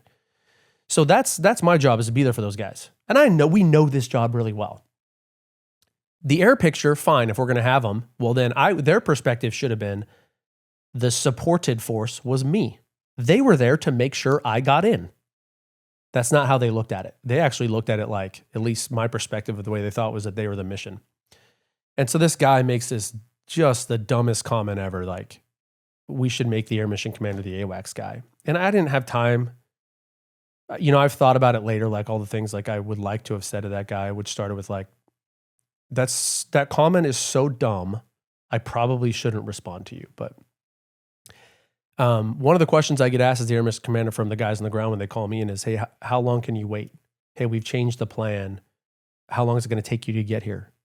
Hey, we lost this asset, or we're using this asset. Like what's the bump plan going to look like? Well, I'm sorry. No other pilot's going to know that but us. So he just clearly didn't understand why. Not to mention we trained for this thing.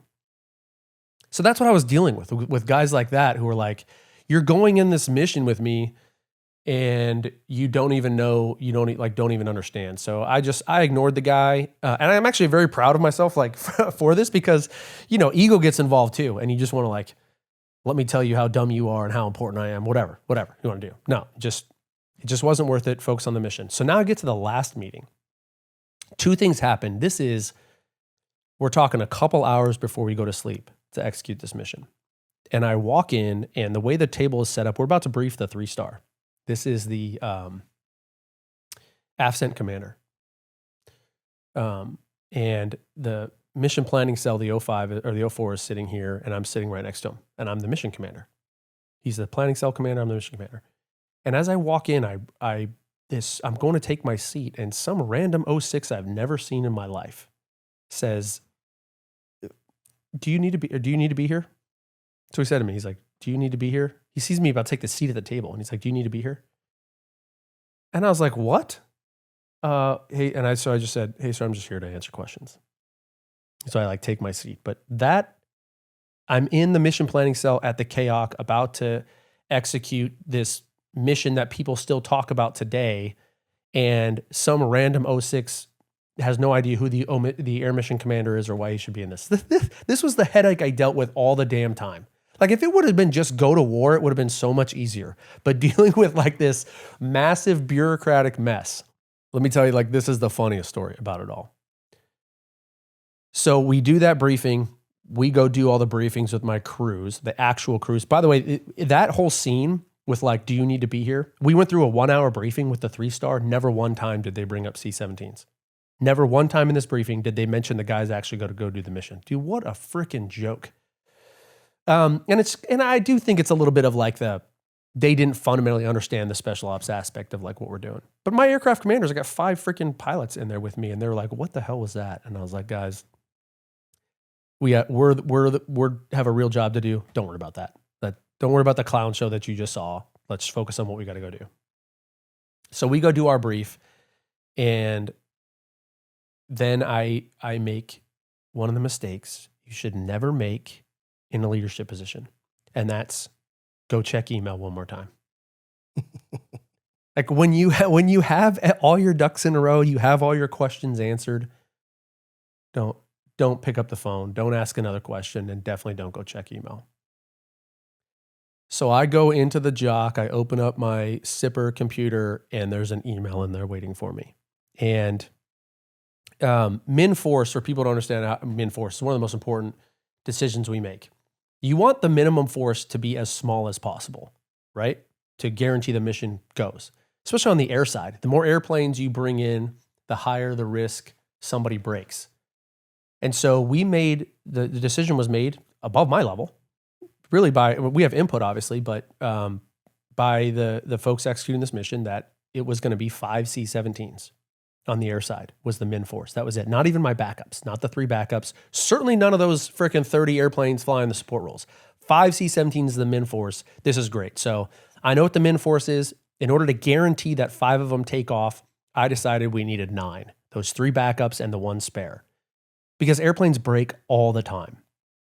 So we're launching 12 hours from now. I check email one time. I have an email from the 4-star general back home who owns all the C-17s back home.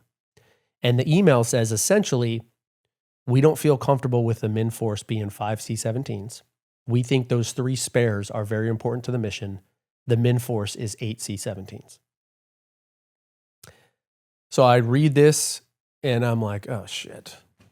The 8, I probably need 12 now to make 8, to guarantee that I have 8. I don't have the air crews for that. These pilots don't exist. What are we going to do? What is this person freaking talking about? And then I thought about it and I was like, you know what? Not only are they wrong, but they're not technically in my chain of command. I know this is a 4-star, so they're kind of in anybody's chain of command, but not really in my chain of command. So I closed my laptop, logged out, and I left. And I never told a soul about that email that I got. And we launched and we went with the plan as is. It's my thought going through. It was like, shit, I got to call General Donahue out in Afghanistan now. I got to call him at Kabul and tell him the whole plan's changing. Nope, never. So I just left. I never told anybody I got that. I never told him. We launched with the min force of 5 and executed. It was great. And nobody ever knew. Did any of the 2, 3, 4-star generals besides General Donahue, did anybody ever go to Kabul? No. No, none of them showed up. The CENTCOM commander never showed up. Nobody, dude, the freaking AFCENT commander who wanted to be in this briefing, were flying 30 aircraft. I don't know why we're flying 30, but all those fighters, he never showed up. No, none of them. The only people that were there, I'm sure there were a few generals floating around, obviously, who were forward deployed. But no, nobody from back home, nobody in the chain of command. It was General Chris Donahue. The closest we came to that, was this is my disgust with Milley. Was there? I got pulled into a meeting. I was up there doing the planning, and I'm talking. This is actually a really cool memory. CD, he goes by CD, General Chris Donahue. He was a soft guy in the Army. Now he's 82nd Airborne Division Commander. He had such a great reputation. I knew he was a good dude because all the troops loved him. And he goes by CD. He's a cool guy. I'm up there playing with him. We're sitting on the ground in Kabul outside and on this like a rickety ass picnic table. And him and I it's just me and him, which is also very weird that he's the ground force commander and I'm the air mission commander and I'm an 05 and he's a 2-star. But that's just the way it goes. And so we're having this conversation and it's literally just like super big picture, where are things going to go wrong? How's the mission looking? It was a cool conversation. Cool for me. Yeah.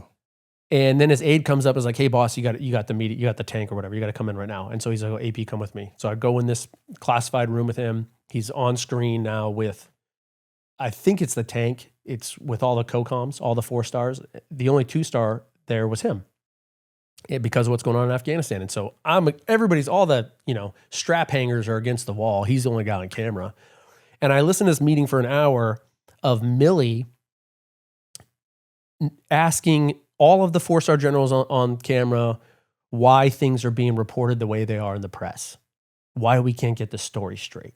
This is, I heard this, I saw these numbers in this paper, I saw this and this. It was unbelievable to me to have that type of a priority when we had this going on. Never one time did he say, hey, CD, how's it going out there? What do you need? What can we get you? How can we make sure your mission goes off well? Never one freaking time did that happen. So I hated that. I left there just like disgusted. Whatever, everybody's straight faced. General Donahue, of course, I have no idea what he felt. Because he's a great officer and leader. He would never have shared his feelings. I don't know how he felt. He probably felt like I did. So that's what I left there with. And then I met Milley. Milley came to Charleston. The generals like to come give out coins, right? Shake your hand and hand out coins. So he comes to Charleston and we do this like private ceremony with just the sole 2 guys on our C-17. He shook a lot of hands on the base. It's a little private ceremony for us. He's trooping the line, shaking hands and handing out coins. He gives me a coin, moves to the next guy. I gave the coin right back to his aide. Said, no thanks, man. You keep this. Yeah, dude, that guy should be in jail, in my opinion, and many of Americans' opinions. As the military advisor to the president, I mean, he got it wrong. Whether that, trickled down or whatever. When Biden gave him that pardon, I think it was him and Lloyd Austin the night before he left. The preemptive pardons, that tells you everything you need to know. Yeah. Yeah, I always felt like he was more concerned with politics. He was a politician more than he was a leader. He's a clown. That's what he was. That's what he'll be remembered as too, as a clown. Doesn't matter what his whole career, like that's what people will remember him from, people that died that shouldn't have died, an evacuation that was already happening that could have been done. Yeah. We're an orderly military. You worked at the Pentagon. I had, unique opportunities to be in different places and watch leadership work. And man, we were so much better than that as a nation and as a Department of Defense. We have a strong military, best in the world, arguably. And how we let that happen is, I don't know that I'll ever understand it. I don't think any of them. Most military service members won't, especially to just leave in the way we did. And to your point, let the Taliban, our enemy, our sworn enemy forever, how many years, dictate our departure.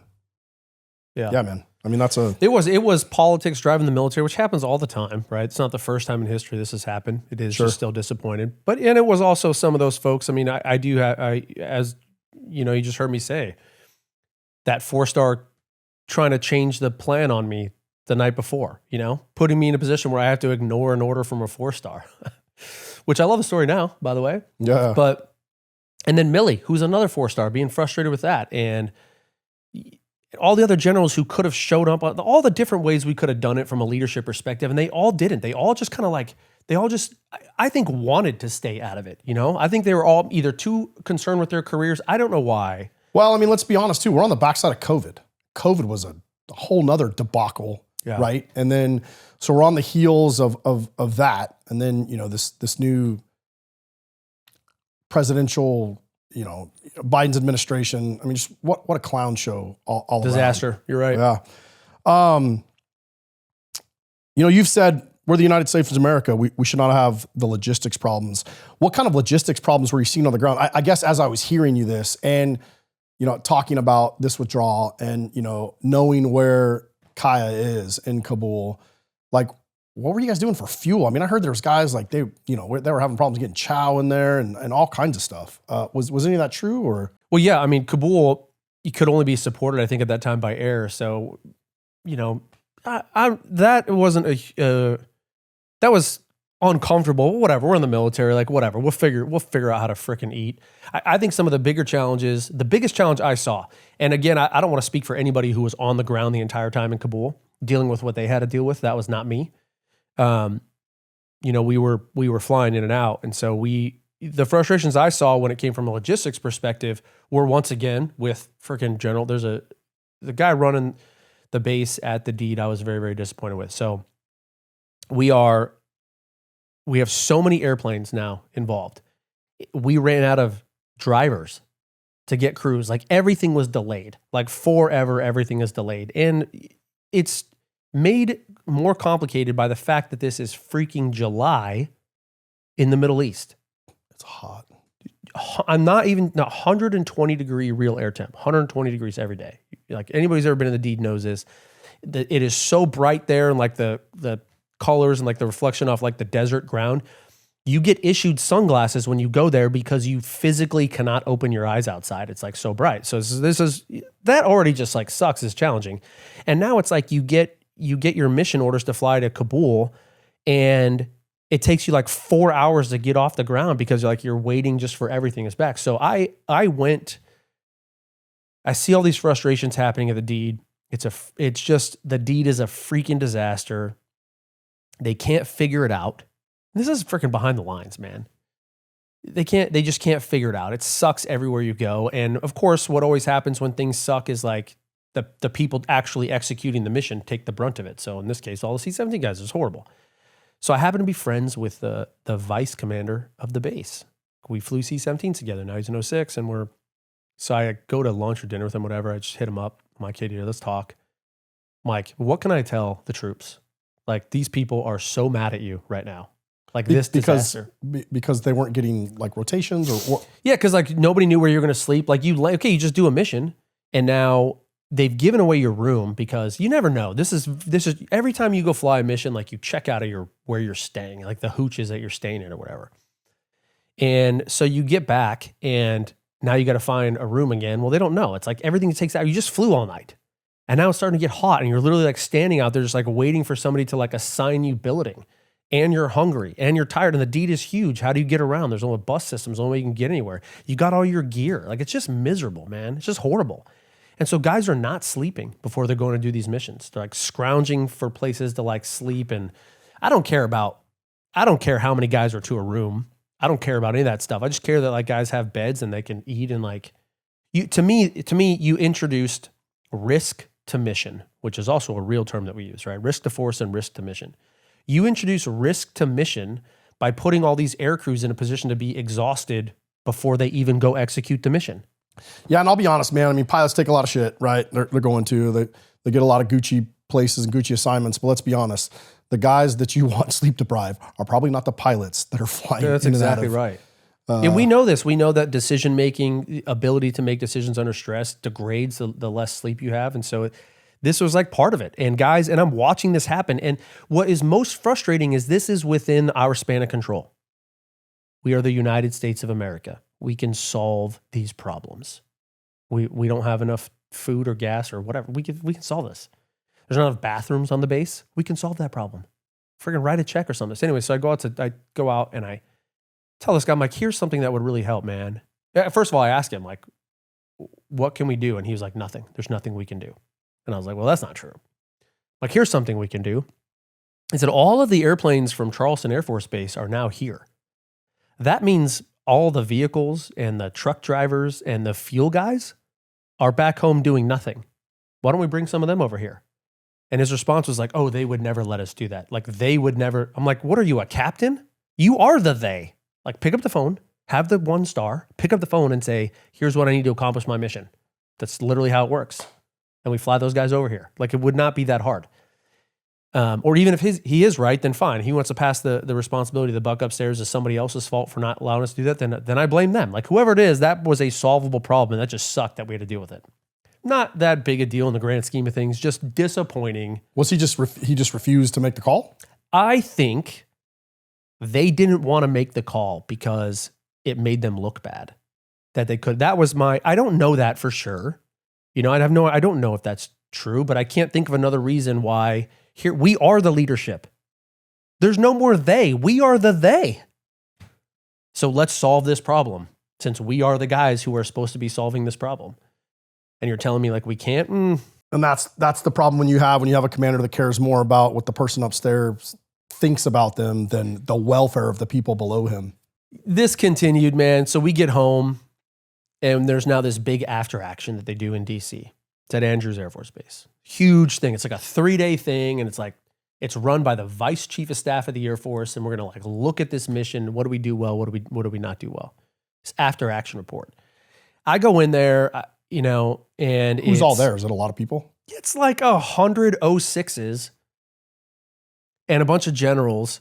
And I'm like sitting in there, I'm like looking around and I'm hearing people talk about like their roles. And I'm pretty sure fewer than 10 of the people in the after action were actually there. Almost guaranteed. And they all had ideas and opinions on how it could have been done better. Yeah, dude. And none of them were there. It was a joke. And I even, at one point, I bring something up. I'm like, hey, listen, one of our challenges was you were still trying to see to us from 6,000 miles away. And it wasn't possible. Like, what get should your have ass happened, on a plane. Yeah. Well, what should have happened is they should have reclassified us to be attached to CENTCOM. It's called CHOPPed. Forget what it stands for. It's like an acronym. It stands for something. But it basically means it's like a transfer of authority. Transcom back home, Scott Air Force Base, controls all C-17s. They have the C2 authority. I said, you couldn't do it. You guys couldn't do it. You should have transferred authority. And this freaking 06 goes, oh, we could never do that. Then you have to transfer train. That means they're responsible for training and blah, blah, training and equipping. And I was like, dude, we're there for 3 weeks, bro. 3 weeks. You don't need to train us. We're not doing training. We're already equipped. It just was like that mindset of a bunch of people who weren't part of it. And it was this like 3-day thing and they came out with like a big report. And my perspective, having been a commander on the ground there, was what a freaking waste of time. It was a joke. There was no accountability, by the way. You know what they don't do? Nobody in that room stands up and says, you know, I could have done my job better. Nobody says that. It's all everybody else's fault. And what's your thoughts on, I mean, you know, as somebody who's considering running for Congress, or you're running for Congress, there was like 120,000 evacuees. You know, yeah. Who was supposed to have the infrastructure? Like looking back now, right? You didn't have the benefit of having the hindsight, but now having the hindsight, like, man, what a mess. Like, was any of those people getting vetted, or were they you were just be like, hey, these dudes are going on a plane? I heard the vetting system to get on a plane was good in Kabul. Meaning you had to have an actual piece of paper from somewhere. I don't know how they got it. But it was like some sort of proof you could apply, and we cross-checked your name. Here's what I didn't see was how you verified that they were who they said they were. These people don't have IDs. They didn't show up with suitcases on our airplanes, like clothes on their backs, nothing. They had nothing. Like they were empty-handed, you know? And I know the majority of them, the overwhelming majority of them, were actually who they said they were. These were people with little kids. They were families, and they were concerned with their families. They'd been working for America, so Taliban was probably not going to treat them nicely. But I just don't see how we could ever have known whether there were nefarious people. And we're seeing it now. Unfortunately, we're seeing it now. So I don't know. I mean, how do you verify somebody who doesn't have ID? I don't know. These people have driver's license? Like, I didn't see any of that. And then here's what I saw. So we take them out of Afghanistan. We take them out of Kabul. We bring them all to Al Udeid Air Base. They're all pretty much going through there. Not all of them, but the majority of them. Then they wind up at Ramstein Air Base in a camp, and then eventually they all get over to the United States of America. They had nothing. And not just that, you have like 500 people getting off a C-17. Even if they were who they said they were, couldn't they just say they're not that person anymore? I would love to talk to somebody who could argue articulately that they were vetted appropriately. Because it sure seems to me that nobody was vetted. When we say vetted, like really, actually, like, who are you type of thing, you know? Yeah, and I think that's just another cog in the wheel of just the incompetence that was on display from, you know, one of the greatest governments in the world, dude. Why? I mean, that problem would have been solved if we just stayed there, if we just didn't have to get out by August 31st, if we just stayed there longer and did it right. You know, one of the biggest problems we had the whole 20 years in Afghanistan was green on blue attacks, right? Was these people who supposedly on our side then attacking us inside bases. There's tragic stories of our troops losing their lives to somebody who was in a staff meeting with them, right? So even if they did have the appropriate vetting, what is to guarantee that we're not going to see more green on blue attacks now? Take us through August 31st. When did you know you'd be flying the last plane out? Yeah, when I was named the Air Mission Commander, we knew how the formation was going to go, and so yeah, as hard as that all the frustrations I had with frickin' dealing with all the people, with all the 06s who thought they were more important than they were, and you know, a 4-star trying to change the frickin' plan on me at the last second. I'd known for a few days, and so we flew in the middle of the night. We executed the mission. It was great. It changed a little bit. One of the cool memories I have is sitting in the jock, like waiting for the go call. All the pilots, all the planes are like engines running, like waiting. And I'm literally sitting at a desk with a phone in front of me, like waiting for the phone to ring. Phone rings, pick it up. AP, CD, go, click. And that was the go call from General Donahue. It was awesome. And so we launched, we flew in there. Took a lot longer than it was supposed to take. You know, we operate on Zulu time. Here's a funny little story. Zulu time, I won't explain it, but it's the military time, universal time around the planet. That's how we fly, is on Z time.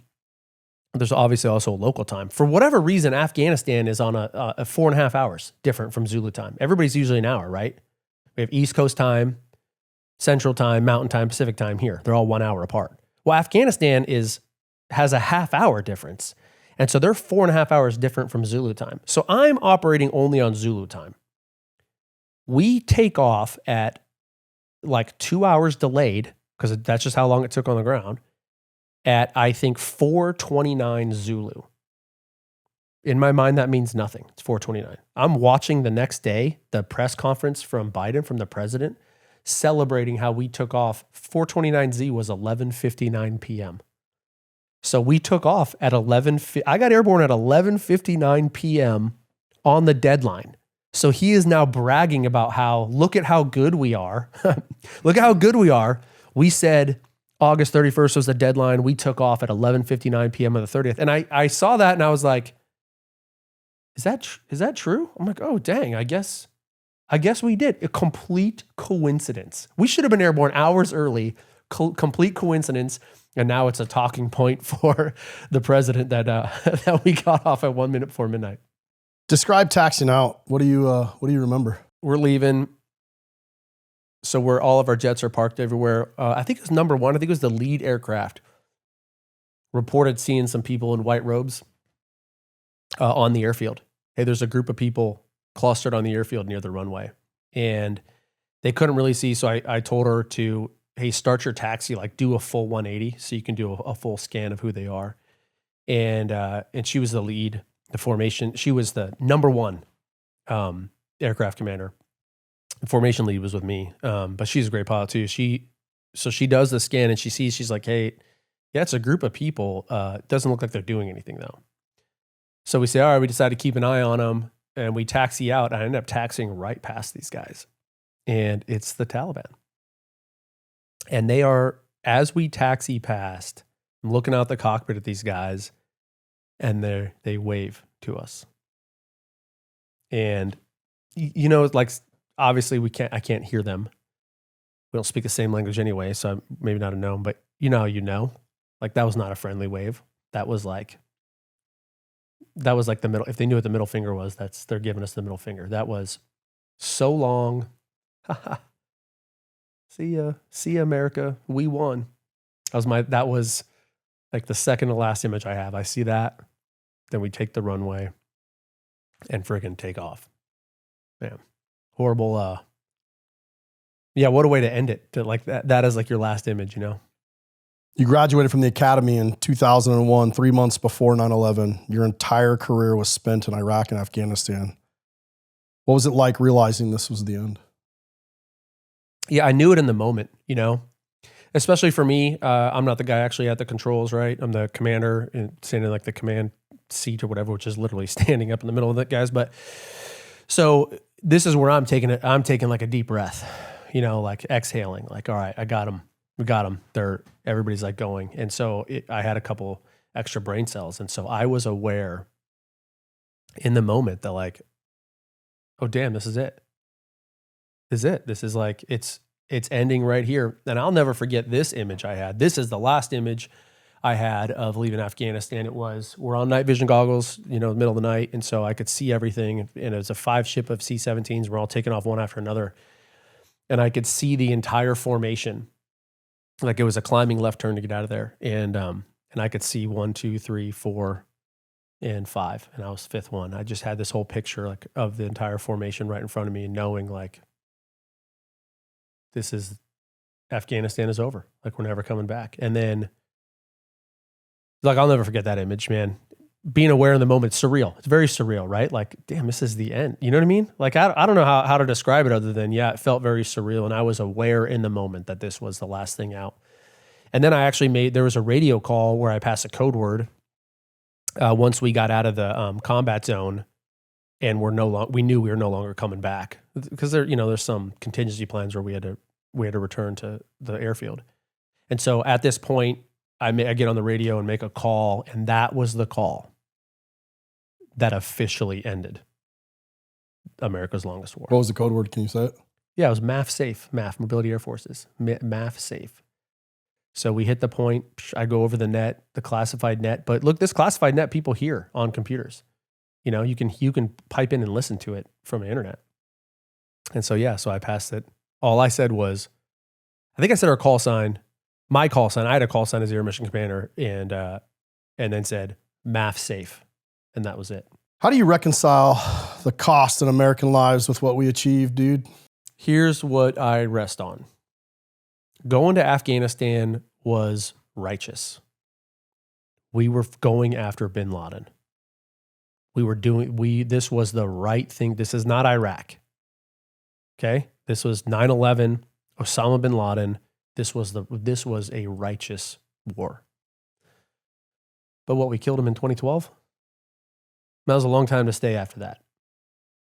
When I was deployed there in 2014 and 2015, I read a book it was a fiction book, but a super old book, and it was about Alexander the Great trying to conquer Afghanistan and his troops, and not even the city names from Alexander the Great trying to conquer Afghanistan to me being in Afghanistan, not even the names of the cities had changed. Alexander the Great couldn't do it. The Russians couldn't do it. We couldn't do it. That part's very hard. So here's what I fall back on. 1, it was righteous for us to be there. We were doing the right thing. Number 2, in 20 years, that's a generation. There is an entire generation of Afghans who know freedom. They've tasted it. They know what it is. If there's any hope for a country like that, which I don't think, sadly, I don't think there is. But if there was, it's from that entire generation who has tasted what else is available and out there to them. And I especially think of all the women who are educated. And there's just tragic stories, right? We know the stories of little girls having acid thrown on their face just for going to school. But for 20 years, that's a whole generation of girls who got to go to school and be educated and live a life that nobody before or nobody after them is going to get a chance to live. One of the people I met when we came home is I met a young woman who was working in the tower the day Kabul fell.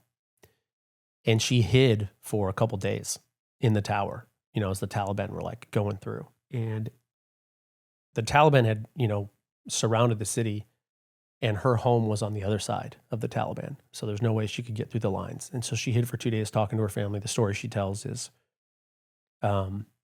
eventually her family just convinced her to go to the American lines and get out. And so she did. She came here, and she's never seen her family again. That sucks. But the fact that she was there working in the tower now that she's here, I mean, there's, I think of my family, the refugees from communism, the Pelbaths escaping Hungary to come here.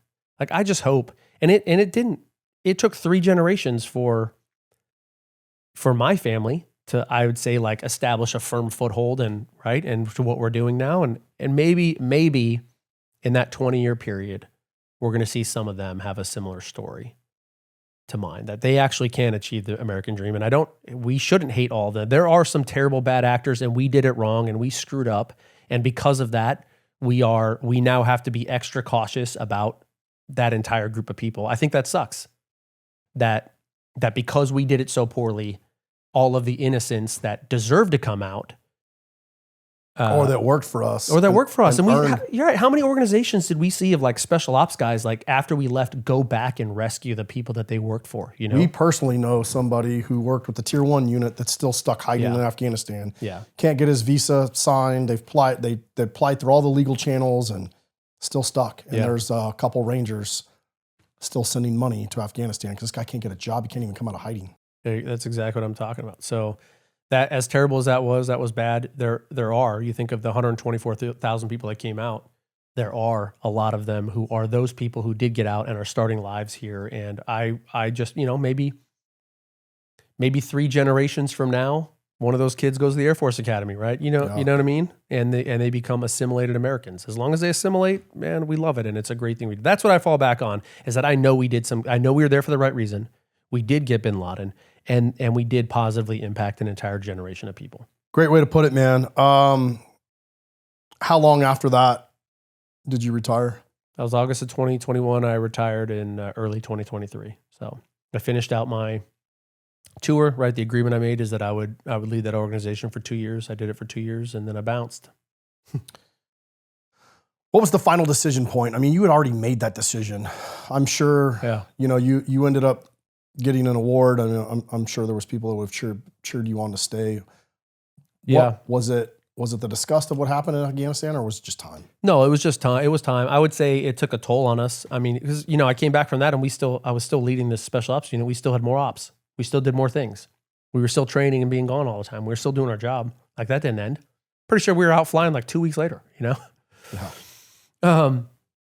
So yeah, it was time. I mean, we thought about it. The Air Force tried. It was the first time ever, I had my whole career of like not being part of like the Air Force's like plan, and now suddenly Afghanistan happens, and they put me on TV a lot. I did CNN and Fox News interviews, and I know the Air Force is very happy with that. I had this great line that it was something like,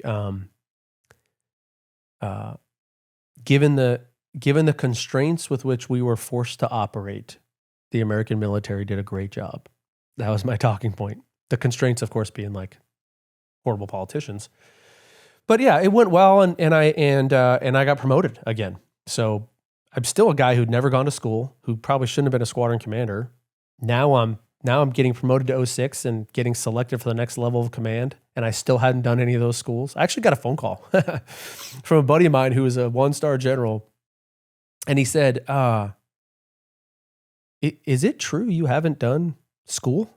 The military command school? And I was like, yeah, that's true. I told you, guys, I'm retiring. And he's like, well, if you're going to take this command, you need to finish it. And I said, all right, look, if we change our minds, I promise I will do school. So, so it did make it really hard. We thought about it, and there was a moment. So I get promoted to 06. I'm on terminal leave. Well, I guess so. The decision to retire came before that. I was driving in my car. I remember the decision I made, and I was thinking about this next job opportunity.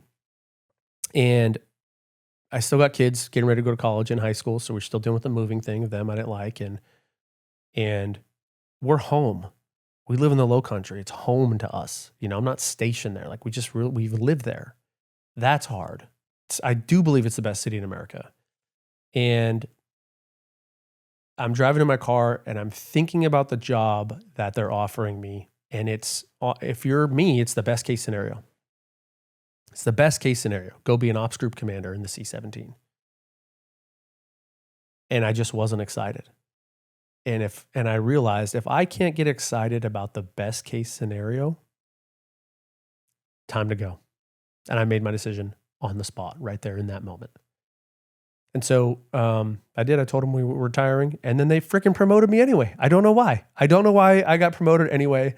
I actually pinned on my 06 full colonel promotion ceremony consisted of me going to the BX, buying 06 rank, walking out of the BX as an 05, standing in front of a trash can, throwing away my 05 rank and putting on my 06 rank and getting in my car and driving home. And the only reason I did it was because I had my retirement ceremony coming up. And I wanted to wear my 06 rank for my retirement. So it was the only day in my Air Force career I wore 06 rank was at my retirement ceremony. Yeah, and I laugh because you told me, hey man, I'm a lieutenant colonel. All my military guys, I asked to see their DD-214. It's just the day and age we live in, and I'm like, it says 06, like clearly on all your retirement paperwork, your military paperwork. So it's I was barely an 06. Well, you made it.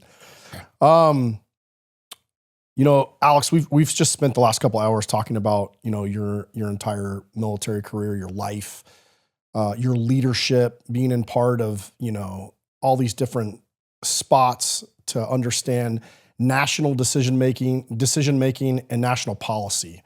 Tell me why, you're interested in running for Congress. What was that decision point, and why did you make the decision to put your hat in this ring? Yeah, we retired for the right reason, right family reasons. Again, if I was burned out and I knew it was time for me to go, so we made the right decision.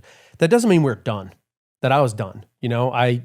I'm 46 now, so right. This was 2 years ago. I'm 44. I'm not done. I'm not ready to be retired. So I get hired by the airlines, go into that job, but I already know that that's such a great career and opportunity for your family to thrive. It is phenomenal doing that, but it's not the thing that makes a lot of us who chose to wear the uniform so long tick. It doesn't scratch that itch of needing to be a part of something more and do something more.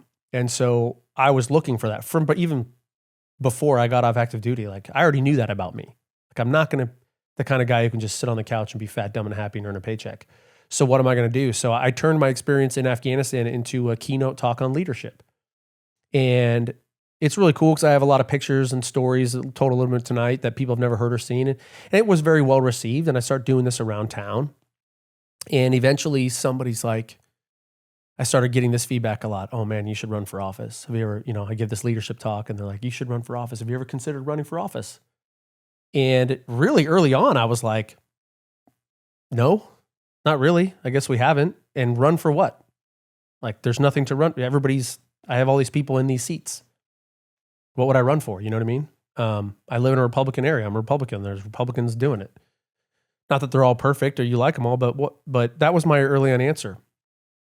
I think that kind of planted the seed that maybe there is more. And I obviously had my own frustrations. I mean, the day of watching Biden on TV say something, and then 24 hours later having to deal with it, never forgot that. This was the first time in my life. We don't usually get that connection in the military from politics to direct action like that. And just being so frustrated and pissed off. And then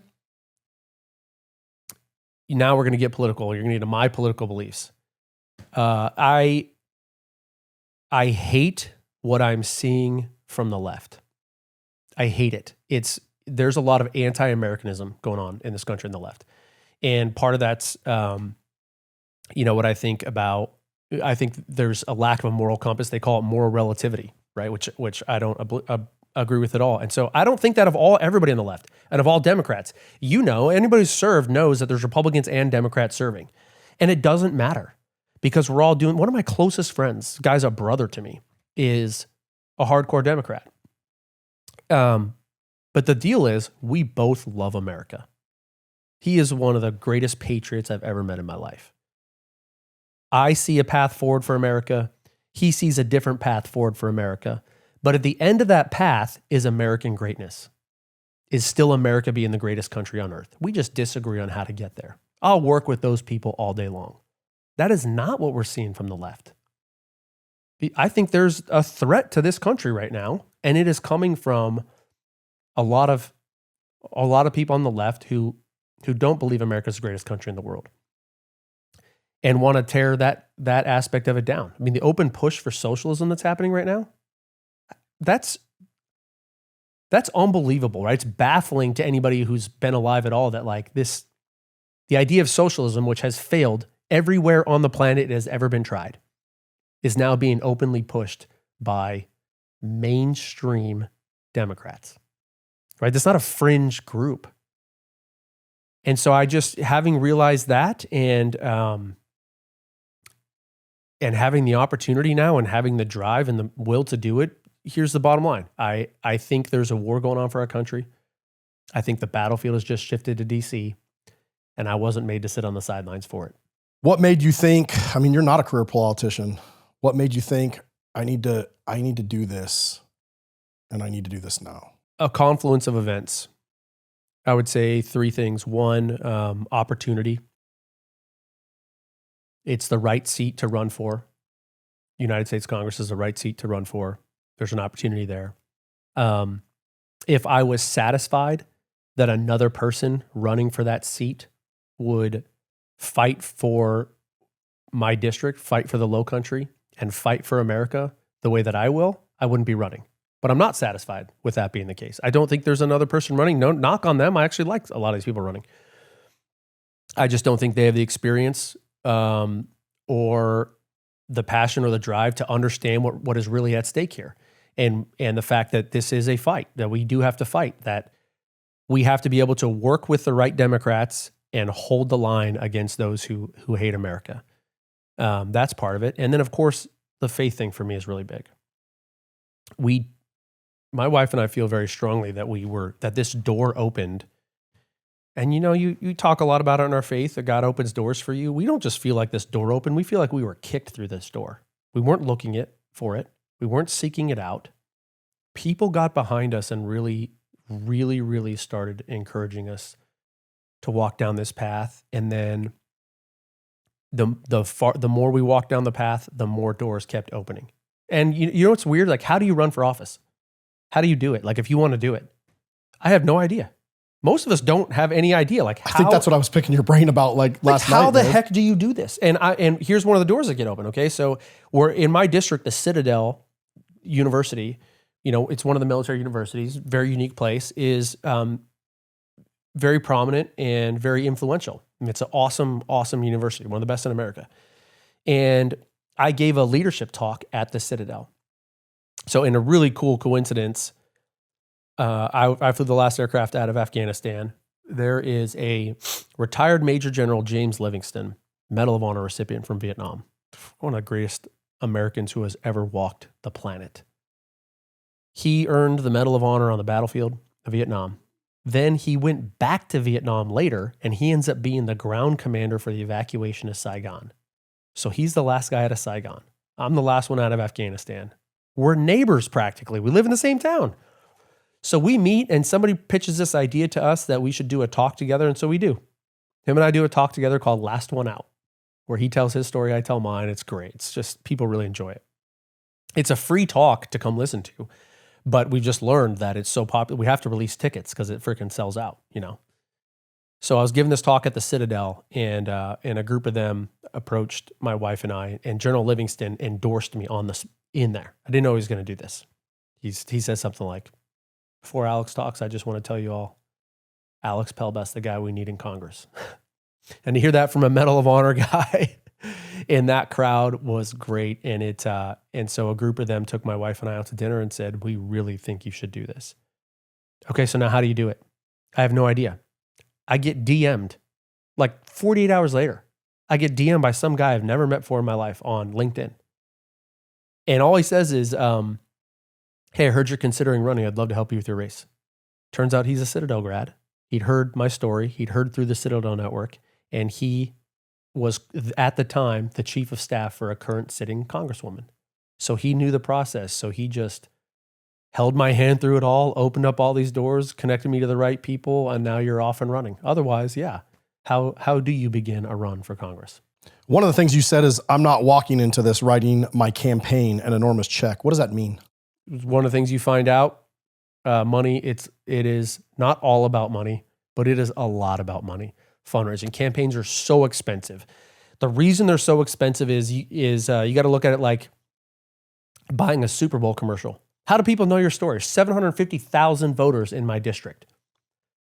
How do I reach all 750,000 of them? I do campaign events every single day. Not even joking. Every single day, we're doing something for the campaign.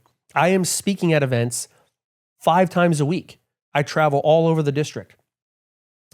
There's probably 50 to 100 people that come to these events. That's well attended, finding these people. So if I do that every single day, say I have 5 days a week, that's 20 times a month, over a 6-month period, right? Do the math on it. How many people does that reach?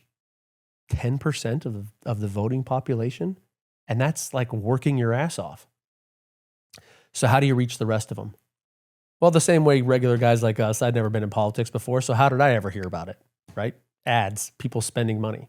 And so that's what it is. It's like buying a Super Bowl commercial. During election time, airtime is super expensive.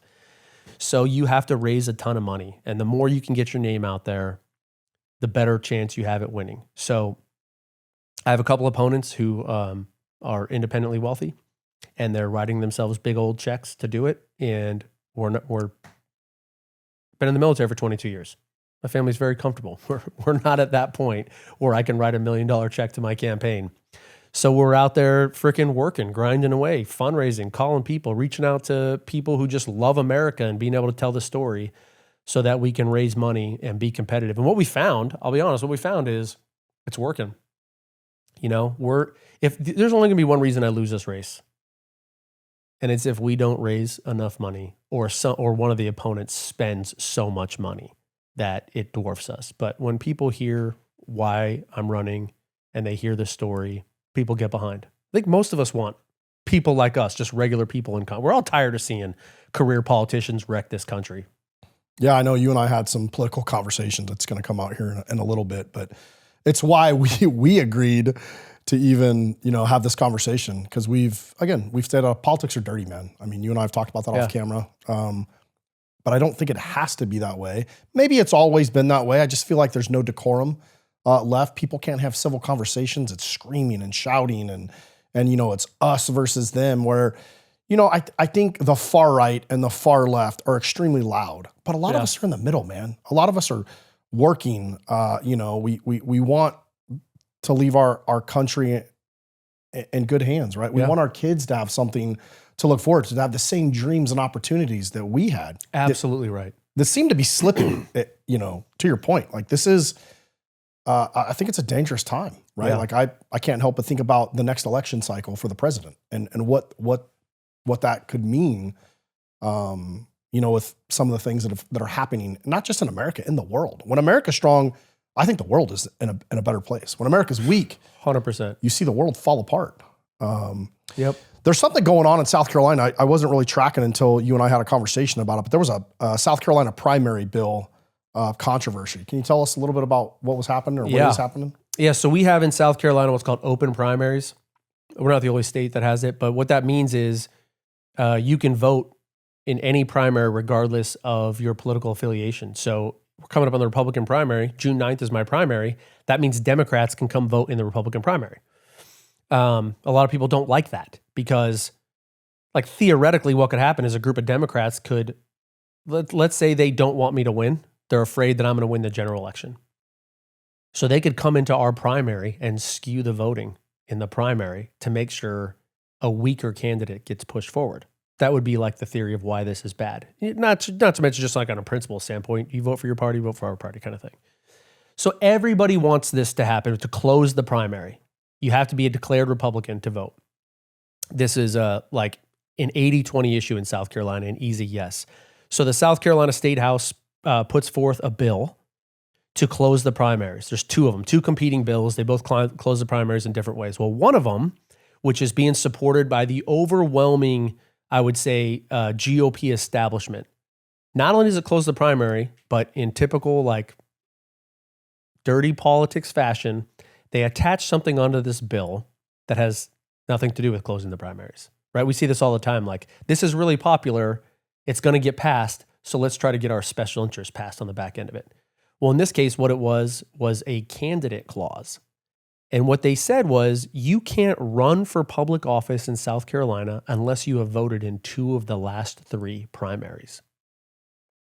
What they're doing is, there's a Democrat turned Republican in South Carolina. He was a Democrat. He is now a Republican running for attorney general. This would have kept him from running in that seat. I think he looks like he's going to win, probably. They were trying to prevent this guy from becoming our attorney general.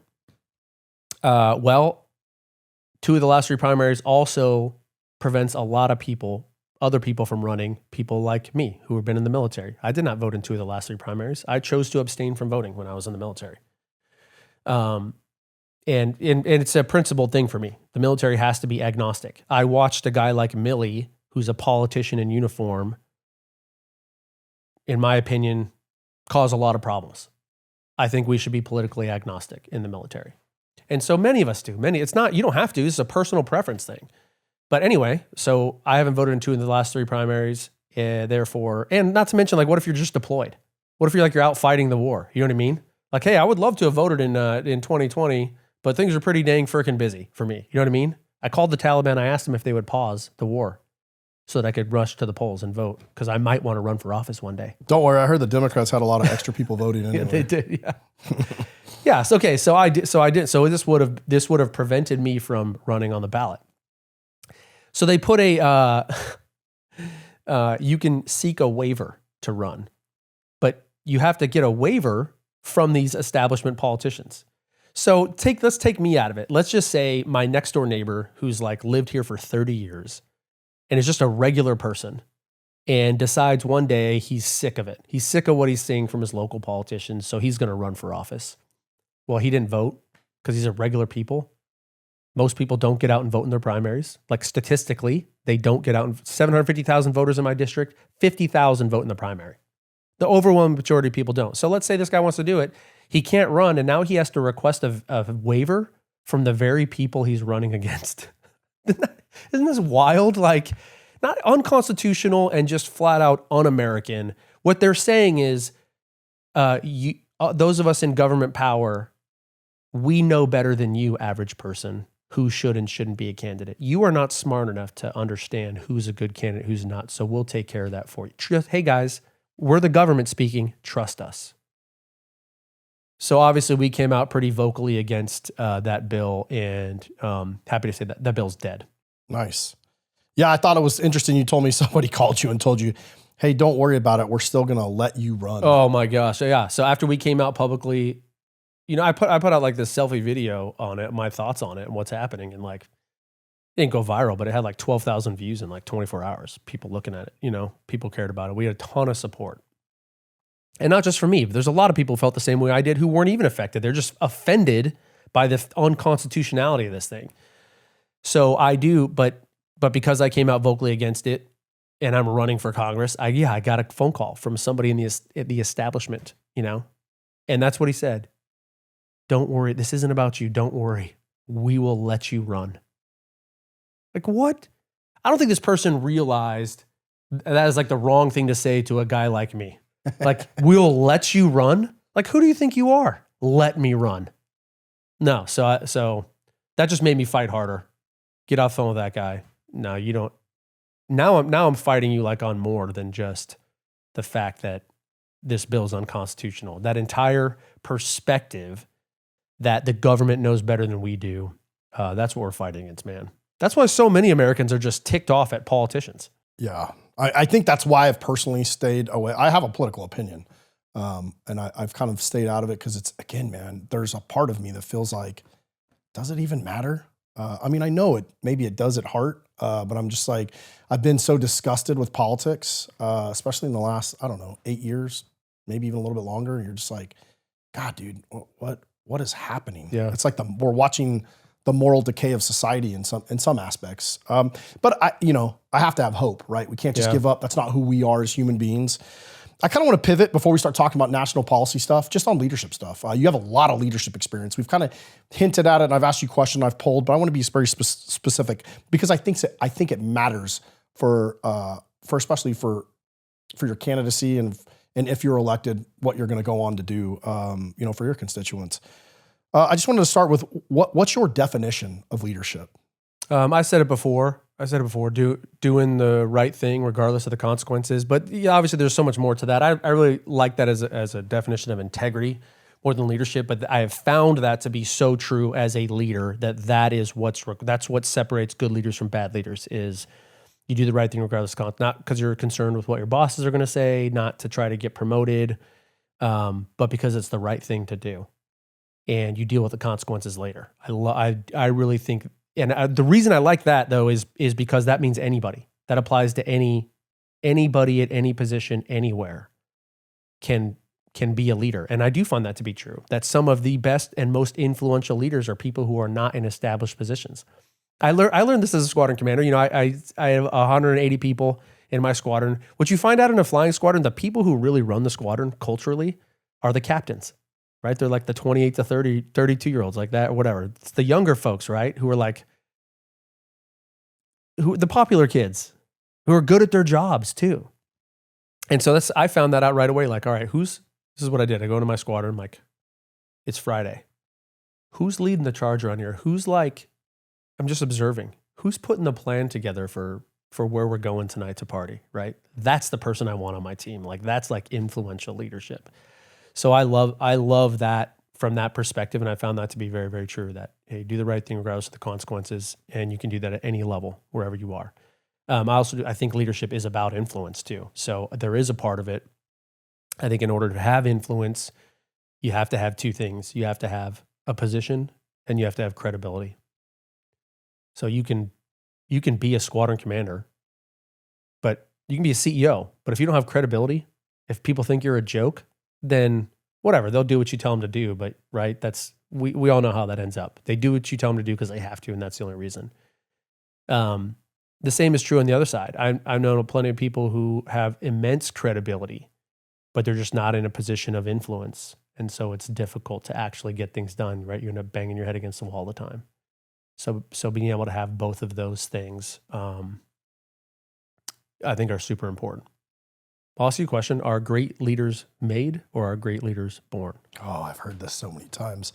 I think made, because I think, we can be born into all kind of different circumstances, mm-hmm. right? Some people more fortunate, some people less fortunate. Maybe some people weren't exposed to the opportunities, but I think leaders can be made if they're exposed to the right ideas, principles, mentors. Anyway, that's my thoughts. I could really expand upon that, but it would take too much longer. But I've pondered that before. You? I don't disagree with you. I think leaders can be made. I do think leaders are born as well, though. I mean, you just see people who naturally have it. Whatever it is. I agree. Probably those same guys I'm talking about leading the charge on Friday night, like no formal like training or whatever. The younger and do it. I actually asked that question on purpose, though. Here's what I think. I think good leaders can be made, and good leaders are born. I think in order to be a great leader, you have to be both. And the analogy I always give is an Olympic athlete. No matter how hard I train, I'm not going to win the 100 meters in the Olympics. Okay? No matter how hard I work and train to do that, whatever, if I'm not born with it, I'm not going to win the gold medal. Same is true the other way. You might be born with it, but if you spend all your life eating potato chips on the couch, it doesn't matter that you were born with it. If you don't work your ass off to get there, you're not going to be a gold medal either, right? To like be the best, to be great at something, you have to have both of those things. I think the same is true of leadership, that you can work your ass off at it, but it really helps if you're born with something and you find that like, hey, you're born with something and you work your ass off at. That's why we have famous leaders in this country. That's why we read their books, because, they do set themselves apart as great leaders. And I think it's because they have both. Good point. How does military leadership translate to Congress? Getting the job done, mission first, right? That's what we do. Mission first. The integrity piece as well. Like we're 22 years of that. Like you can get fired as a commander for telling a lie. Like the integrity matters, right? In what we do. And so getting there as having a military background, and we see it from some, not all, not that people don't sell out, but we see it from a lot of good military leaders who are mission focused and who do have that sense of integrity. So not only getting the job done, but doing it in the right way. So that doesn't mean you don't fight battles. Fight the battles, but you do it in a way that, for me, what I like to say is I will fight all the right battles. I feel like that God made me a fighter. I can't wait to go fight a lot of these battles. I do feel like we're at war, and I freaking put me in, coach, but I want to do it in a way that's going to make all the people I represent proud. You and I have talked about career politicians in the course of this conversation. What are voters tired of seeing from career politicians? A couple of things. One, not getting the job done. Over-promising and under-delivering is like the number one thing. You know, I don't like throwing out the term rhino too much. I think that gets thrown out like too much on the Republican side, Republican in name only. But I know what that sentiment comes from. It's like, we expected more of you. Like, you said you were going to do these things. Like, why are you not doing them? And people are most tired of that, number one. Number two, I think they're tired of the lack of integrity. And number three, it's people being wishy-washy. Like, without using the term politician, like, people are tired of people being politicians, right? I'm gonna not take a stand on, I'm gonna support both of these issues, or I don't support either of these issues. You know what I mean? No, that's not what we want. We want to know where you stand on things. Like, what are you actually fighting for us? You can't be fighting for everything, and you can't be fighting for nothing. Like, quit being a politician and take a stand. So I think those three things are what people are most frustrated with. You said you want to bring back leadership and respect to South Carolina's 1st Congressional District. Explain that a little bit. Yeah, I think especially looking at no knock on the individuals who are running for this seat against me. You know, it's actually weird. I've actually become friends with these people. I don't know if that's allowed. Like, this maybe is like part of me never being a politician, but like, I like a couple of these people. Like, there's one of these dudes and I like drink bourbon together. Like, it's, you know, I don't know if that's like a normal thing in a political race. So that part I found to be really cool. So it's really not a knock on any of them, but I think that this job requires leadership experience and national level leadership experience. I think we're tired of politicians. I'm tired of like my local politicians. I'm so frustrated with local politics where I live, especially the fact that as a Republican, we have so many Republicans there and my taxes are out of control. There's just so many things, so many challenges and problems we have where I live, and it's a bunch of Republicans running it. Like, we should be able to do what we want, whatever we want, to like do the right thing and get it done. And I just don't see it getting done. And so I'm tired of that. To me, like, there's no, we're not promoting any of those people. They can't do it here. Why would we trust them to go do it there? So, there's that piece of it. And then for me, it's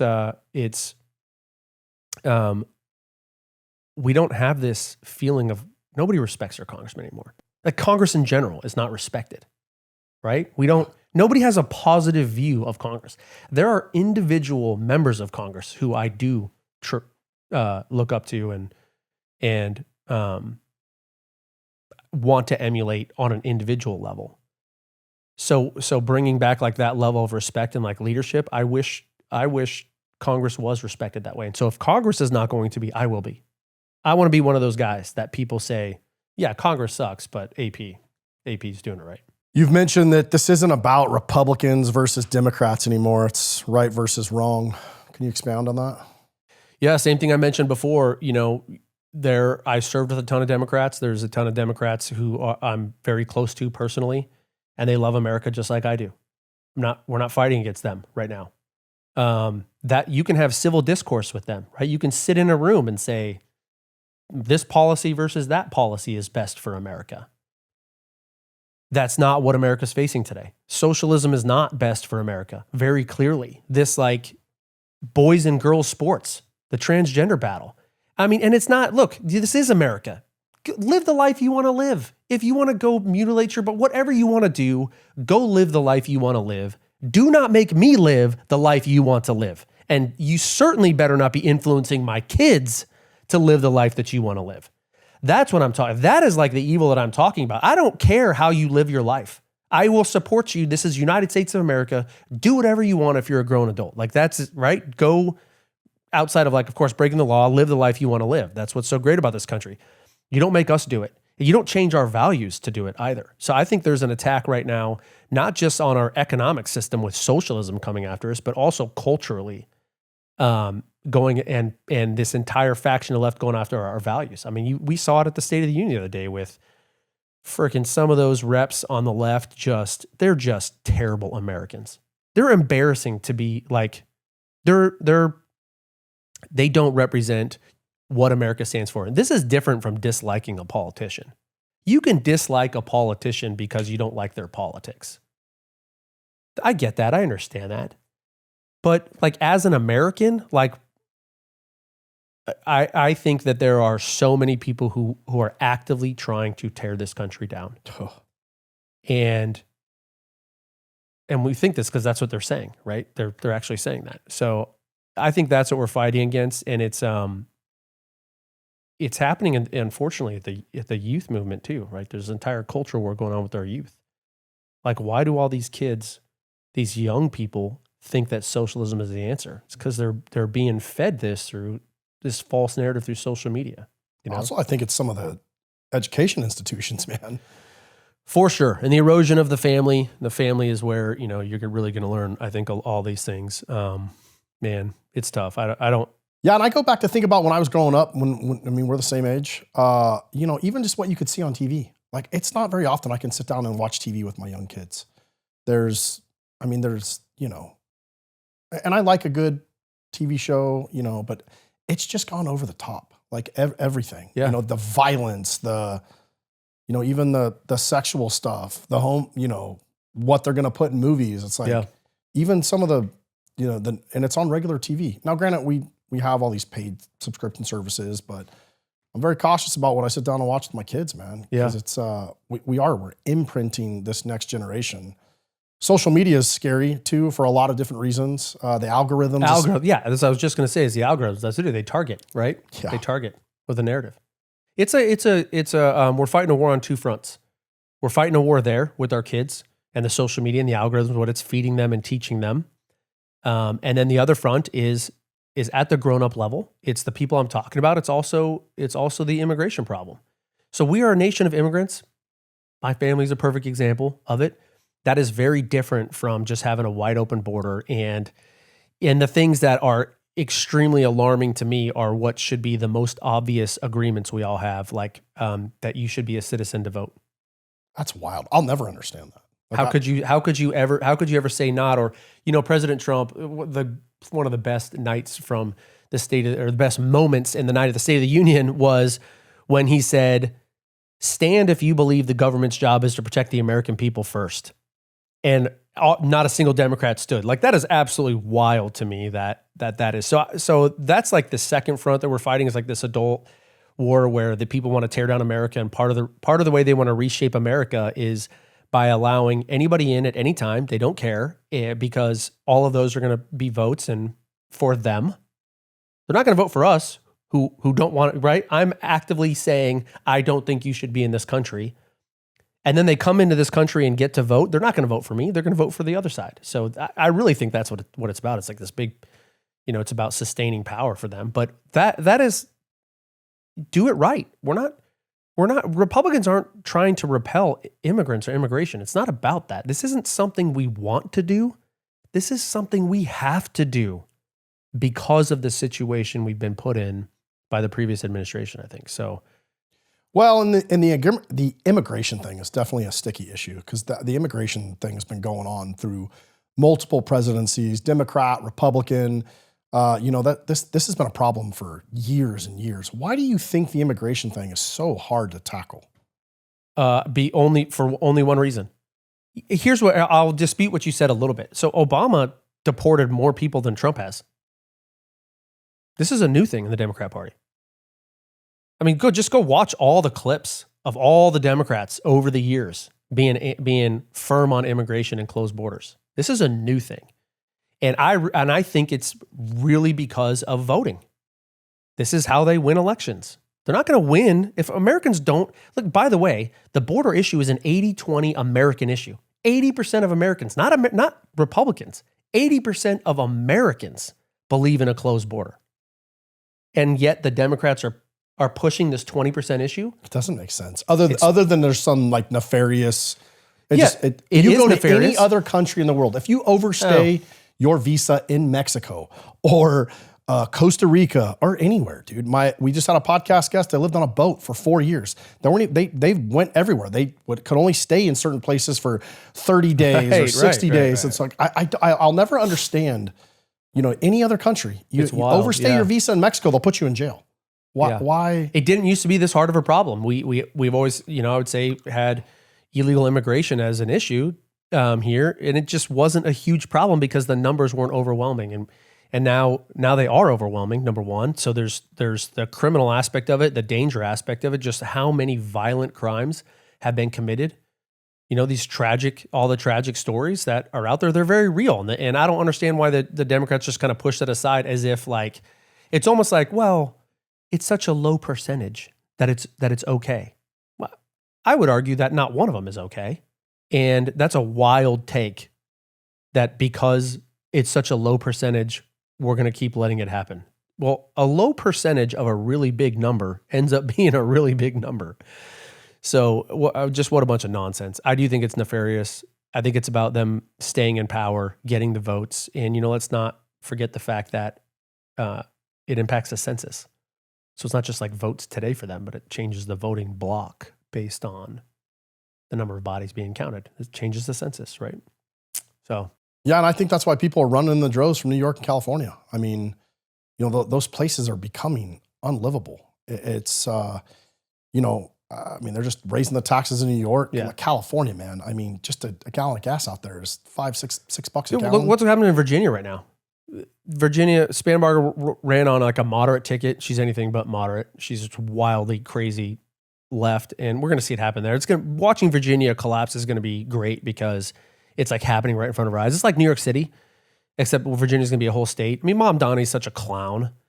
And part of me is like, they get what they deserve. They like I see in all the trash on the street of New York City. I'm like, good. Here's my problem. Deserve it. Here's my problem with that. They get what they deserve. They got what they voted for. Yeah. Like Southern California has a lot of conservatives, but and a lot of the voting. I mean, we're both from Southern California. I know tons of conservatives in San Diego and Orange County and even up in the north. But illegal voting, however you want to put it.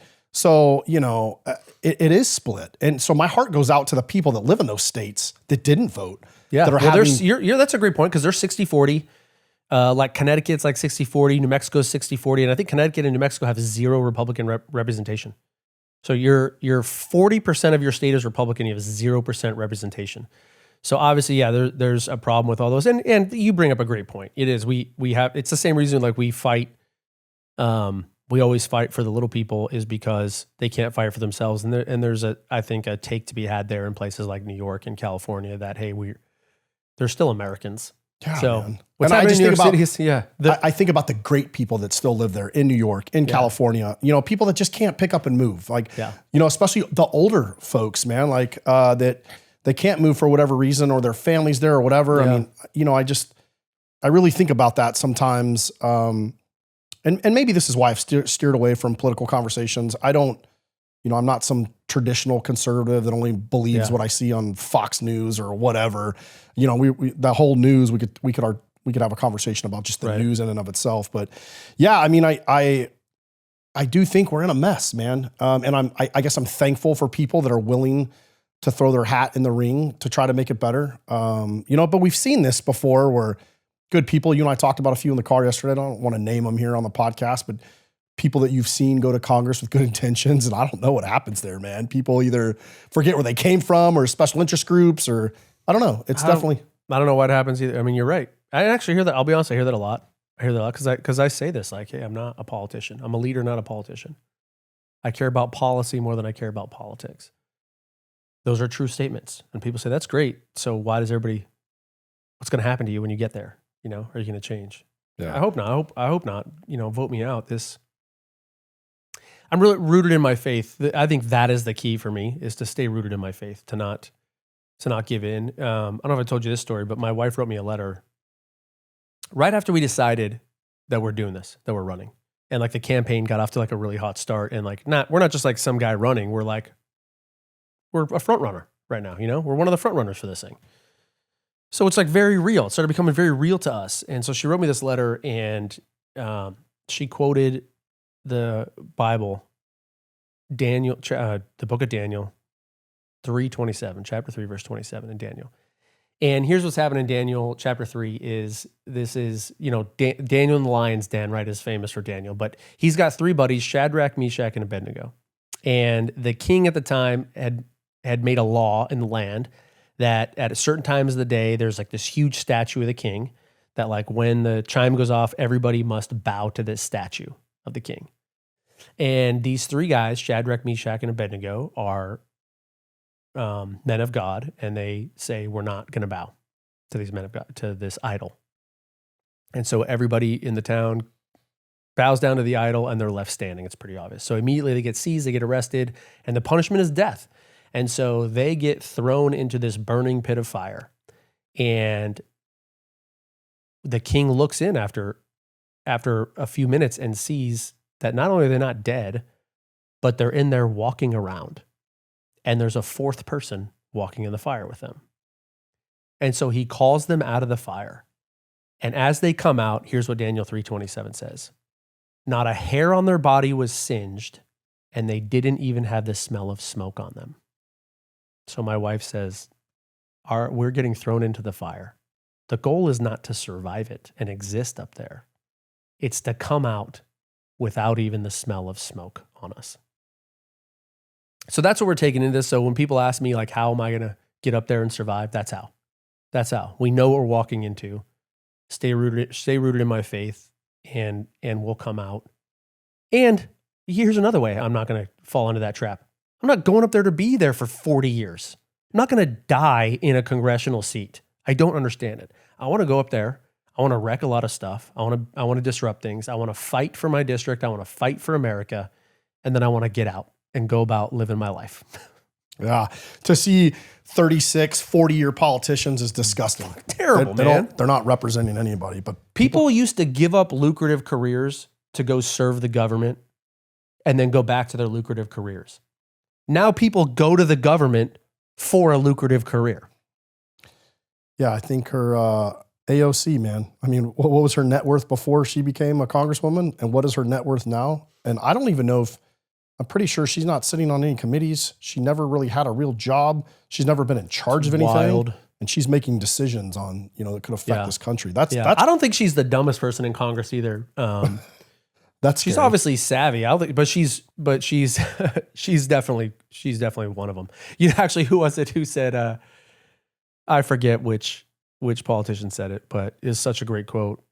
I'll use it on her. I don't think she's the dumbest person in Congress, but she better hope the dumbest person doesn't die.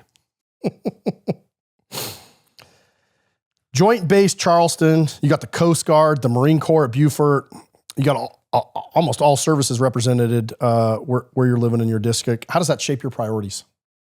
Yeah, I mean, obviously, what we do for America, I think, is of tremendous value. So yeah, MCAS, Marine Corps Air Station Beaufort. They got F-35s there. It's cool. It's a kick-ass base. Parris Island, where a lot of Marines start. So obviously the Marines are super important down there in Beaufort, that area for us. And then Joint Base Charleston is the Air Force side, the Naval Weapons Station. I think we're about to have the largest Coast Guard base in the country is going to be in our district. And then we also have the Port of Charleston, the port is enormous, fast growing port on the East Coast. So what we do for the United States of America is of tremendous value. And that obviously impacts the way that I think in a lot of ways. These are the people that I want to serve. We're incredibly proud of all of those things too. I think one of the challenges we have is that all of those things that we're proud of, that we love to have in the district and that are doing so much for America, there's a cost for us and it's an infrastructure. It's like our port alone. When you have a port that big, that brings in a lot of trucking. Well, none of our local politicians is one of my frustrations is we pay the highest taxes of any state in the Southeast and we have the worst roads and the worst traffic anywhere around. And how can those two things be true at the same time? I don't understand. That sounds like what Democrats do. So the challenge for us in this district is is we're very proud of doing all those things for the United States of America. That's tremendous. Everything we just listed is for the country. And yet we're kind of bearing all the cost for it right now. So that impacts the way that I think about what I need, what the job in Congress, what one of my responsibilities is to do is to help America understand that the 1st Congressional District of South Carolina deserves investment from America. Like, hey, if we're going to do all these things for America, America should be investing in us. We shouldn't. I've got guys right now, people in our district. This sucks, man, because of those infrastructure challenges, and which leads to some affordability issues. We have affordability issues in a lot of areas, housing like specifically. But I've got guys working at bases. Our young military guys who have to commute an hour to work every day, to and from work every day, because you can't afford to live anywhere near the base. And it's really not just about like distance. It's about time of travel because our freaking traffic is so bad. Like you live 10 miles away, but it takes you an hour to get to the base. I've never been stationed anywhere that had those challenges. And so I am passionate about the fact that when I get to Congress, I need to solve that issue for the district.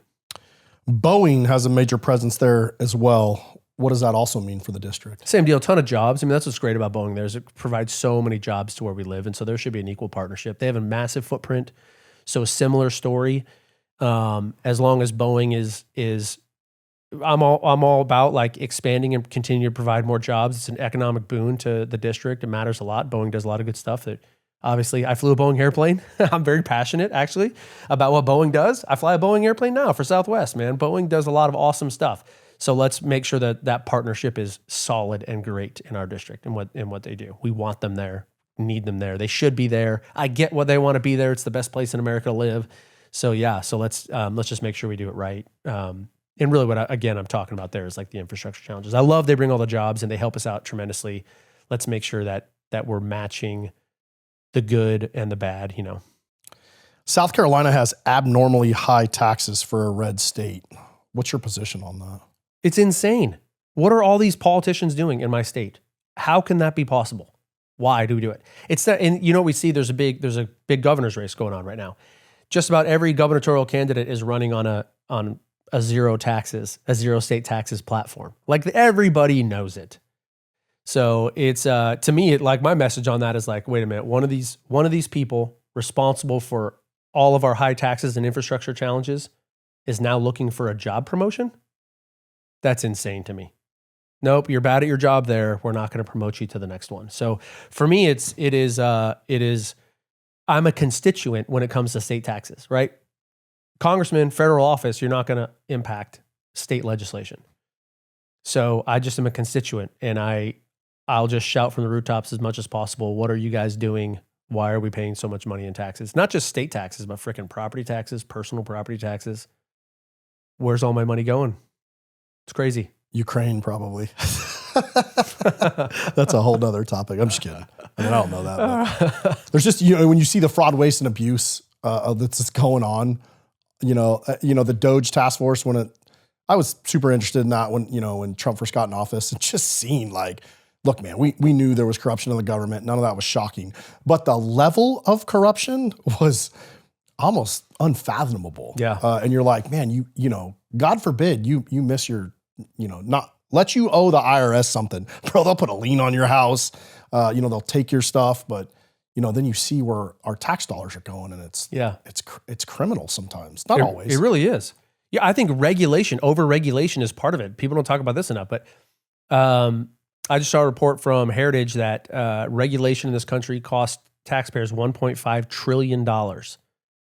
That is just another tax, right? When companies have to pay more to produce something, they don't just eat the cost, they pass it on to the consumer. So regulation is just another tax on Americans. And I think there's a lot of fraud in these regulations, right? Oh, you want to create or build or do something?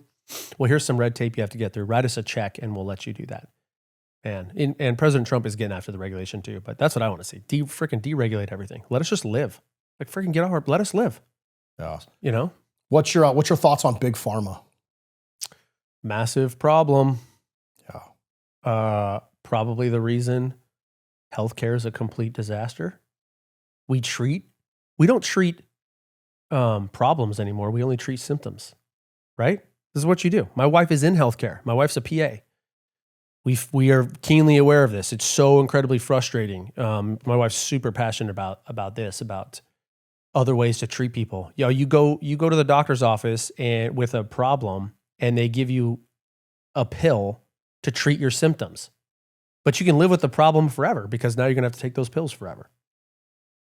How do we not see the conflict of interest between these drug manufacturers make money on us taking drugs, therefore they are incentivized for us to take these drugs, which means they're disincentivized from curing us. Yeah, I won't name them specifically, but some of these drug companies have been around for 120 years and they've never solved a single, a sickness, dude. It's it's pretty wild. We've talked a little bit about immigration and border security. You've said in the past, all states are now border states. What do you mean by that? Well, we've shut down the border. President Trump shut down the border. It's good. There's like no border crossings right now. We're killing it. It's amazing. It's awesome. The problem is all those millions and millions and millions of people who already came across the border now live in all of our states. They live everywhere. So we wonder why there's a problem with people getting jobs, and we wonder why there's a problem with housing. We wonder why there's an 8-hour wait in the emergency room. This is part of the problem. So every state is bearing the burden of a decade of open border policy, certainly the last 4 years under Biden's open door policy. So that's what I mean when I say that. Is like we have it in South Carolina that we have a problem with this. And back to what I said before, like we don't hate immigrants. We don't hate immigration.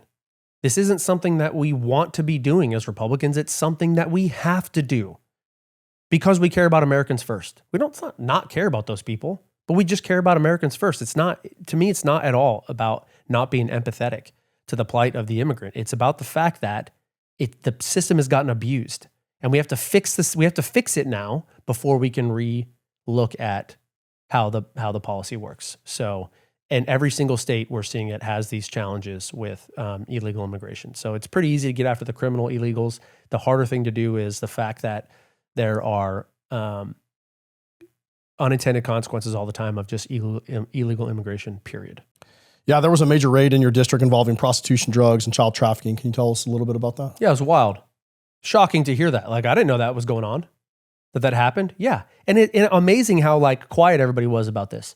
So they raided this place. They found out there was some nefarious activities there, and they found everything you just mentioned going on right there in South Carolina's 1st Congressional District. Happened friggin' right there. To have it hit that close to home, just a reminder that we have to just stay after it. We just have to stay after it. That I'll be honest, look, that is a horrible story, but that to me is the easy part.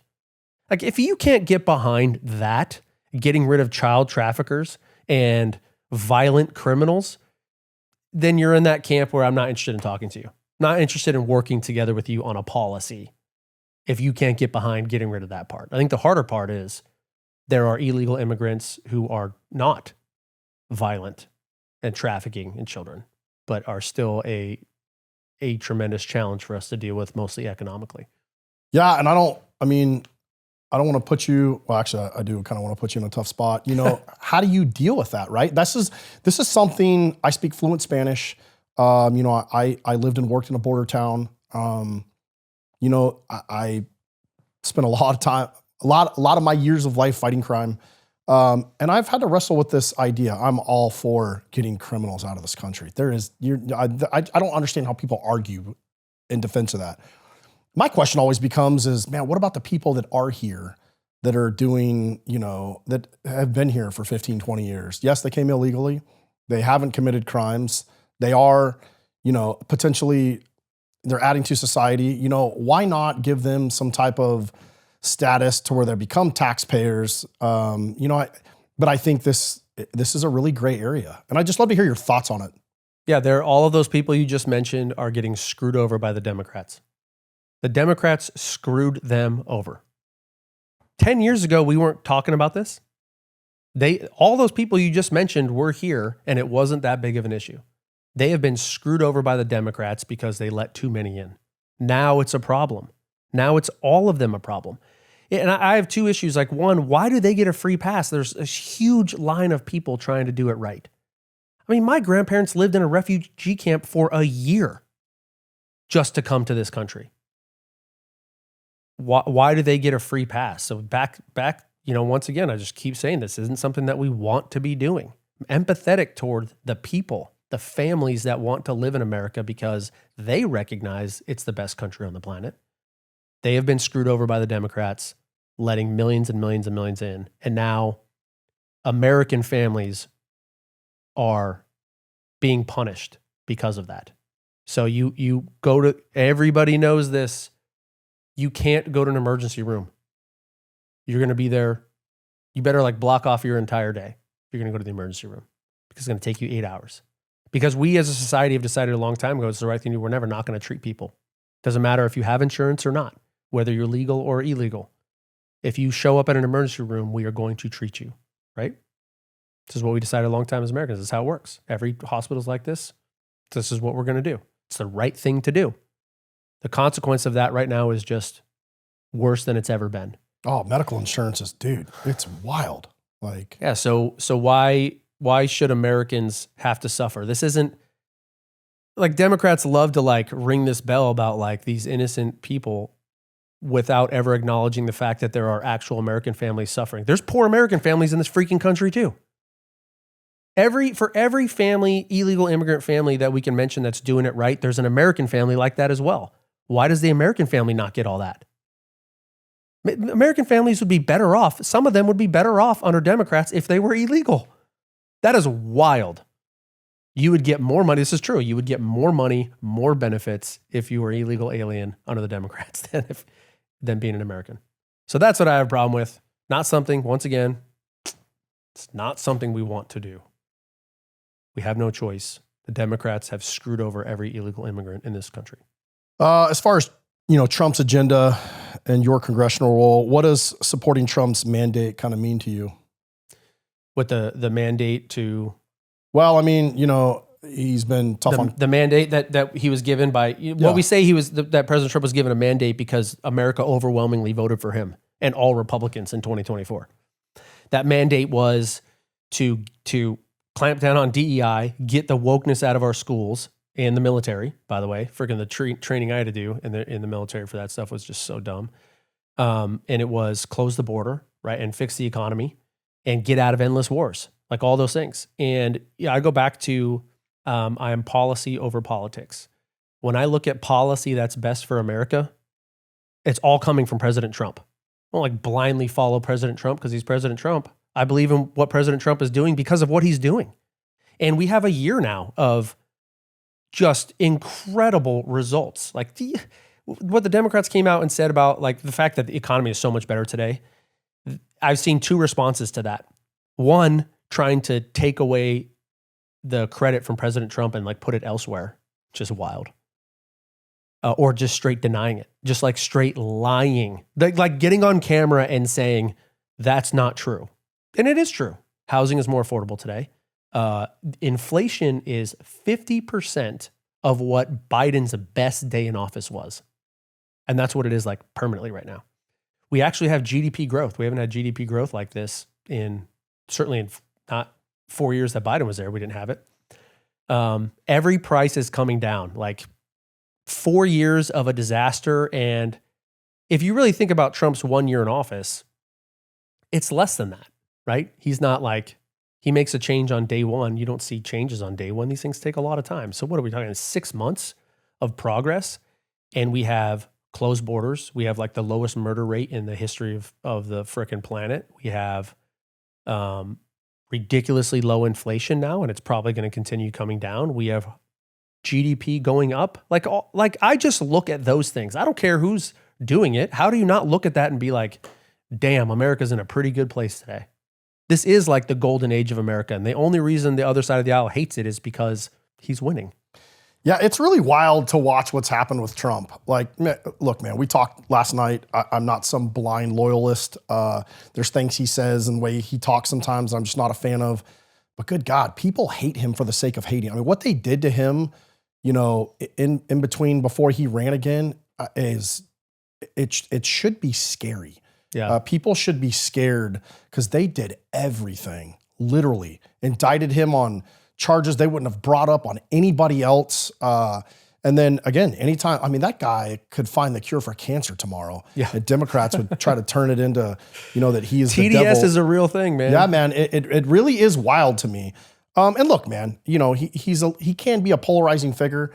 I often think of him sometimes as like the uncle at the family get together that says everything that everybody's thinking, but's too scared to say. And that's who he is. But you start looking, I mean, just in the last 6 months, I mean, we're back on the world stage. And it's kind of a good feeling. I mean, to watch. I think he's killing it pretty much across the board. He's killing it. I thought his State of the Union speech was one of the best ever. It was amazing. It was for all the reasons, like whatever people with TDS want to complain about. He was in his speech so celebratory. He was not. He was not at all what people say they don't like him for. It was, I thought, such a great speech of just celebrating American exceptionalism. And he did it through pointing out great Americans specifically, right? This was like, look at all the great things that are happening in America and demonstrated by this great American, this great American, this great American, this great American. So just, I don't argue with results. And in this case, I even think the path is good too. This isn't ends justify the means at all. I think the means are also pretty fan-freaking-tastic right now. You've called 2026 the most important Congress. Why? This election in 2026, if the Dems flip the House, if we lose the House, they are going to be obstacles to everything that President Trump, we know this already. They're going to try to impeach him. They're all the things. Part of it is they don't care about America. They hate him so much. They don't care about American goodness. They will lie, cheat, and steal to do whatever it takes to get this. And if they flip the House at all, it all stops. And here's why it's so important. Not only does like everything come to an end, but he can't pass any laws, then it's going to slow the economy. And we're going to get to 2028 and it's going to look like his last 2 to 3 years in office, nothing happened. And they're going to say, look at his last 2 to 3 years in office, nothing happened. Even though they're responsible for nothing happening, they're going to point to that and say, oh, Republicans couldn't get it done. Trump couldn't get it done. Look at this. And then they're going to win the White House as well. That is why 2026 doesn't just matter for 2026 and continuing to push President Trump's agenda through now. It matters for 2028. If we lose in 2026, we are going to lose in 2028. So that's why people need to, I don't think it's going to happen just watching the way Republicans are acting right now. I think Republicans are so happy with everything. Happy people don't complain. And the way we complain in politics is by getting out to vote. That's why we saw it in 2024. We were so unhappy, so pissed off at the left that everybody came out to vote in record numbers. Well, everybody's happy right now. So trying to convince them to come out and vote, I don't think it's going to happen. But what I wish would happen is the same record numbers would come out and vote in 2026, that we as a nation would double down on the mandate we gave President Trump in 2024 so that we can really get these next 4 years through. I think if we just continue on this path, we get to 2028 and it's the best economy we'll have ever had in our lifetimes. That's the way it's trending. And then we'll win in 2020 as well. So you said that the Republican Party is now becoming the party of facts and science. Explain that shift. Oh, just transgender. Ask any Democrat if a man can be a woman. Or just, ask him. There's so many clips on TV. You don't need to ask him. Don't ask. Don't stir up trouble in your life. But just go to TV and ask all these freaking politicians. You see it over and over and over and over again. What's the definition of a woman? They can't do it. Well, yes, you can. Scientifically, you can. They don't want to do it. They should ignore science. Fine. I would say the same thing about when it comes to abortion. Like, if wherever you stand on abortion, how the entire country is not united in partial birth abortions. What? Like, that's wild to me. Like, scientifically, that's a human. Scientifically, a man is a man and a woman's a woman. Scientifically. So that's what I mean when I say that. Like, we have science on our side. It's freaking awesome. Same thing with facts. Like, we don't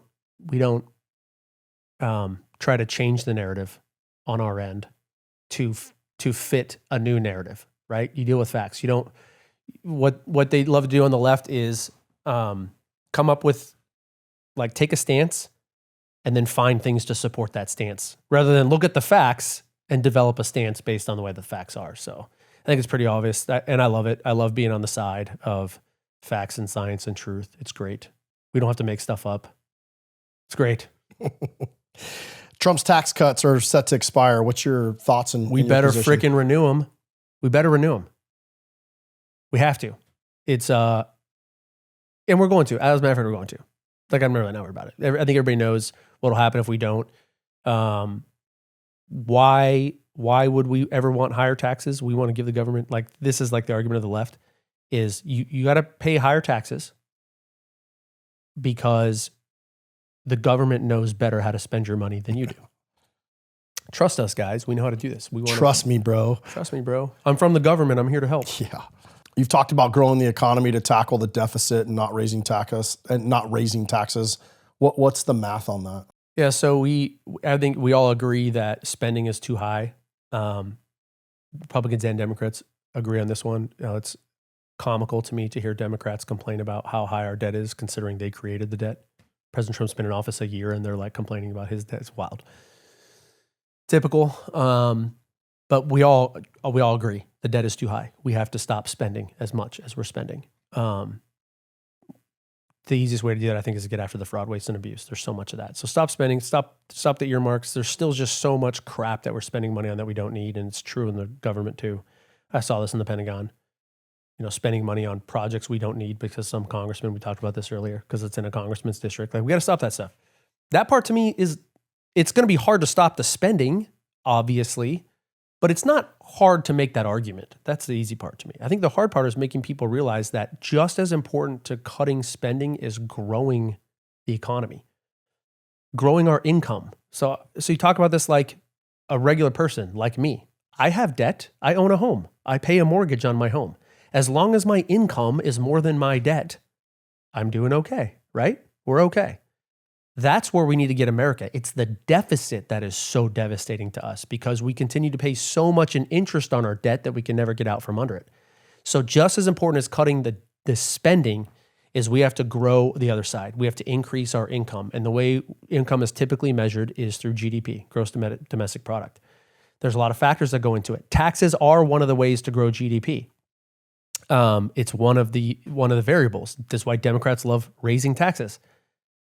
The thing, though, is another variable of GDP is consumer spending. And higher taxes results in lower consumer spending. Higher interest rates, lower consumer spending. It hurts the economy. So what Republicans always do and tout is we have to grow the economy by reducing taxes so that we can all spend more money. That's what grows. Consumer spending is good. We're all living a better life. Interest rates are lower. And now our income is going up while spending is going down, and this is how we can actually tackle it. I actually saw a report. It was actually spelled out. It was amazing. In person, I saw this in person. This economist was explaining to us that if we can get GDP around 5%, if we just keep spending where it is, don't cut it. Okay, I'm not even talking about cutting spending. This is how important GDP is. Grow GDP to 5%, then in 40 years, our deficit is zero.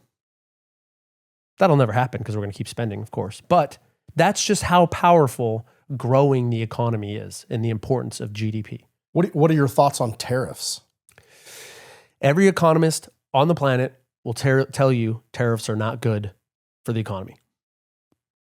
Every economist on the planet has not taken into account that President Trump is his own variable. That tariffs plus President Trump do work for the economy. And I would say there's one, that a tariff is a tax on a good. Companies don't bear those costs. They pass them on to the consumers. So that's why tariffs are bad, because we're all going to pay more for a product now. If it takes more to create the product, we're going to pay more for the product. That's really not what we're seeing.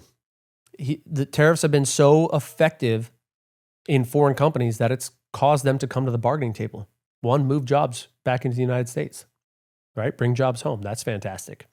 It's really leveled the playing field too on our exports. So you look at this holistically, maybe a good goes up, but holistically, We're seeing leveling the playing, because we pay tariffs on everything to export. We've been getting taken advantage of for years. So, but the fact that we're leveling that playing field is helping our economy. And then the most important thing about tariffs is I think we should look at it from a national security standpoint. President Trump is using tariffs as a national security tool, not just an economic tool, but he is leveraging our influence in trade via tariffs to help us stay more secure. NATO's paying more their fair share over there, right? We're getting out of endless wars. People don't want to be tariffed to death by us, so they are listening to what America has to say. I think his tariffs are keeping boots off of foreign shores. And so just from a national security standpoint, tariffs have been amazingly effective. I think you can also then tie that directly to the economic value, because how much does it freaking cost for us to be in war, to be sending boots on foreign shores? Whatever. Trump has ended every war on the planet so far except for Ukraine, and it's still working on that. That is saving Americans money too. So maybe we're paying a little more because of tariffs. But I think net we're winning because we're not spending money in these foreign wars. And regardless what the economists are saying, the freaking inflation is down to below 3%, even with the tariffs. So, man, the freaking numbers speak for themselves. Yeah. You've been vocal about DEI in the military. What's your stance or position on it? My stance is we don't care about that in the military. We don't need it. We don't care. Nobody cares what you look like, what you believe, gay, straight. None of us care about that. Only one question. Will I go to war with you? Do I want you fighting next to me in war? The answer is yes, don't care. So why would this external force put that on us? Look, in the special ops unit, when we went to Afghanistan, 5 C-17s, my lead aircraft commander was a woman. We had the first ever black female awarded the Distinguished Flying Cross. There's diversity in that. We didn't pick them because of the diversity. We picked them because they're freaking awesome at their jobs, because they're both amazingly awesome pilots. That is why they were there. Like, the system works. Like, if you are awesome at your job, you're going to go do awesome things. Like, we want to go to war with you. I look at the diversity of some of these like units that we have like that. It has nothing to do with diversity. It has everything to do with the fact that they're freaking awesome at their jobs.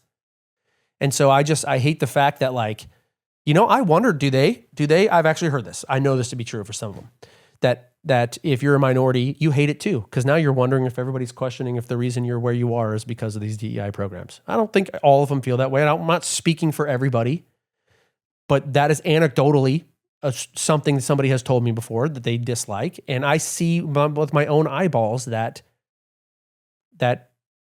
these super high performing individuals are where they are because they're super high performing individuals, and they happen to be minorities. So it drives me crazy that we would force it on us. We don't need it. Not that there's not like issues. I asked one of my best pilots was getting out. He was a weapons school graduate, one of our Top Gun guys, and he was leaving the military. And I like, why are you leaving, man? You're awesome. We need, I need you here. And it's the same reason everybody leaves.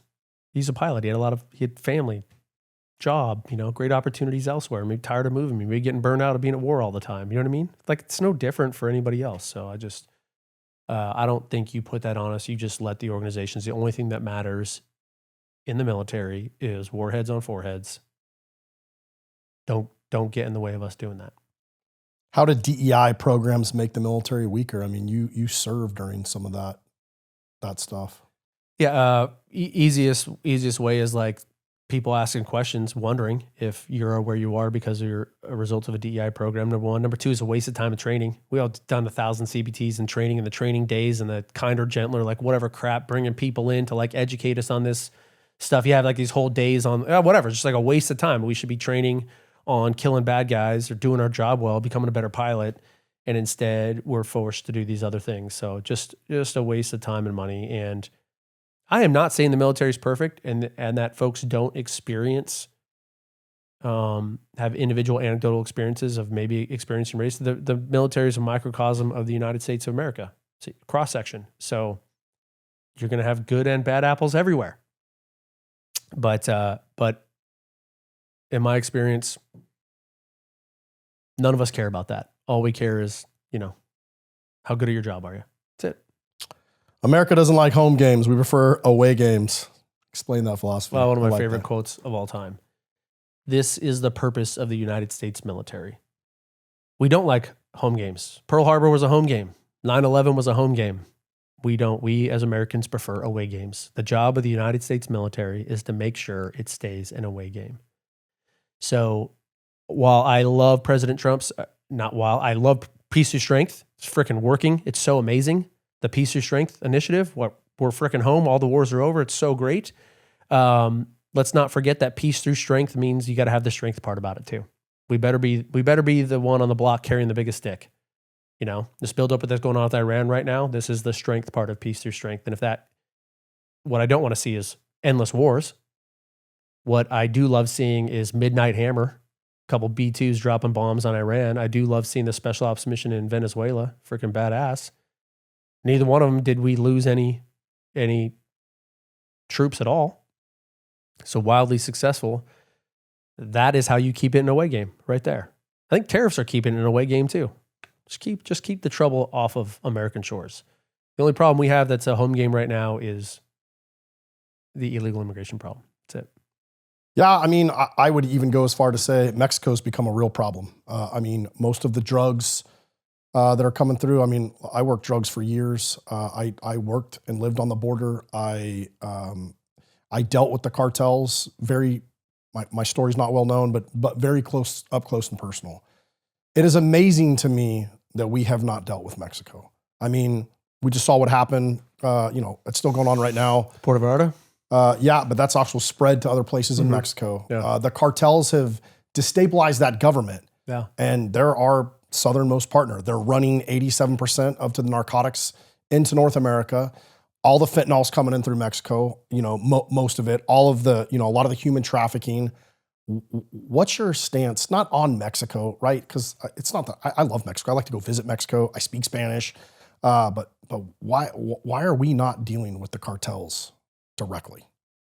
Yeah, I've heard some special ops guys talk about this, at how difficult that would be, that the cartels are not like just untrained thugs. Like I've heard pros from our military talk about how challenging that would be. So maybe that's part of it. I don't know. We have tackled part of it. We closed the border. Like that is part of it. Like the fentanyl crisis, to your point, is coming from there. We closed the border. We know we're stemming the tide there. So maybe this is just the first step in it. I don't think what we want to do is have boots on the ground and be in a freaking war in Mexico. I don't want to see that. I don't want to see a single American soldier die fighting freaking Mexico, in Mexico. You know what I mean? So, I don't know. I don't know what the solution is there. Let's continue to do what we're doing with the border and being, I love the taking out the freaking drug boats. Love that. Yeah. That's a small step. We know that's just a small step, but that's part of keeping it in a away game as well. That's why I love it. So we can do more of that, but I don't know what the solution is with Mexico. Yeah. I know what the solution is not. It's not go invade Mexico and go to war with Mexico. Well, and they're a sovereign country, right? And they don't want us there. But when I see the president of Mexico as the cartel is all out murdering people in an airport and lighting airplanes on fire, pretty much saying, hey, we don't want to go against them. That would be, a problem for us. And you're just like, good God, you guys don't have a handle on your country, which explains why, we have this never-ending problem of cartels running dope in our country. So, yes, securing the border is definitely a part of the issue. But I just wonder strategically if there should be more. It's just very interesting to me. I don't know. Yeah, I just don't know what more would be, because we don't have an appetite. Americans don't have an appetite for going to war again for somebody else's problem. Yeah, you and I talked about this. I don't know. I think you and I are both kind of stumbled on it, but Ukraine, right? Like the war between Russia and Ukraine and how vested we are over there into that. What's your thoughts on that? Russia's the bad guy. But what are we supposed to do? Just spend all of our freaking money till the end of time fighting this? No. America first to me means Americans first. We got our own problems over here. I don't think I'm tired of it. I know a lot of people are tired of it. Yeah, you hate watching what's going on over there. I hate it. The number I heard the other day was like 25,000 people per day are dying in that war. Oh, you see that drone footage of just soldiers on both sides. Yeah, what are we supposed to do? Go like send all of our troops over there and go to war and like end it? I don't know. No. Why should we go die for that war? I don't think that's the answer either. You know, I don't know. I mean, I think the reason the war has lasted so long is because it's such a complicated problem. Like we hate watching it happen, but we also hate spending money on it. And we certainly are not going to settle for Americans dying in that war. So what does that leave us to do? The problem I see is we're giving them now or arming them or teaching them, giving them deep strike capabilities inside Russia. We're seeing it consistently. And eventually that's going to escalate that conflict. And as somebody who doesn't want to see his sons and daughters go over there and fight, you know, it's an issue. And I don't, and look, yeah, I don't know. I know you don't have an answer. I think we have our own influence with Russia though. So I'm not incredibly worried about that spilling over to us. You know, I would like to see NATO do a little bit more. It's on their freaking doorstep. If they're concerned about it, it's time for them to step up and do something about it. You're afraid of, like, NATO was what exists to counter Russia, right? So, yeah, what are they doing to this? Maybe that's the answer, is where we put more and more pressure on NATO to do something to end that. But yeah, I don't freaking know. It's not, but what I do know is it's not on American troops to go die, and it's not on American families to spend money. Well, I mean, we've talked about like the deficit, right? And we've sent over $100 billion to Ukraine. I don't know the exact. It's either, it could be more than that. I mean, should we continue to fund this or I don't know. I'd like to see, man. I haven't seen what we're spending money on. I'm not a yes or no. I think the answer to that question is it depends. It depends. What are we spending money on? What are we getting for our money by sending them stuff? You know, is this limited? What I think would be dumb is the way that we love to do wars, because our politicians are so afraid to take a stand, as we do like this limited involvement. And that's Vietnam, right? Like this limited. Next thing we know, we're in a freaking all-out war. It just took us like 5 years to get there. So not an advocate for that either. So the answer is it depends. I don't know. I would like to see what we're spending our money on and what our return on investment is, so to speak, for spending that money. Yeah, one of the things my head goes to immediately too is, I think it was Teddy Roosevelt that said, beware the industrial complex, the military industrial complex, right? Like that's who really makes money off all these wars, the endless supply of ammunitions. You know, Ukraine's asked for F-16 long-range missiles, tanks, wants NATO membership. It's like, you can't help but wonder, you know, one, you don't want to see Ukraine fall, but two, it's like, where do we draw the line? Yeah. And I guess these are rhetorical questions, but as somebody who's going to run for Congress and represent South Carolina. Yeah, I can't wait to get there. Like, this is part of the thing. Like, we just don't know. You know, so many of us don't know the actual details of what is happening behind the sines. Man, I'd love to get there and like find out, like go into a closed door meeting and really read and find out what's going on. And then I'll let you know, like, what I think we should be doing. But just to like, based on supposition and what's going on, I think the answer, it just freaking depends. There's bad outcomes all over. I don't see a good outcome. I just see a whole bunch of bad outcomes. Yeah, I mean, I to your point, I was really thrilled kind of with the Venezuela thing. One, because it was such a badass mission. But two, you know, we didn't go in there and try to topple the government. Exactly. We didn't stick around. Hey, we just helped you out tremendously. Figured it out yourselves now. Yeah, I mean, you know, and you and I were talking about Cuba yesterday too. I mean, you know, essentially, it looks like Trump's going to eradicate communism in the Western Hemisphere, which, you know, I think that's good because I think our enemies have exploited that. Iran, you know, Venezuela, China, Russia, they've all been heavily invested in our Southern Hemisphere. And I'm keenly familiar with what's gone on in South America. I'm surprised it hasn't been talked about more in the last couple of years. You know, you and I were talking about last night at dinner. But kind of shifting a little bit, what's your stance on Israel? I know this is controversial, not for you, but just not controversial for me at all. I'm very pro-Israel. Look, I think you take this like a very United States selfish perspective that Israel's good for us, because they're there and we're not. They're there and we're not fighting. If I don't think Like I wish like especially all the, this growing like anti-Israel sentiment in the Republican Party, think about what life would be like without Israel there. And Republicans are smart enough to not, I remember like the whole Democrat stupid talking point from our wars was, if we leave them alone, they'll leave us alone. Right? These Afghanistan and Iraq and the terrorist organizations. If we leave them alone, they'll leave us alone. No, they won't. Their whole purpose in life is to kill us, right? They hate Western society and civilization. They'll kill us. So what happens if Israel's not there on the front line doing that? They're a great partner for America in fighting that. They're the country on the front war against all these countries who want to kill America and kill Western society, kill Westerners of every sort. So I think very selfishly, it's a good thing for America. Second of all, it doesn't cost us a lot. We're giving them money. They have to spend most of that money on American. It's like a win-win for us that they're, by law have to spend the money that we give them to defend themselves on our products. That is helpful for us too. So I think Israel is like just very overt in what they care about, and that's the survival of Israel. I don't think there's any like nefarious. I think every person who is trying to wield influence in America is doing it for that purpose, the survival of Israel. I don't think it's like this hidden agenda. I think it's a very overt agenda. They care about the survival of Israel more than anything else. And they're right to do that. Because these countries over there who are trying to get rid of Israel they're not just like bad guys. They're not just like, we don't get along.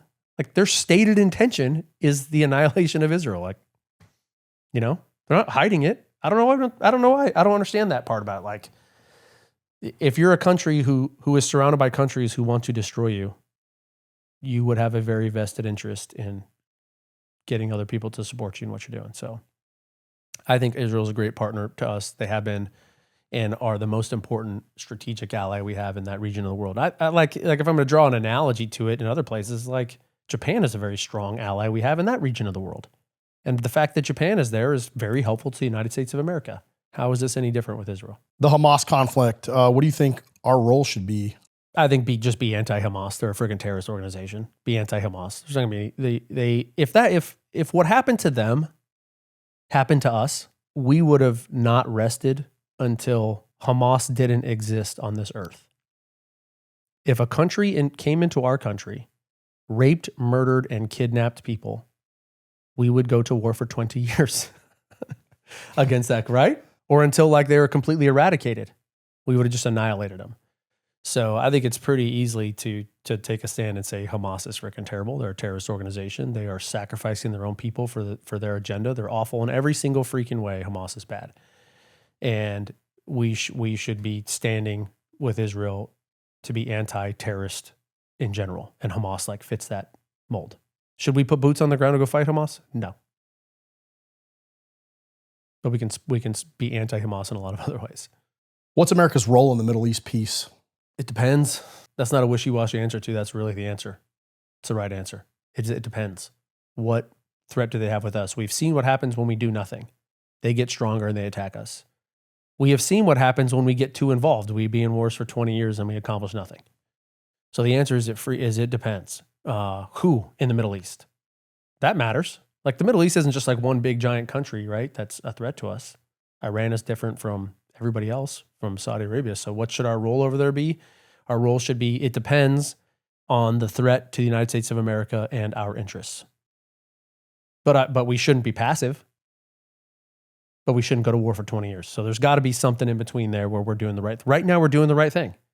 Like tariffs are working. Like the fact that people are not afraid that America is going to strike. What President Trump says he's going to do, he does, and the world knows it. And America is safer because of it.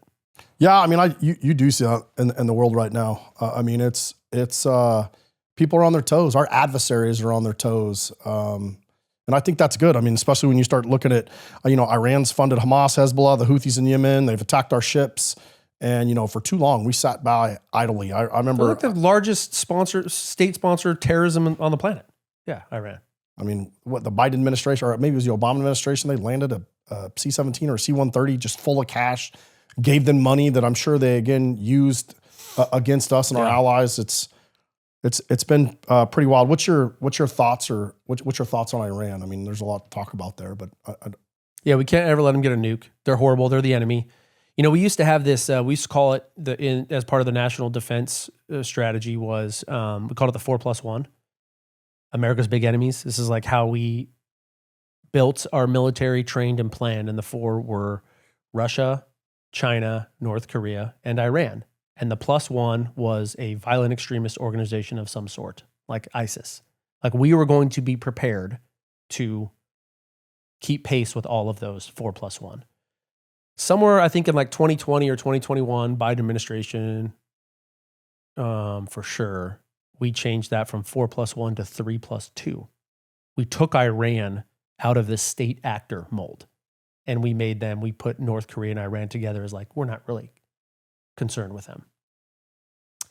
That I thought was a huge mistake for us to do that.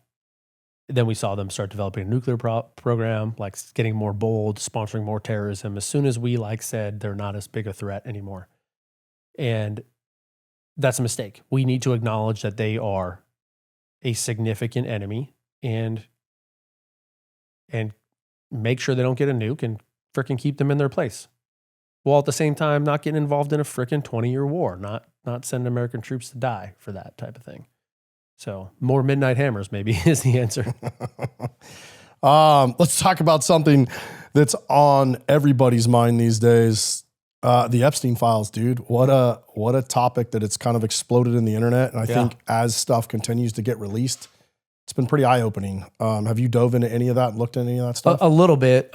It's getting so hard because there's so many lies out there on the internet too. There's so many wild things, like for how many pages there are, people are just like believing everything they see on the internet. It's like so terrible. So yeah, I'm getting it. I'll talk about it like principally. One of the reasons I love being a Republican. Who are the loudest voices for the Epstein files? It's freaking Republicans. I love that. Like the entire Democratic Party buried their heads in their sand and lied about Joe Biden's declining mental health. Like we knew it. It was like so obvious, and they all just got in line and pretended like it wasn't happening. Republicans don't do that. President Trump ran on the Epstein files being released, and Republicans are now the ones shouting, do what you said, right? We're the party of facts, science, and accountability. I love that. And so I love that we are some of the loudest voices in getting the Epstein files released. I think it is an absolute travesty that nobody has been outed or gone to prison for it. It's wild, Unbelievable to me. I at the same time, I'm not going to listen to a freaking word a Democrat says about it because they had the Epstein files for a lot longer than Trump has had them. They had them the whole time.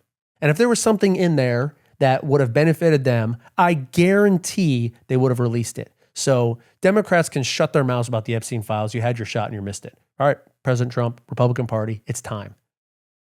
So, release them all. I would like to see them all not redacted. Yeah, Pam Bondi made an interesting statement that basically said that if she released all the names or if they prosecute everybody, it would topple the system. Good. Which I thought was great. Yeah. Hey, you know why it wouldn't topple the system? Because there's a lot of people who don't have their names in there. And we could all just step in. I mean, that's a wild assumption that it would topple the system as if every single person in the government's not replaceable. Yes, they are. Good. Put them all in jail. All the people who weren't in the Epstein files will step into those roles and it'll be just fine. Yeah, because it's not like the whole country was involved in that. Exactly.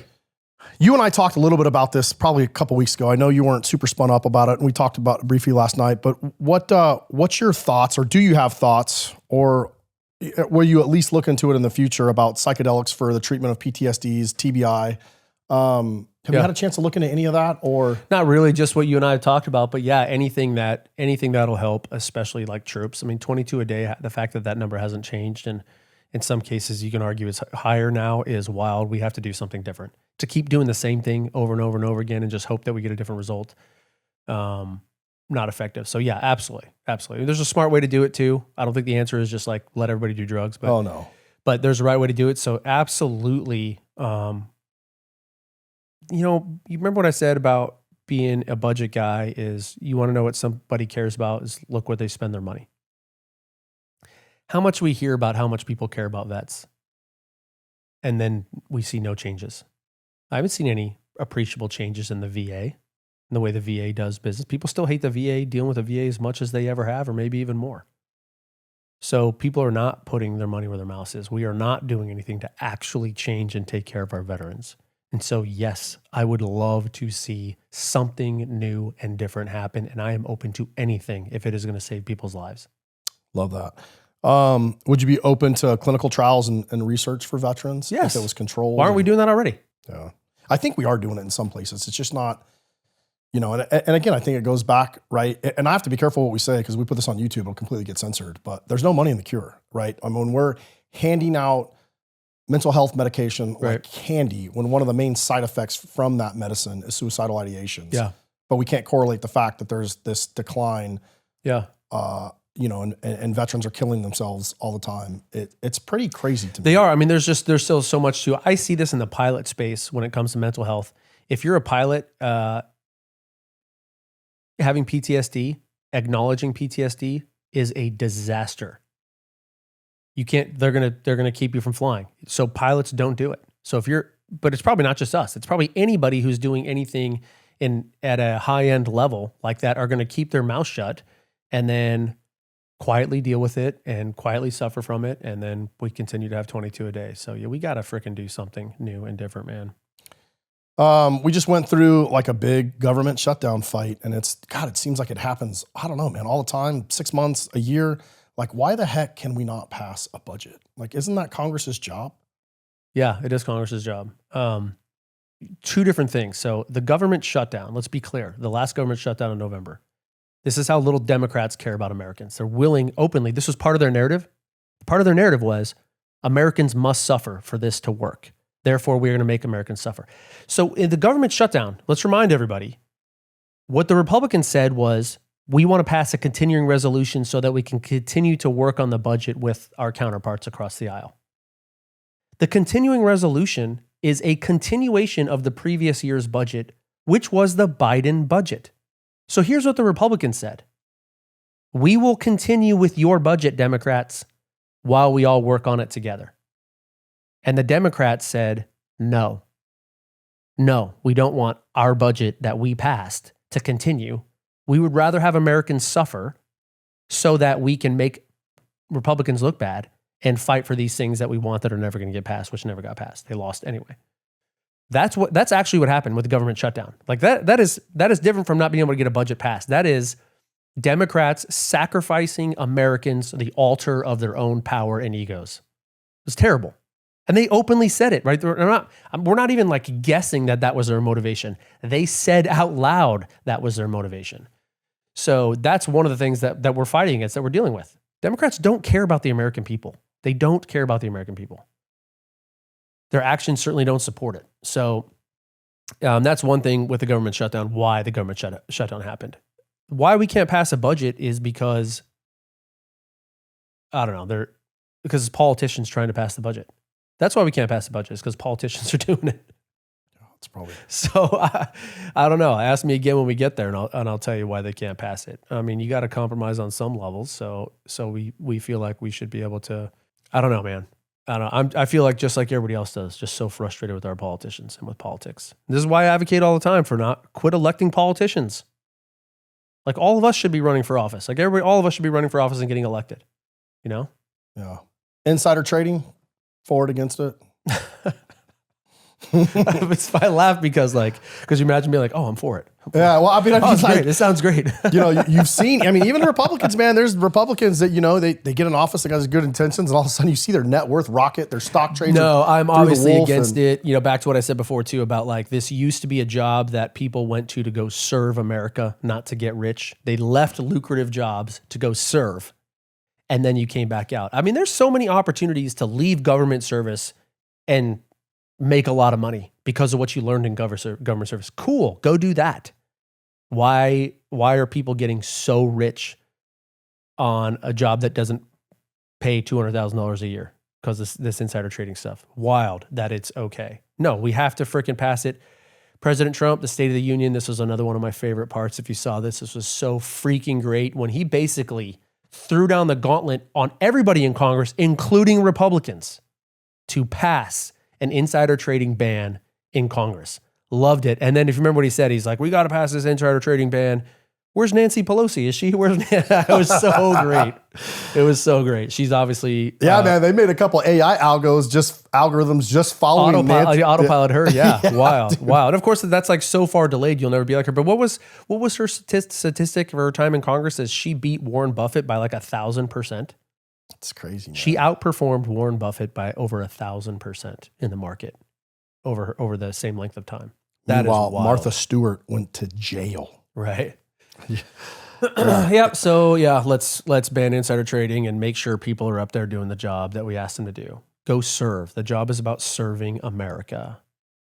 Not. I mean, how about that? Here's another reason. Not just because none of us like the idea that they're all insider trading and getting rich on the position they have, but how much that opens them up for unethical practices. Like, yeah, hey, let's pass this law and then we could all go buy that, right? Don't you see like the conflict of interest like right there? Again, man, it's kind of like one of those other things, like, the whole immigration, like why, watching people argue that you don't need you need a driver's license to do anything. You can't get on an airplane. You can't come in the country.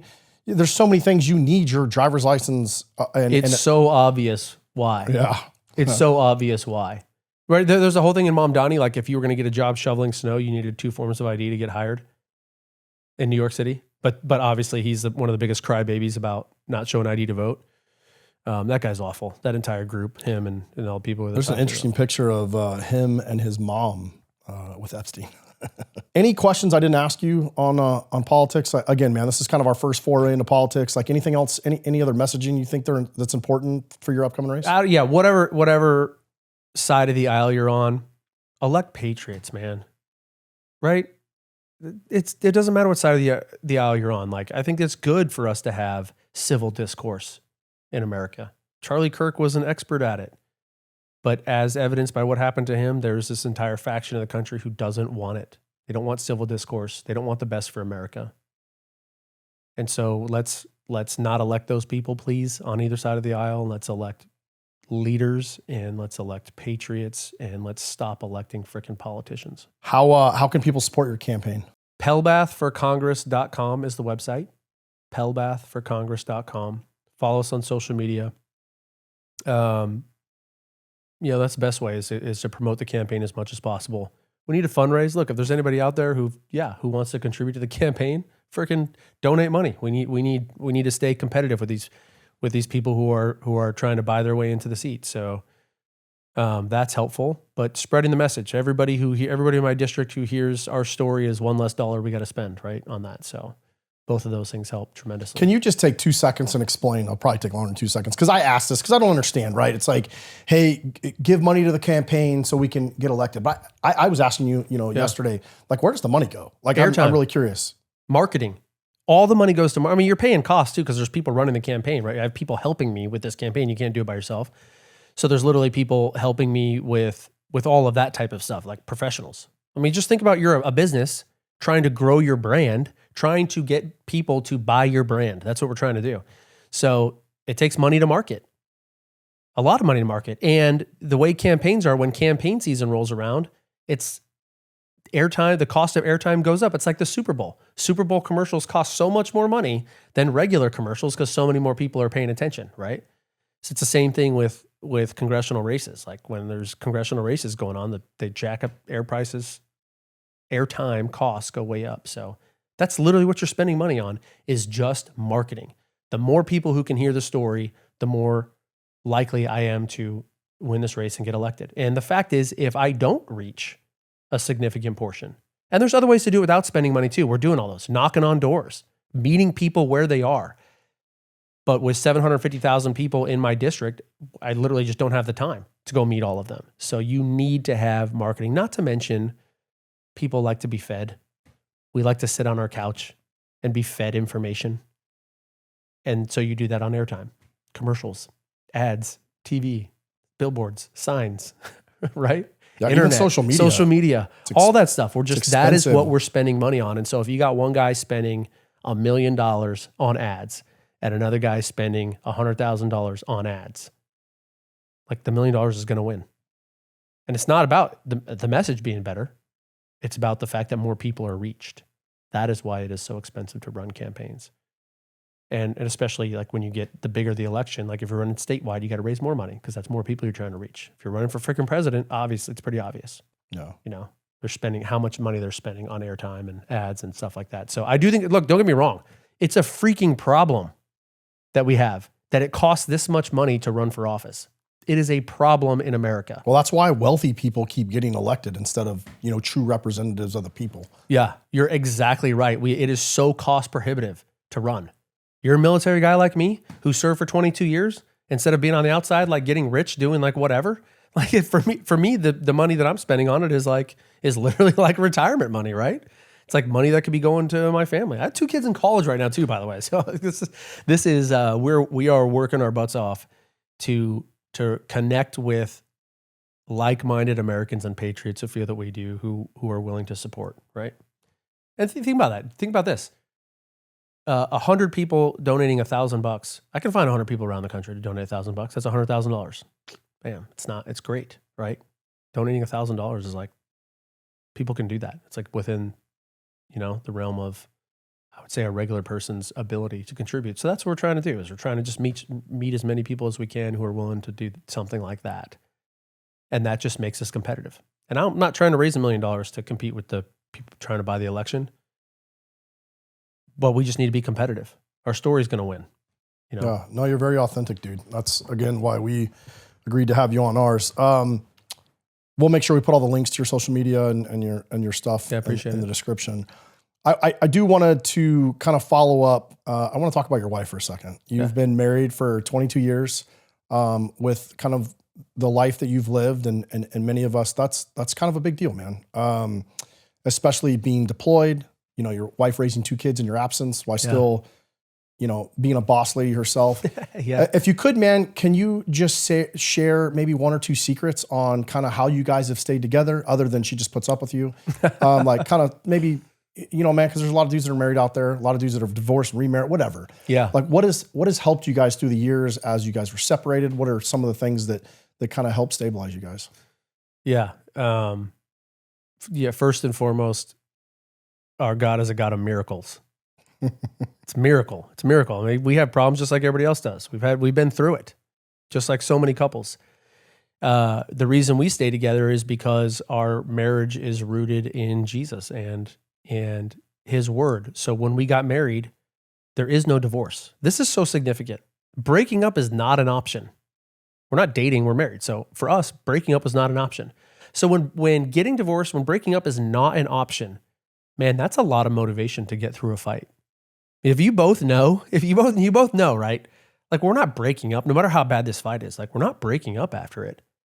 So we can either choose to like live in this misery of being mad at each other, or we can like reconcile sooner so that we can go on living our life happily. So being rooted in that, we've both always known. Her and I have talked about it in some of like the worst times. Is like we both knew, even no matter how bad it was, we knew that we were coming out of it on the backside. And just knowing that in your heart that that's going to be true helps you get through. And be empathetic for the other person, So that's one part of it, is we are truly rooted in our faith, and then God does miracles, and it probably is a miracle that we're still married for all of these years, and we believe that too. And then the other thing is, we did the right thing. We got married, and that we both married our best friend. She was my best friend when we got married. She's still my best friend today. I like hanging out with my best friends. Like, we like hanging out with our friends. You know what I mean? It's like a cool thing for us to do. So I like hanging out with my wife. That is very helpful to a marriage. So you just like kicking it, doing nothing. Like, whatever it is you want to do with your best friends. Oh, I got one right there. She's my best friend. And she would say the same thing. So, as like the romance evolves over time, you still have the fact that you're best friends and like to hang out with each other all the time. So, and then, man, I have a huge advantage in that she's smoking hot. So I'm sorry. That I have this like tremendous advantage over other marriages, that my wife's a smoke show.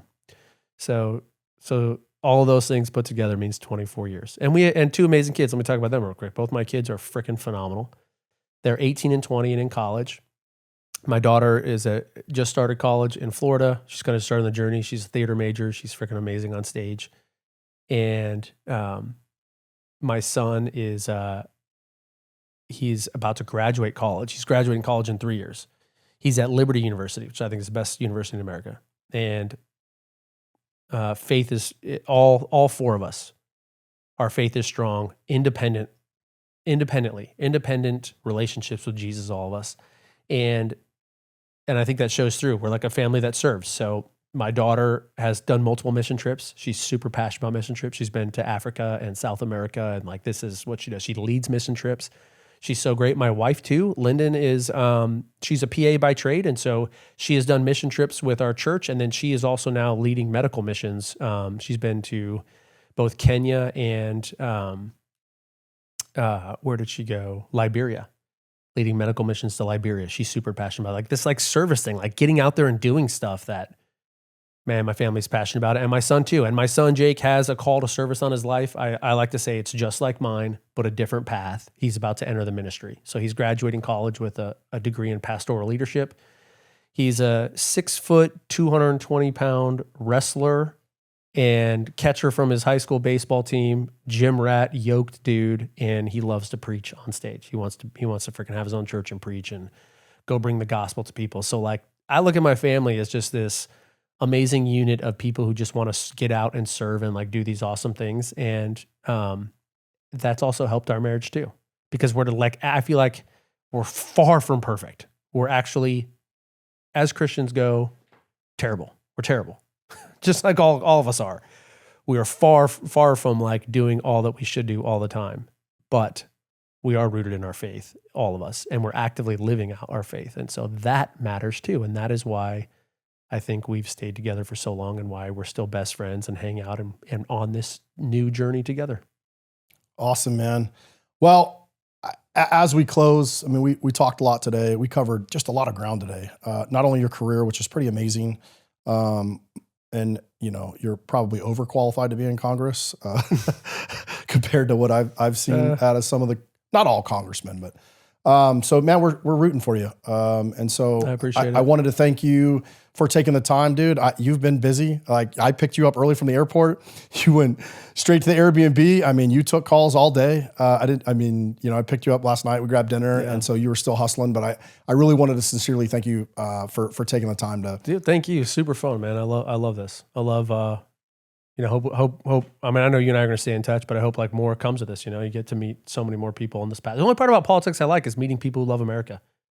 I'm just on this trail of like meeting America loving people. So I hope more. Even in spite of all of our problems, dude, we're still the greatest thing out there, man. And I think it's real easy to lose sight of that. Damn right. You know, why we're in our comfortable houses, living our comfortable lives, bitching about everything. So, for all those out there, I hope you guys enjoy this. This was something different from our channel. I don't love politics, but this was important. I hope that we can inspire some people in South Carolina to get out there and vote and to really make a change. And hopefully this will lead to something bigger and better, man. We'll definitely be watching for you in the coming months, bro. And we'll be cheering for you from the sideline.